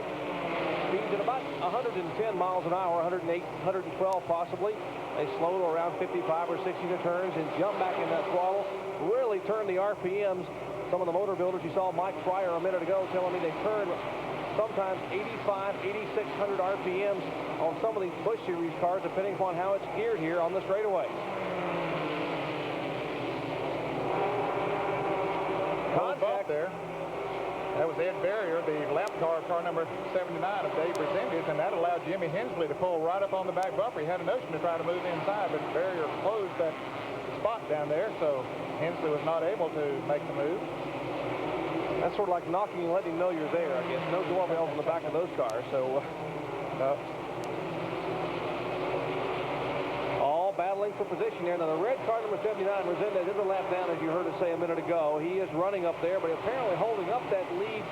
Yeah, I think he is, Jerry. That's 3rd place, the car number 33 of Ed Barrier, and then the 4th place car of Jimmy Hensley, 5th of Kenny Wallace. There's 6th, number 31, Dale Jarrett running in the 7th position.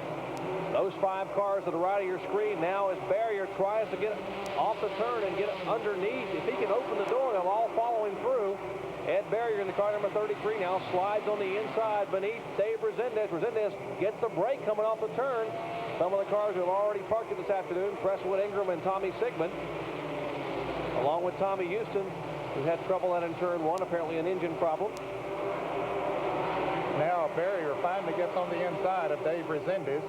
That should allow him to get on by and maybe open the door. It does indeed for Jimmy Hensley to make the pass. Here comes Kenny Wallace. He'll try to make the move as well. So will all those other drivers behind him.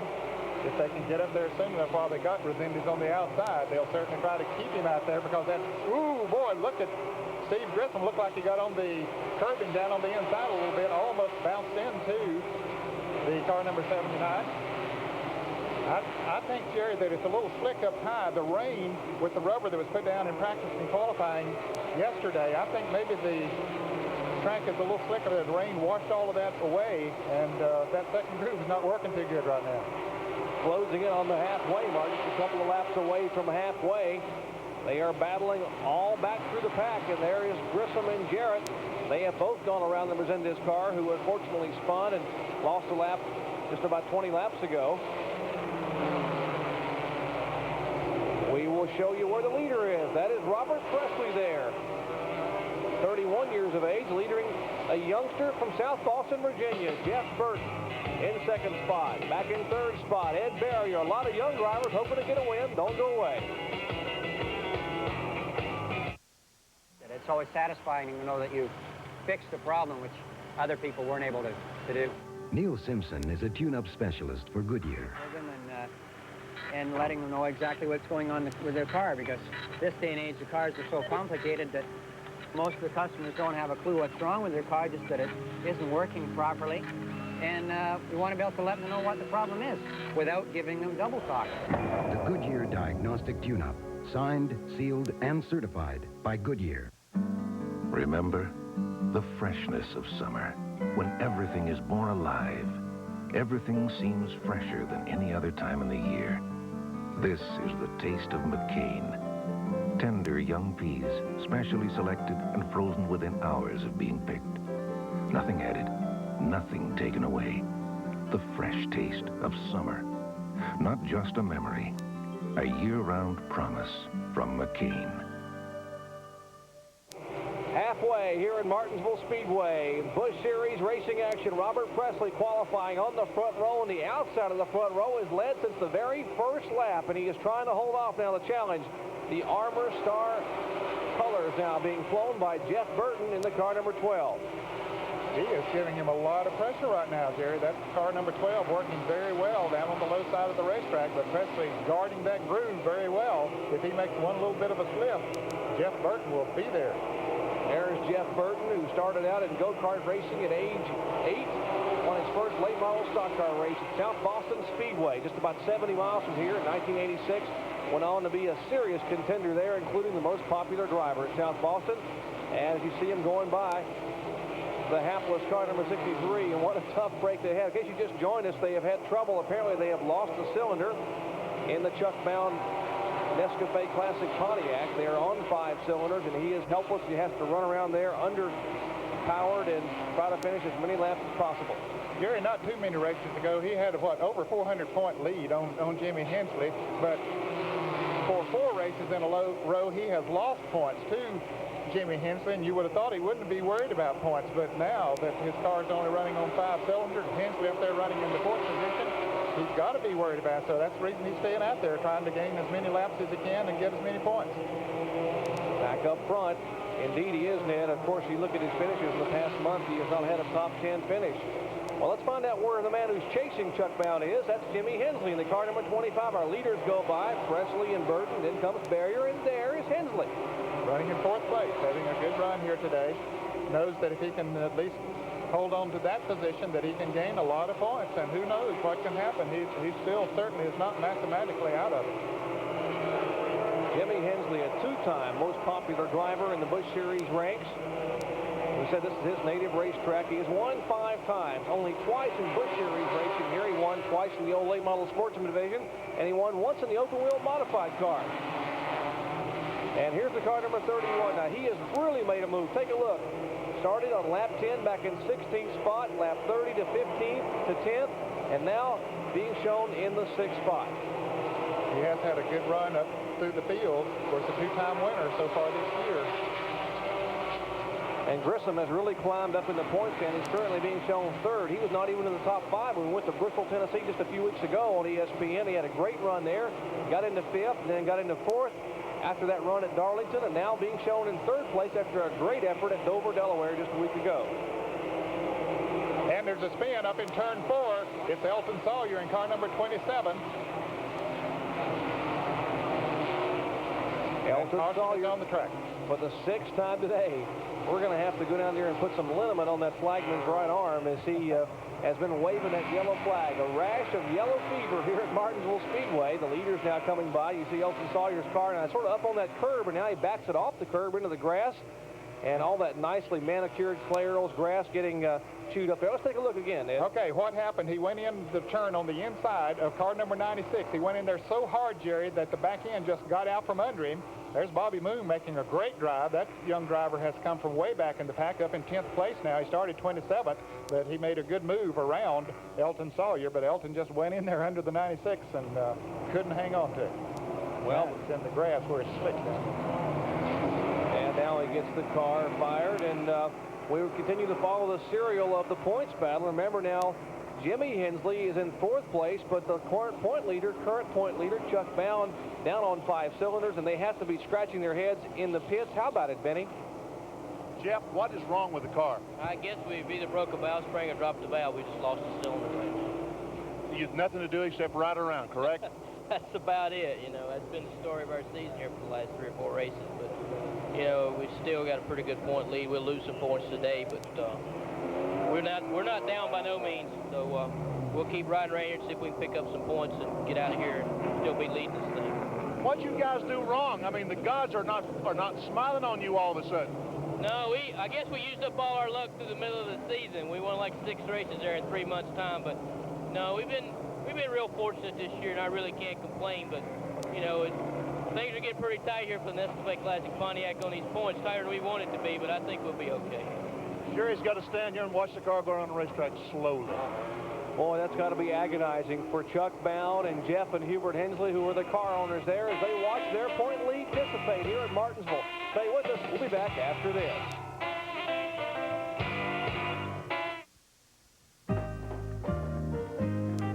The kids are in from school. The baby has been picked up from daycare. And you just finished a day of work that felt more like a week. But everyone's together again. And for the first time today, you see what's really important, making it all suddenly seem worthwhile. Catelli pasta and sauces, the favorite of Canadian families time after time. Some things never change. So what's little dandruff? Okay. Imagine your dream girl says hello, just as you do this. So? Try this. Head and shoulders? But you don't have dandruff. Bingo. Head and Shoulders, because you never get a second chance to make a first impression. Back in Martinsville, Virginia for the Busch Series event, the Zerex 150, 150-lap event. Remember, if you have not seen the cars pit, it's because they will not pit during a 150-lap race. As you heard Benny Parsons talk early on, and they do not pit for fuel or for tires. 150 laps here, just about 79 miles. And they are getting set for green once again. 6 caution flags, a lot of yellow flags being waved here, but Robert Presley doesn't mind at all because he's showing the way, headed for turn 1. Well, he felt like Dale Earnhardt on the restart, Jerry. He jumped out there in a hurry. There's Robert Presley, that black and white numeral car number 59, the Oldsmobile. And Jerry, it's very smart for him to jump out there. The lap car of Dave Resendez, as long as he can keep him between himself and the second place car, Jeff Burton, well, that makes it a little bit easier for him. Indeed, because Resendez is certainly a tough competitor on any track, and he's hard to pass right now. Burton is behind Resendez in the car number 79. There is Jeff Burton on the right of your screen. That's the Armor Meats Buick. He is trying to move on the inside of Dave Resendez.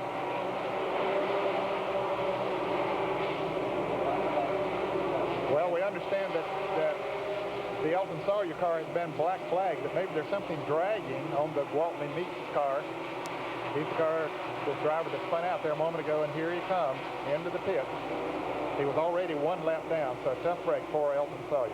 Alan Dillard owned car now on pit road. Elton Sawyer's had some great runs here at Martinsville Speedway, and he was the reason for that most recent caution flag, as they will work on that car in the pits. Robert Presley is certainly enjoying the best day of his brief Busch Series career. His car slipping and sliding a little bit coming out of turn 4. The track's really got to be getting slick. Yes, it is getting slick. I think maybe they're putting a little bit of oil and grease down on it along with the rubber, Jerry, and it is very slick, but still the inside groove is the place to be. Chuck Bound, we mentioned earlier, has not had a great day. He is our current point leader, but the fellow who's having a wonderful day is Robert Presley. Robert Presley now, we'll show you the cars as they come out of turn 4. And we'll come at you. You pick out your favorite. There goes Dale Jarrett, Grissom, Bobby Dotter, Billy Standridge. His car's coming by. Tommy Ellis, who had trouble early on after a great qualifying effort. We call our field snapshot. And you saw Chuck Bound, the very tail-end car, and our leader now coming into your picture out of turn 4. So he has clear sailing out ahead of him. We mentioned Tommy Ellis. He still is in the lead lap, Jerry. Lap time on our leader, Robert Presley, comes from a great racing stock. We mentioned his father, Bob Presley, a great late model stock car, late model sportsman ace from around Asheville, North Carolina, in the Hickory area. We clock our leader here, 21.7 seconds. Pretty good. Yeah, it's only about 3/4 of a second slower than he qualified, Jerry. That's a pretty good clip as far as we are into this race. We're past the halfway point. Robert Presley has a brother, Charlie Presley, who is a key crew member for Harry Gant's Winston Cup crew. And here's the car number 12 of Jeff Burton. That car is owned and prepared by Sam Ard, former two-time series champion. And Sam Ard, a multi-time winner here. He won 5 times. He's the winningest driver ever in Busch Series racing at Martinsville Speedway, so it's no wonder that car running well. And now here's the car number 33 and 25, Ed Barrier and Jimmy Hensley. Barrier running in the 3rd position. Jimmy Hensley trying to take that position away from him. He has really been working on him the last 2 or 3 laps. But Barrier hanging to that inside groove, hasn't made a slip so far to give the opening that Hensley needs to move up beside him. Since Ed Barrier has joined forces with John Farrow, the car owner of that machine out of Shippensburg, Pennsylvania, they have really run well here in the last few weeks of Busch Series racing for 1990. He set on the pole at Orange County back in August. Caution is on the track, Jerry. Once again, but for the 7th time today, debris on the racetrack again, we understand. 7th caution of the afternoon, and now the Pontiac safety car will pull back out in turn 3 in front of Robert Presley. Some of these cars that come into the turns, that yellow curbing you see just along the inside perimeter of the turns, that is a concrete curbing about 3.5 to 4 inches high. And you don't want to get your left wheels down on that. You want them down as close to it as you can possibly get, but you don't want your left wheel to hit it. And here's a helicopter coming in, the Air Care. That's a trauma team out of North Carolina Baptist Hospital that staffs many of the tracks here in the Carolinas. That Air Care team goes to Wilkesboro as well as Martinsville and Rockingham. They're on hand, and certainly the drivers love to have them here, although they don't want to have to use them. Let's check in the pits with Benny Parsons. Jerry, I'm with Sam Ard, owner and crew chief of the Armor Star Buick that Jeff Burton is driving. You've got a great day so far, Sam. He's doing great right now. I just hope everything finishes up like this. Why, on the green flag, the restarts, does the 59 car Presley, he jumps out in front, but in about 10 laps, your car starts reeling him in. Is that because of your chassis setup? Well, no, not really. He takes off so slow he gets a good jump on him. But after that, Jeff starts reeling him back in. Jeff can outrun him. The only thing about it is getting by him. I don't want him to burn up things and use up the brakes right now. Oh, you're just kind of taking it easy, huh? We're sort of taking it easy right now. Okay, he sees us taking it easy. I don't know about that, Jerry.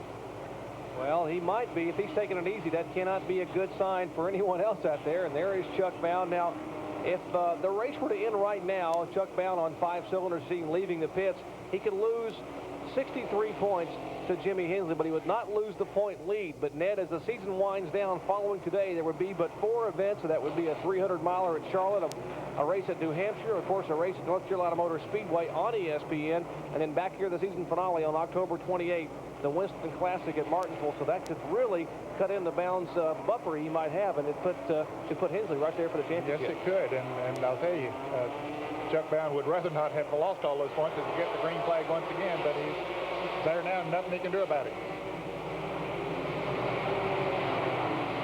Looked like there might have been some smoke coming out of Kenny Wallace's car. A couple of cars got by him. He was running in the 5th position, and both Steve Grissom and Dale Jarrett got by him. Now Kenny trying to run up on the outside of Jarrett going into the turn back there, but don't believe that'll work for him. Now he'll try it on the inside, and here's Tom Peck in the blue car, number 96. Tom is running in the 8th position.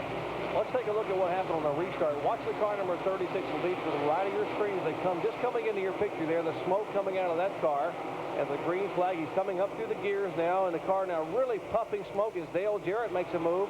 And we'll keep an eye on Kenny Wallace's car. And remember, Wallace currently 5th in the point standings. He seems to be running okay now, Jerry, but I don't know what that smoke situation was on the restart. But anyway, it's not working for him too good right now. There's Jeff Burton, the second-place car, and now Jimmy Hensley. And Hensley comes they make contact and around they go. Hensley is involved with Davis in this car, spinning and slamming. Cecil Eunice, the car number 19 up there. Tommy Dotter's involved. Tommy Ellis, the car number 56 of Dave Mader, and Mader tries to get his car refired. The leaders are over in turn 2. Turn 3 and 4 nearly completely blocked. There's Patty Moise coming down through the grass, trying to avoid all those cars spinning. And she alertly moves the car to the left there and don't go across that curbing, Jerry, because it could have done damage underneath of her Buick, so that was very smart of her to drive around on the inside of that. And here's the leader. He's almost stopped as he goes into the turn because it was pretty well blocked, but most of those cars have moved away. Let's watch it as they go into the turn. Here's Jeff Burton on the inside of the Dave Resendiz car. Hensley runs in there and tries to take advantage of an opening, but they touch and around they go, and then everybody coming in behind him starts putting on their brakes and hitting each other, and so we had a mess up there. And we just started talking about how much Hensley could gain today because of the misfortunes for Chuck Bound, and suddenly Hensley has problems up in turn 3. Tough break there for Jimmy Hensley. Those cars are still running. A good move, we might mention, by Steve Grissom. Both he and Dale Jarrett were able to stay on the inside of the track and hug that concrete curb and get through it with very minimal sheet metal damage only on those cars. And they are now being shown the 3rd and 4th spots, respectively. That's Robert Presley, our leader. Jeff Burton is second. There is Mike Porter's car. Well, there's the car number 35, which is Mike Porter out of Princeton, West Virginia. Yeah, Mike was just him. That looks like somebody's brake duct is dragging back behind his car. Well, it's not. He comes down to get that duct removed. It's not duck season here at Martinsville Speedway. There's certainly some of the tubing they use to keep the brakes cool. As Porter makes his way to pit road, we are under caution here again at Martinsville Speedway. Just a little over 40 laps to go. Don't go away. We got a lot of action to come. We are back at Martinsville Speedway, still under caution. The safety crews are cleaning up from a multi-car crash up in turns 3 and 4. Just moments ago, a number of cars getting together. Ned, let's take a look. Okay, we see the car number 12 of Jeff Burton on the inside of the lap car of Dave Resendiz, and Jimmy Hensley runs in there pretty hard, Jerry, and loses it. It looks like he tapped the car number 79 of Resendiz, and then everybody behind him started putting their brakes on and hitting each other, and a number of cars spun out behind Jimmy Hensley. Well, let's check in and see just how much damage was done to some of those cars with our pit reporter, Benny Parsons. Jerry, I'm with Bobby King, the crew chief on Jimmy Hensley's Fast Fair Oldsmobile. How much damage to the car, Bobby? I think it's all sheet metal, I hope. I think we'll be all right. We just got a long way to get back to the front. You must have been feeling pretty good about the thing. Chuck Bound's having trouble today. You're second in the points. But all of a sudden, your day starts turning bad. Well, that happens in racing. You know, it ain't over till it's over. Okay, we'll see what happens later on. Bobby King, a veteran crew chief, former Winston Cup crew chief, now providing the wrenches, the chief wrench on that Jimmy Hensley car. And, of course, Robert Presley, where he was at the beginning of the race up front, and Jeff Burton second place with the Nestle's Crunch Pontiac. Once again, we see Dale Jarrett, who qualified back in the pack. Remember at Darlington, he started 28th spot and came on to win it. Today, he started 22nd and is now being shown in 3rd place with 44 laps remaining here at Martinsville Speedway. Kenny Wallace right behind him in the car number 36 running in 4th place. So Kenny didn't come into the pit. So whatever that smoke was on the last restart, Jared, didn't appear to bother him that much. But the fans will not see the car number 31 that was up there in 3rd place. He did make a pit stop. Steve Grissom was black flagged. So apparently he had some sheet metal against the tire or something. And NASCAR officials saw that. And he had to come into the pit. So Steve Grissom, who was running 3rd, is back in the back of the pack now. And there you see Dale Jarrett, who back on lap 20 was 14th, his steady progression toward the front, and now just past lap 105. At 108, he is being shown in 3rd spot. Dale Jarrett currently having the Nestle's Pontiac in 3rd. We mentioned Grissom. You said, Ned, he is now being shown back in 13th position by virtue of that unscheduled stop under this caution flag. Apparently some sheet metal rubbing, and yes, the NASCAR people black flagging to prevent a tire from being cut on his car. Well, Jerry, we understand that Kenny Wallace missed the shift on that last restart and maybe revved the engine up a little bit or something that caused that smoke. We see that car number 85 in the right of the screen there. That's Bobby Moon. That fellow started back in 27th position and is now running in 5th place. Young driver that has a lot of potential in this sport, showing in the top 5. Bobby Moon in the Englander Woodstove Oldsmobile, and young man from not far from this racetrack as he's trying to get a good top 5 finish. Back to Green Flag Racing. That is Bobby Hamilton, a lap car. Hamilton is showing to be about 8 or 9 laps down. He is racing up front. And Kenny Wallace is in trouble coming off of turn 2. Something happened again to his car. He slowed down in front of someone. There he sits now. He has been hit by a couple of cars, and he was just a sitting duck, Jerry, as he came off of turn 2. Something was wrong with the car, and he got hit by a couple of cars coming off the turn. A great move by Hensley to avoid Wallace. Let's take a look again and see what happened to Kenny Wallace. Okay, there he is. You can see the car going very slow, and Tom Peck gets into him. There's L.D. Ottinger, who has made a great run and come up through the field and knocked the Kenny Wallace car back out of the way of the other traffic. Kenny, now after a great run here today, having his problems. Still on the racetrack, you can see a lot of sheet metal damage to the Cox wood-preserving Pontiac. On both sides, sheet metal damage everywhere you look on that car. Kenny Wallace might have gotten a little bit of help spinning out there at turn 2. That time, a couple of cars, it's very, very tight coming off the corner. It's some cars getting together, but Kenny Wallace now brings that Cox-treated lumber car down pit road. They have re-signed Cox for 1991. The colors will change on that car. It'll be an all-black car with yellow and green numbers highlighting that car for next year. A crew down working on that machine. He was Rookie of the Year in 1989 in the Busch Series.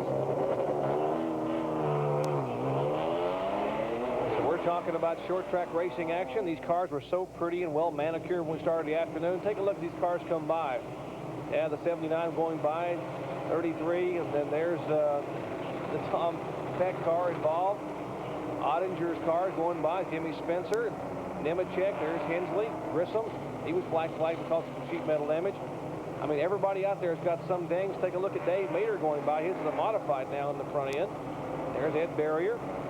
That's not unusual here at Martinsville, Jerry, because there is a lot of contact here. They just can't help it. Of course, Rick Mast on that first lap, his car banged up, the Raven Boats Buick. The Tom Peck car, who is running in 5th place, is being black flagged because of the damage on the right front of his car. We see him coming into the turn there. And let's go down to the pits and finish Parsons. Ned, fans who watch the shows and NASCAR black flags their car because sheet metal is rubbing the tire. And they said, why did they come in? Let me show you why they come in. Sheet metal was rubbing the right rear tire on Kenny Wallace's Pontiac. Look at this. How many more laps do you think it would take with sheet metal to wear through that tire and the car go into a spin? That's why NASCAR black flags to avoid problems like this. And that guy thought he was going to have a nice, easy day playing solitaire in the pits. No pit stop spinning. We're working you, big guy. Then you're wearing me out, Jerry. You get back down here. I need up there where it's air conditioned. The buffet opens at 5 o'clock, Benny. So we're getting ready for more racing action after this. But right now, we're under caution for once again at Martinsville Speedway. Robert Presley showing the way, holding off the youngster, Jeff Burton.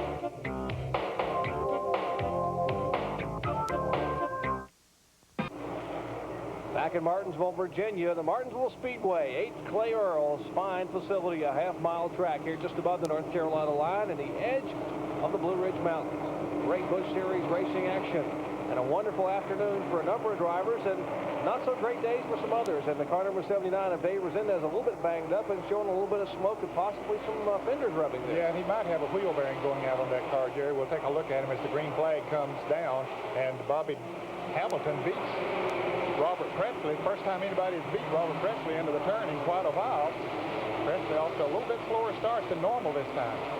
Bobby Hamilton in the car number 8 to the left of your screen had a great run going, started back in the pack and was making his way to the front. Had an unscheduled stop, lost about 8 laps in the pits. He is not on the lead lap, but he has gone by the leader.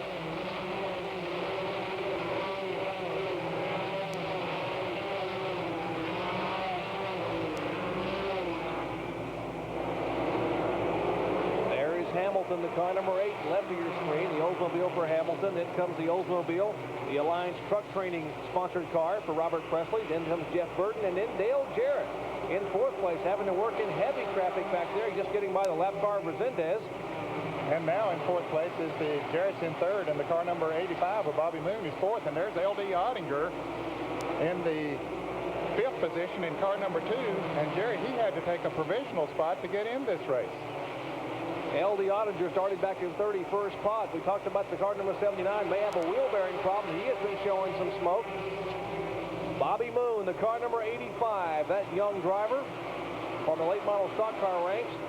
Back in 24th spot on lap 20, made the progression all the way to 4th on lap 117. And no surprise at all because the crew chief on that car is a fellow by the name of Mike Hillman, who was the crew chief for Tommy Ellis when he won the series championship just a couple of years ago. Here's Jimmy Hensley and Steve Grissom, car number 31.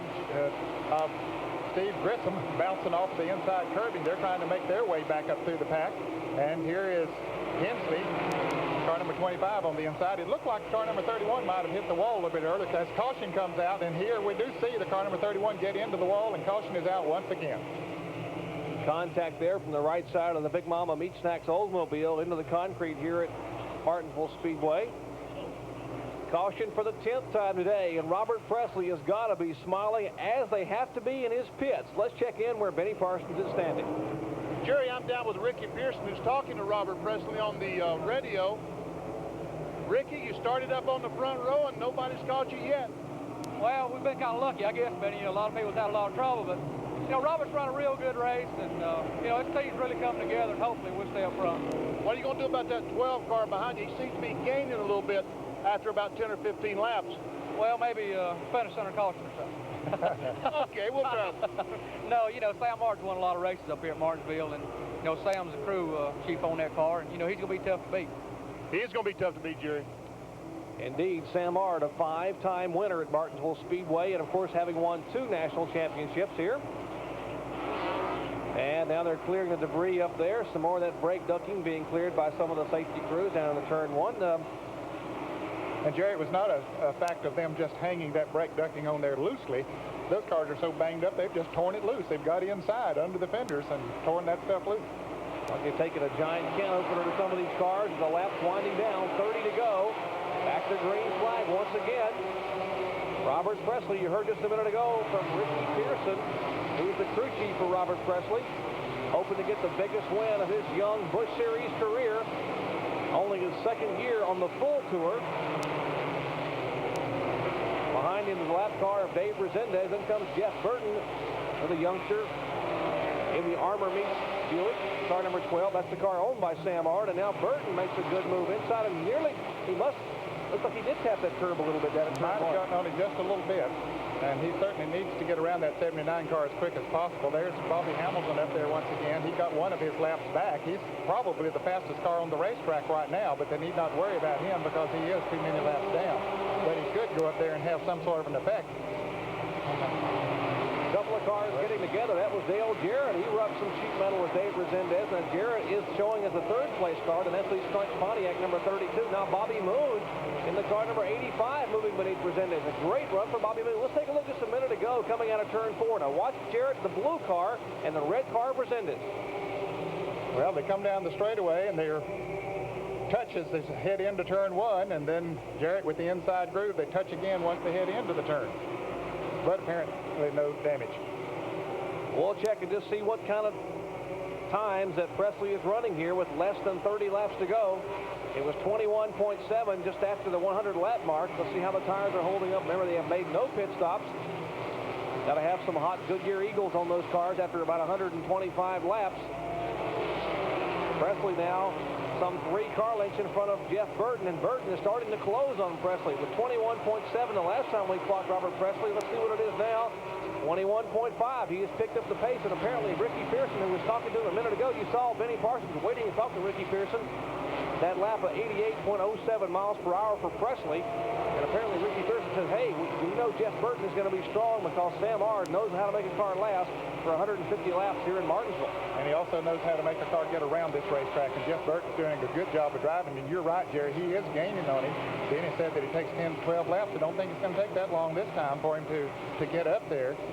We've only run about 4 or 5 laps since the green was re-shown, and Jeff Burton trying to get up there in a hurry and work on him. I think Jeff Burton would rather see this race go green the rest of the way. All of those cautions have hurt him. Well, Robert Presley grew up running the short tracks at Asheville, North Carolina, and Hickory, North Carolina, and like his father, Bob Presley, catching him is one thing, but passing him is something entirely different. We've seen Rick Mass, we've seen Tommy Ellis, and a few other veteran drivers try to get around Presley today, and they have all lost in those battles with this young driver.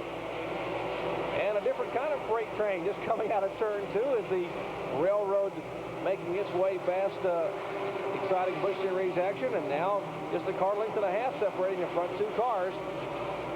That alliance we see on the side of that Oldsmobile of Robert Presley, Jerry, that's a truck training company alliance, and they've already re-signed to sponsor Robert Presley again in 1991, and he's looking forward to that. That's like a driver's training system for truck drivers. There's Dale Jarrett back in 3rd spot. Back in 4th spot, the car number 85, that's Bobby Moon. He's sitting there in good position in 4th. And then, of course, in the 5th position, coming up behind him is L.D. Ottinger in the Detroit Gasket Oldsmobile. Now, Ottinger started in 31st spot. He was in 25th on lap 20, gradually moved up into the top 10, and now just past the 130 lap mark, he is currently being shown in 5th place. And then in 6th spot, the car number 31, there's presented as a lap car. In 6th spot is the car number 31, the Big Mama Meat Snacks Oldsmobile, for Steve Grissom, 2-time winner this year. Then comes Jimmy Spencer in the car number 75.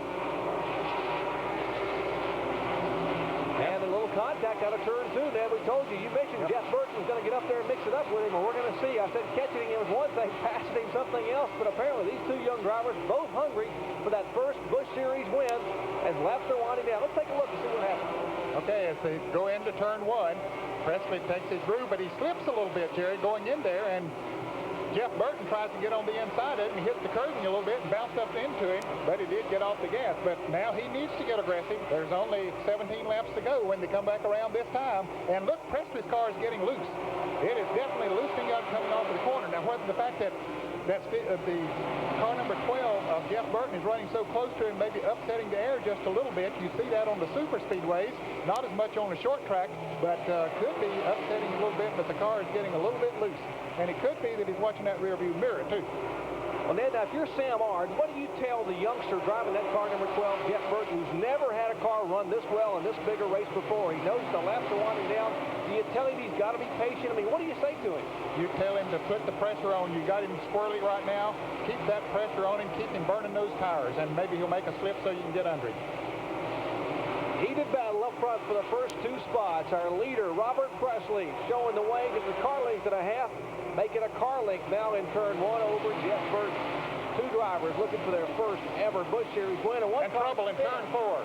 That is the Jack Sprague car number 34, the Frank CC Racing car. He spins.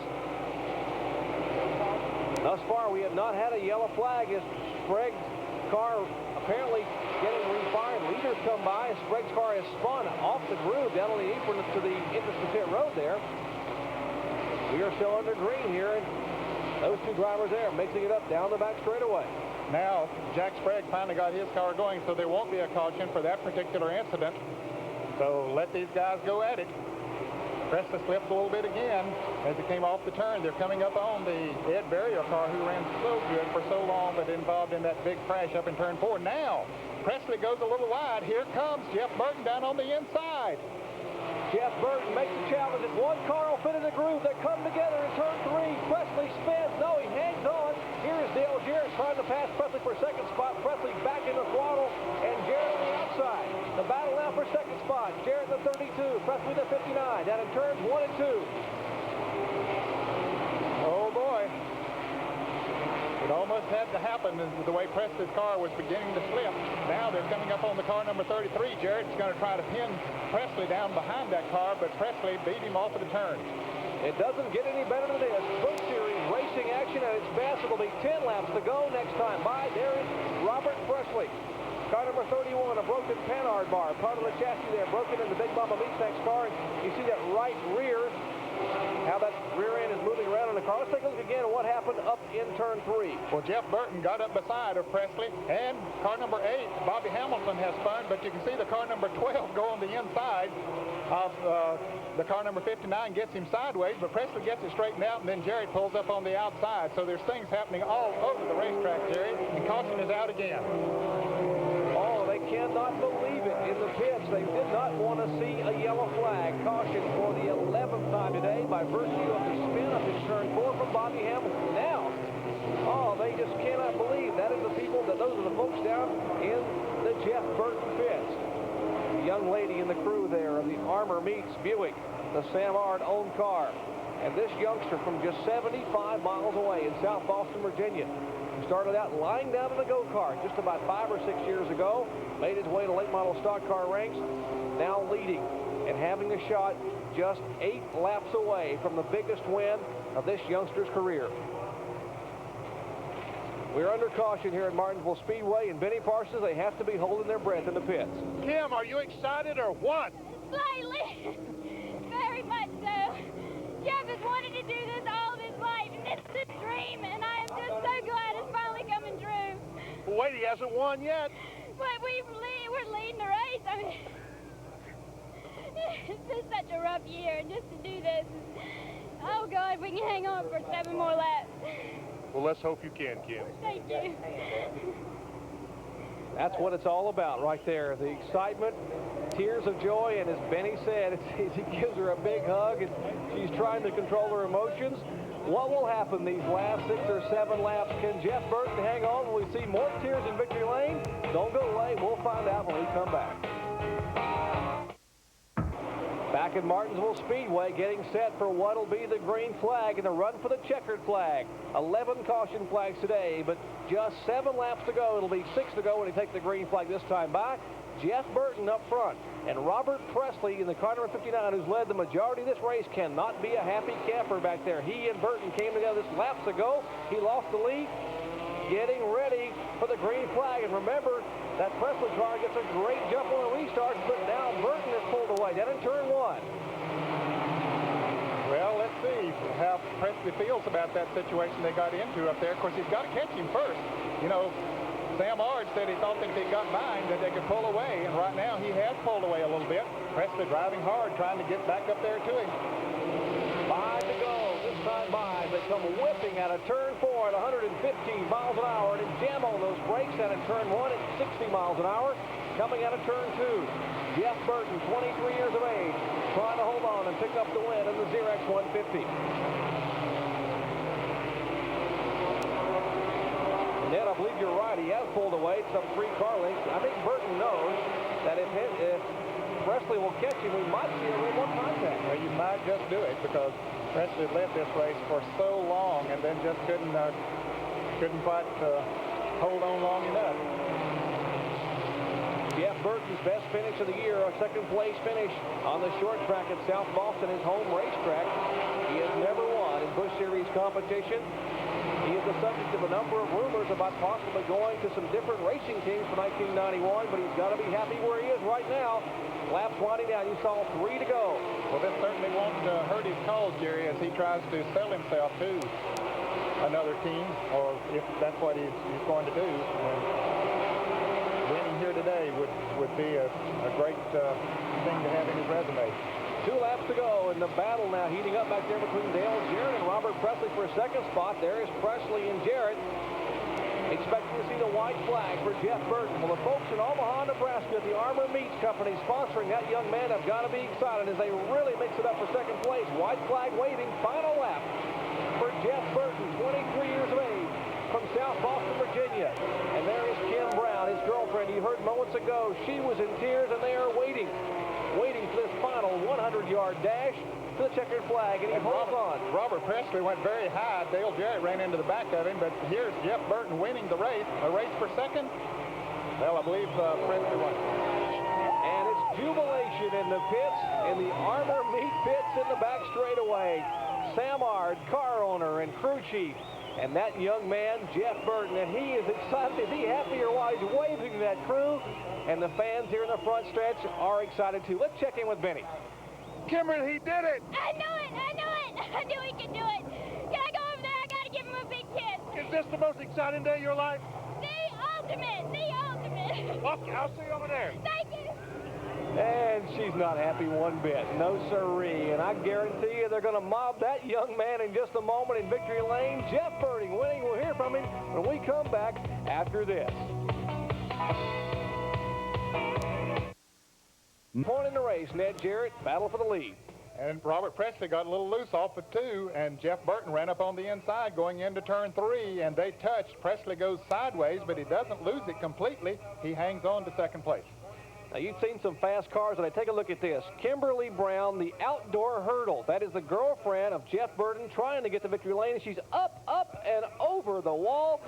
On her way to the car, she is trying to get there to get to Jeff Burton. She can't get through. She says, let me through, guys. Let me through. Well, let's go down where Benny Parsons is there.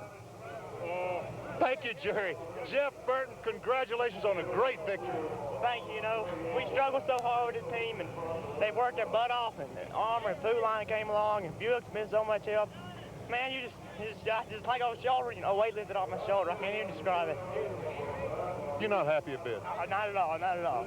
You should have seen Kim down in the pits. Yeah, I would imagine. You should have seen me in there. What does it feel like those last 2 or 3 laps when it looked like victory was there? Did you hear all kind of noises that they talk about? We lost first and second gear, and we had 3 restarts without first and second. That last restart came out. I got on radio and I said, guys, we just hadn't had any luck at all. But luckily we got off to a good start, and Robert drove me clean. And you know, I just can't say thank you enough to everybody supported me for as long as they have. You know, without all them, I wouldn't be here. Well, Jeff, get over there with Sam, Kim, and the rest of your crew and celebrate. They are indeed celebrating in the Sears Road Handler Winner's Circle there. Jeff Burton, his first career win. And Ned, some great runs from some other young drivers. Yes, Bobby Moon in particular coming home in 4th place, and we see a lot of other drivers that came up through the pack. Very impressive today. Our point leader, Chuck Bound, now he finished back in 17th spot. There is Bound in the car number 63. Where are the point standings? Well, he has lost 34 points to Jimmy Hensley. Hensley, who finished in 7th spot. Grissom is 3rd. Bobby Labonte and Kenny Wallace rounding out the top 5. Once again, Jeff Burton becoming the 13th different winner in 1990. For Benny Parsons and Ned Jarrett, I'm Jerry Stewart. There are 4 drivers.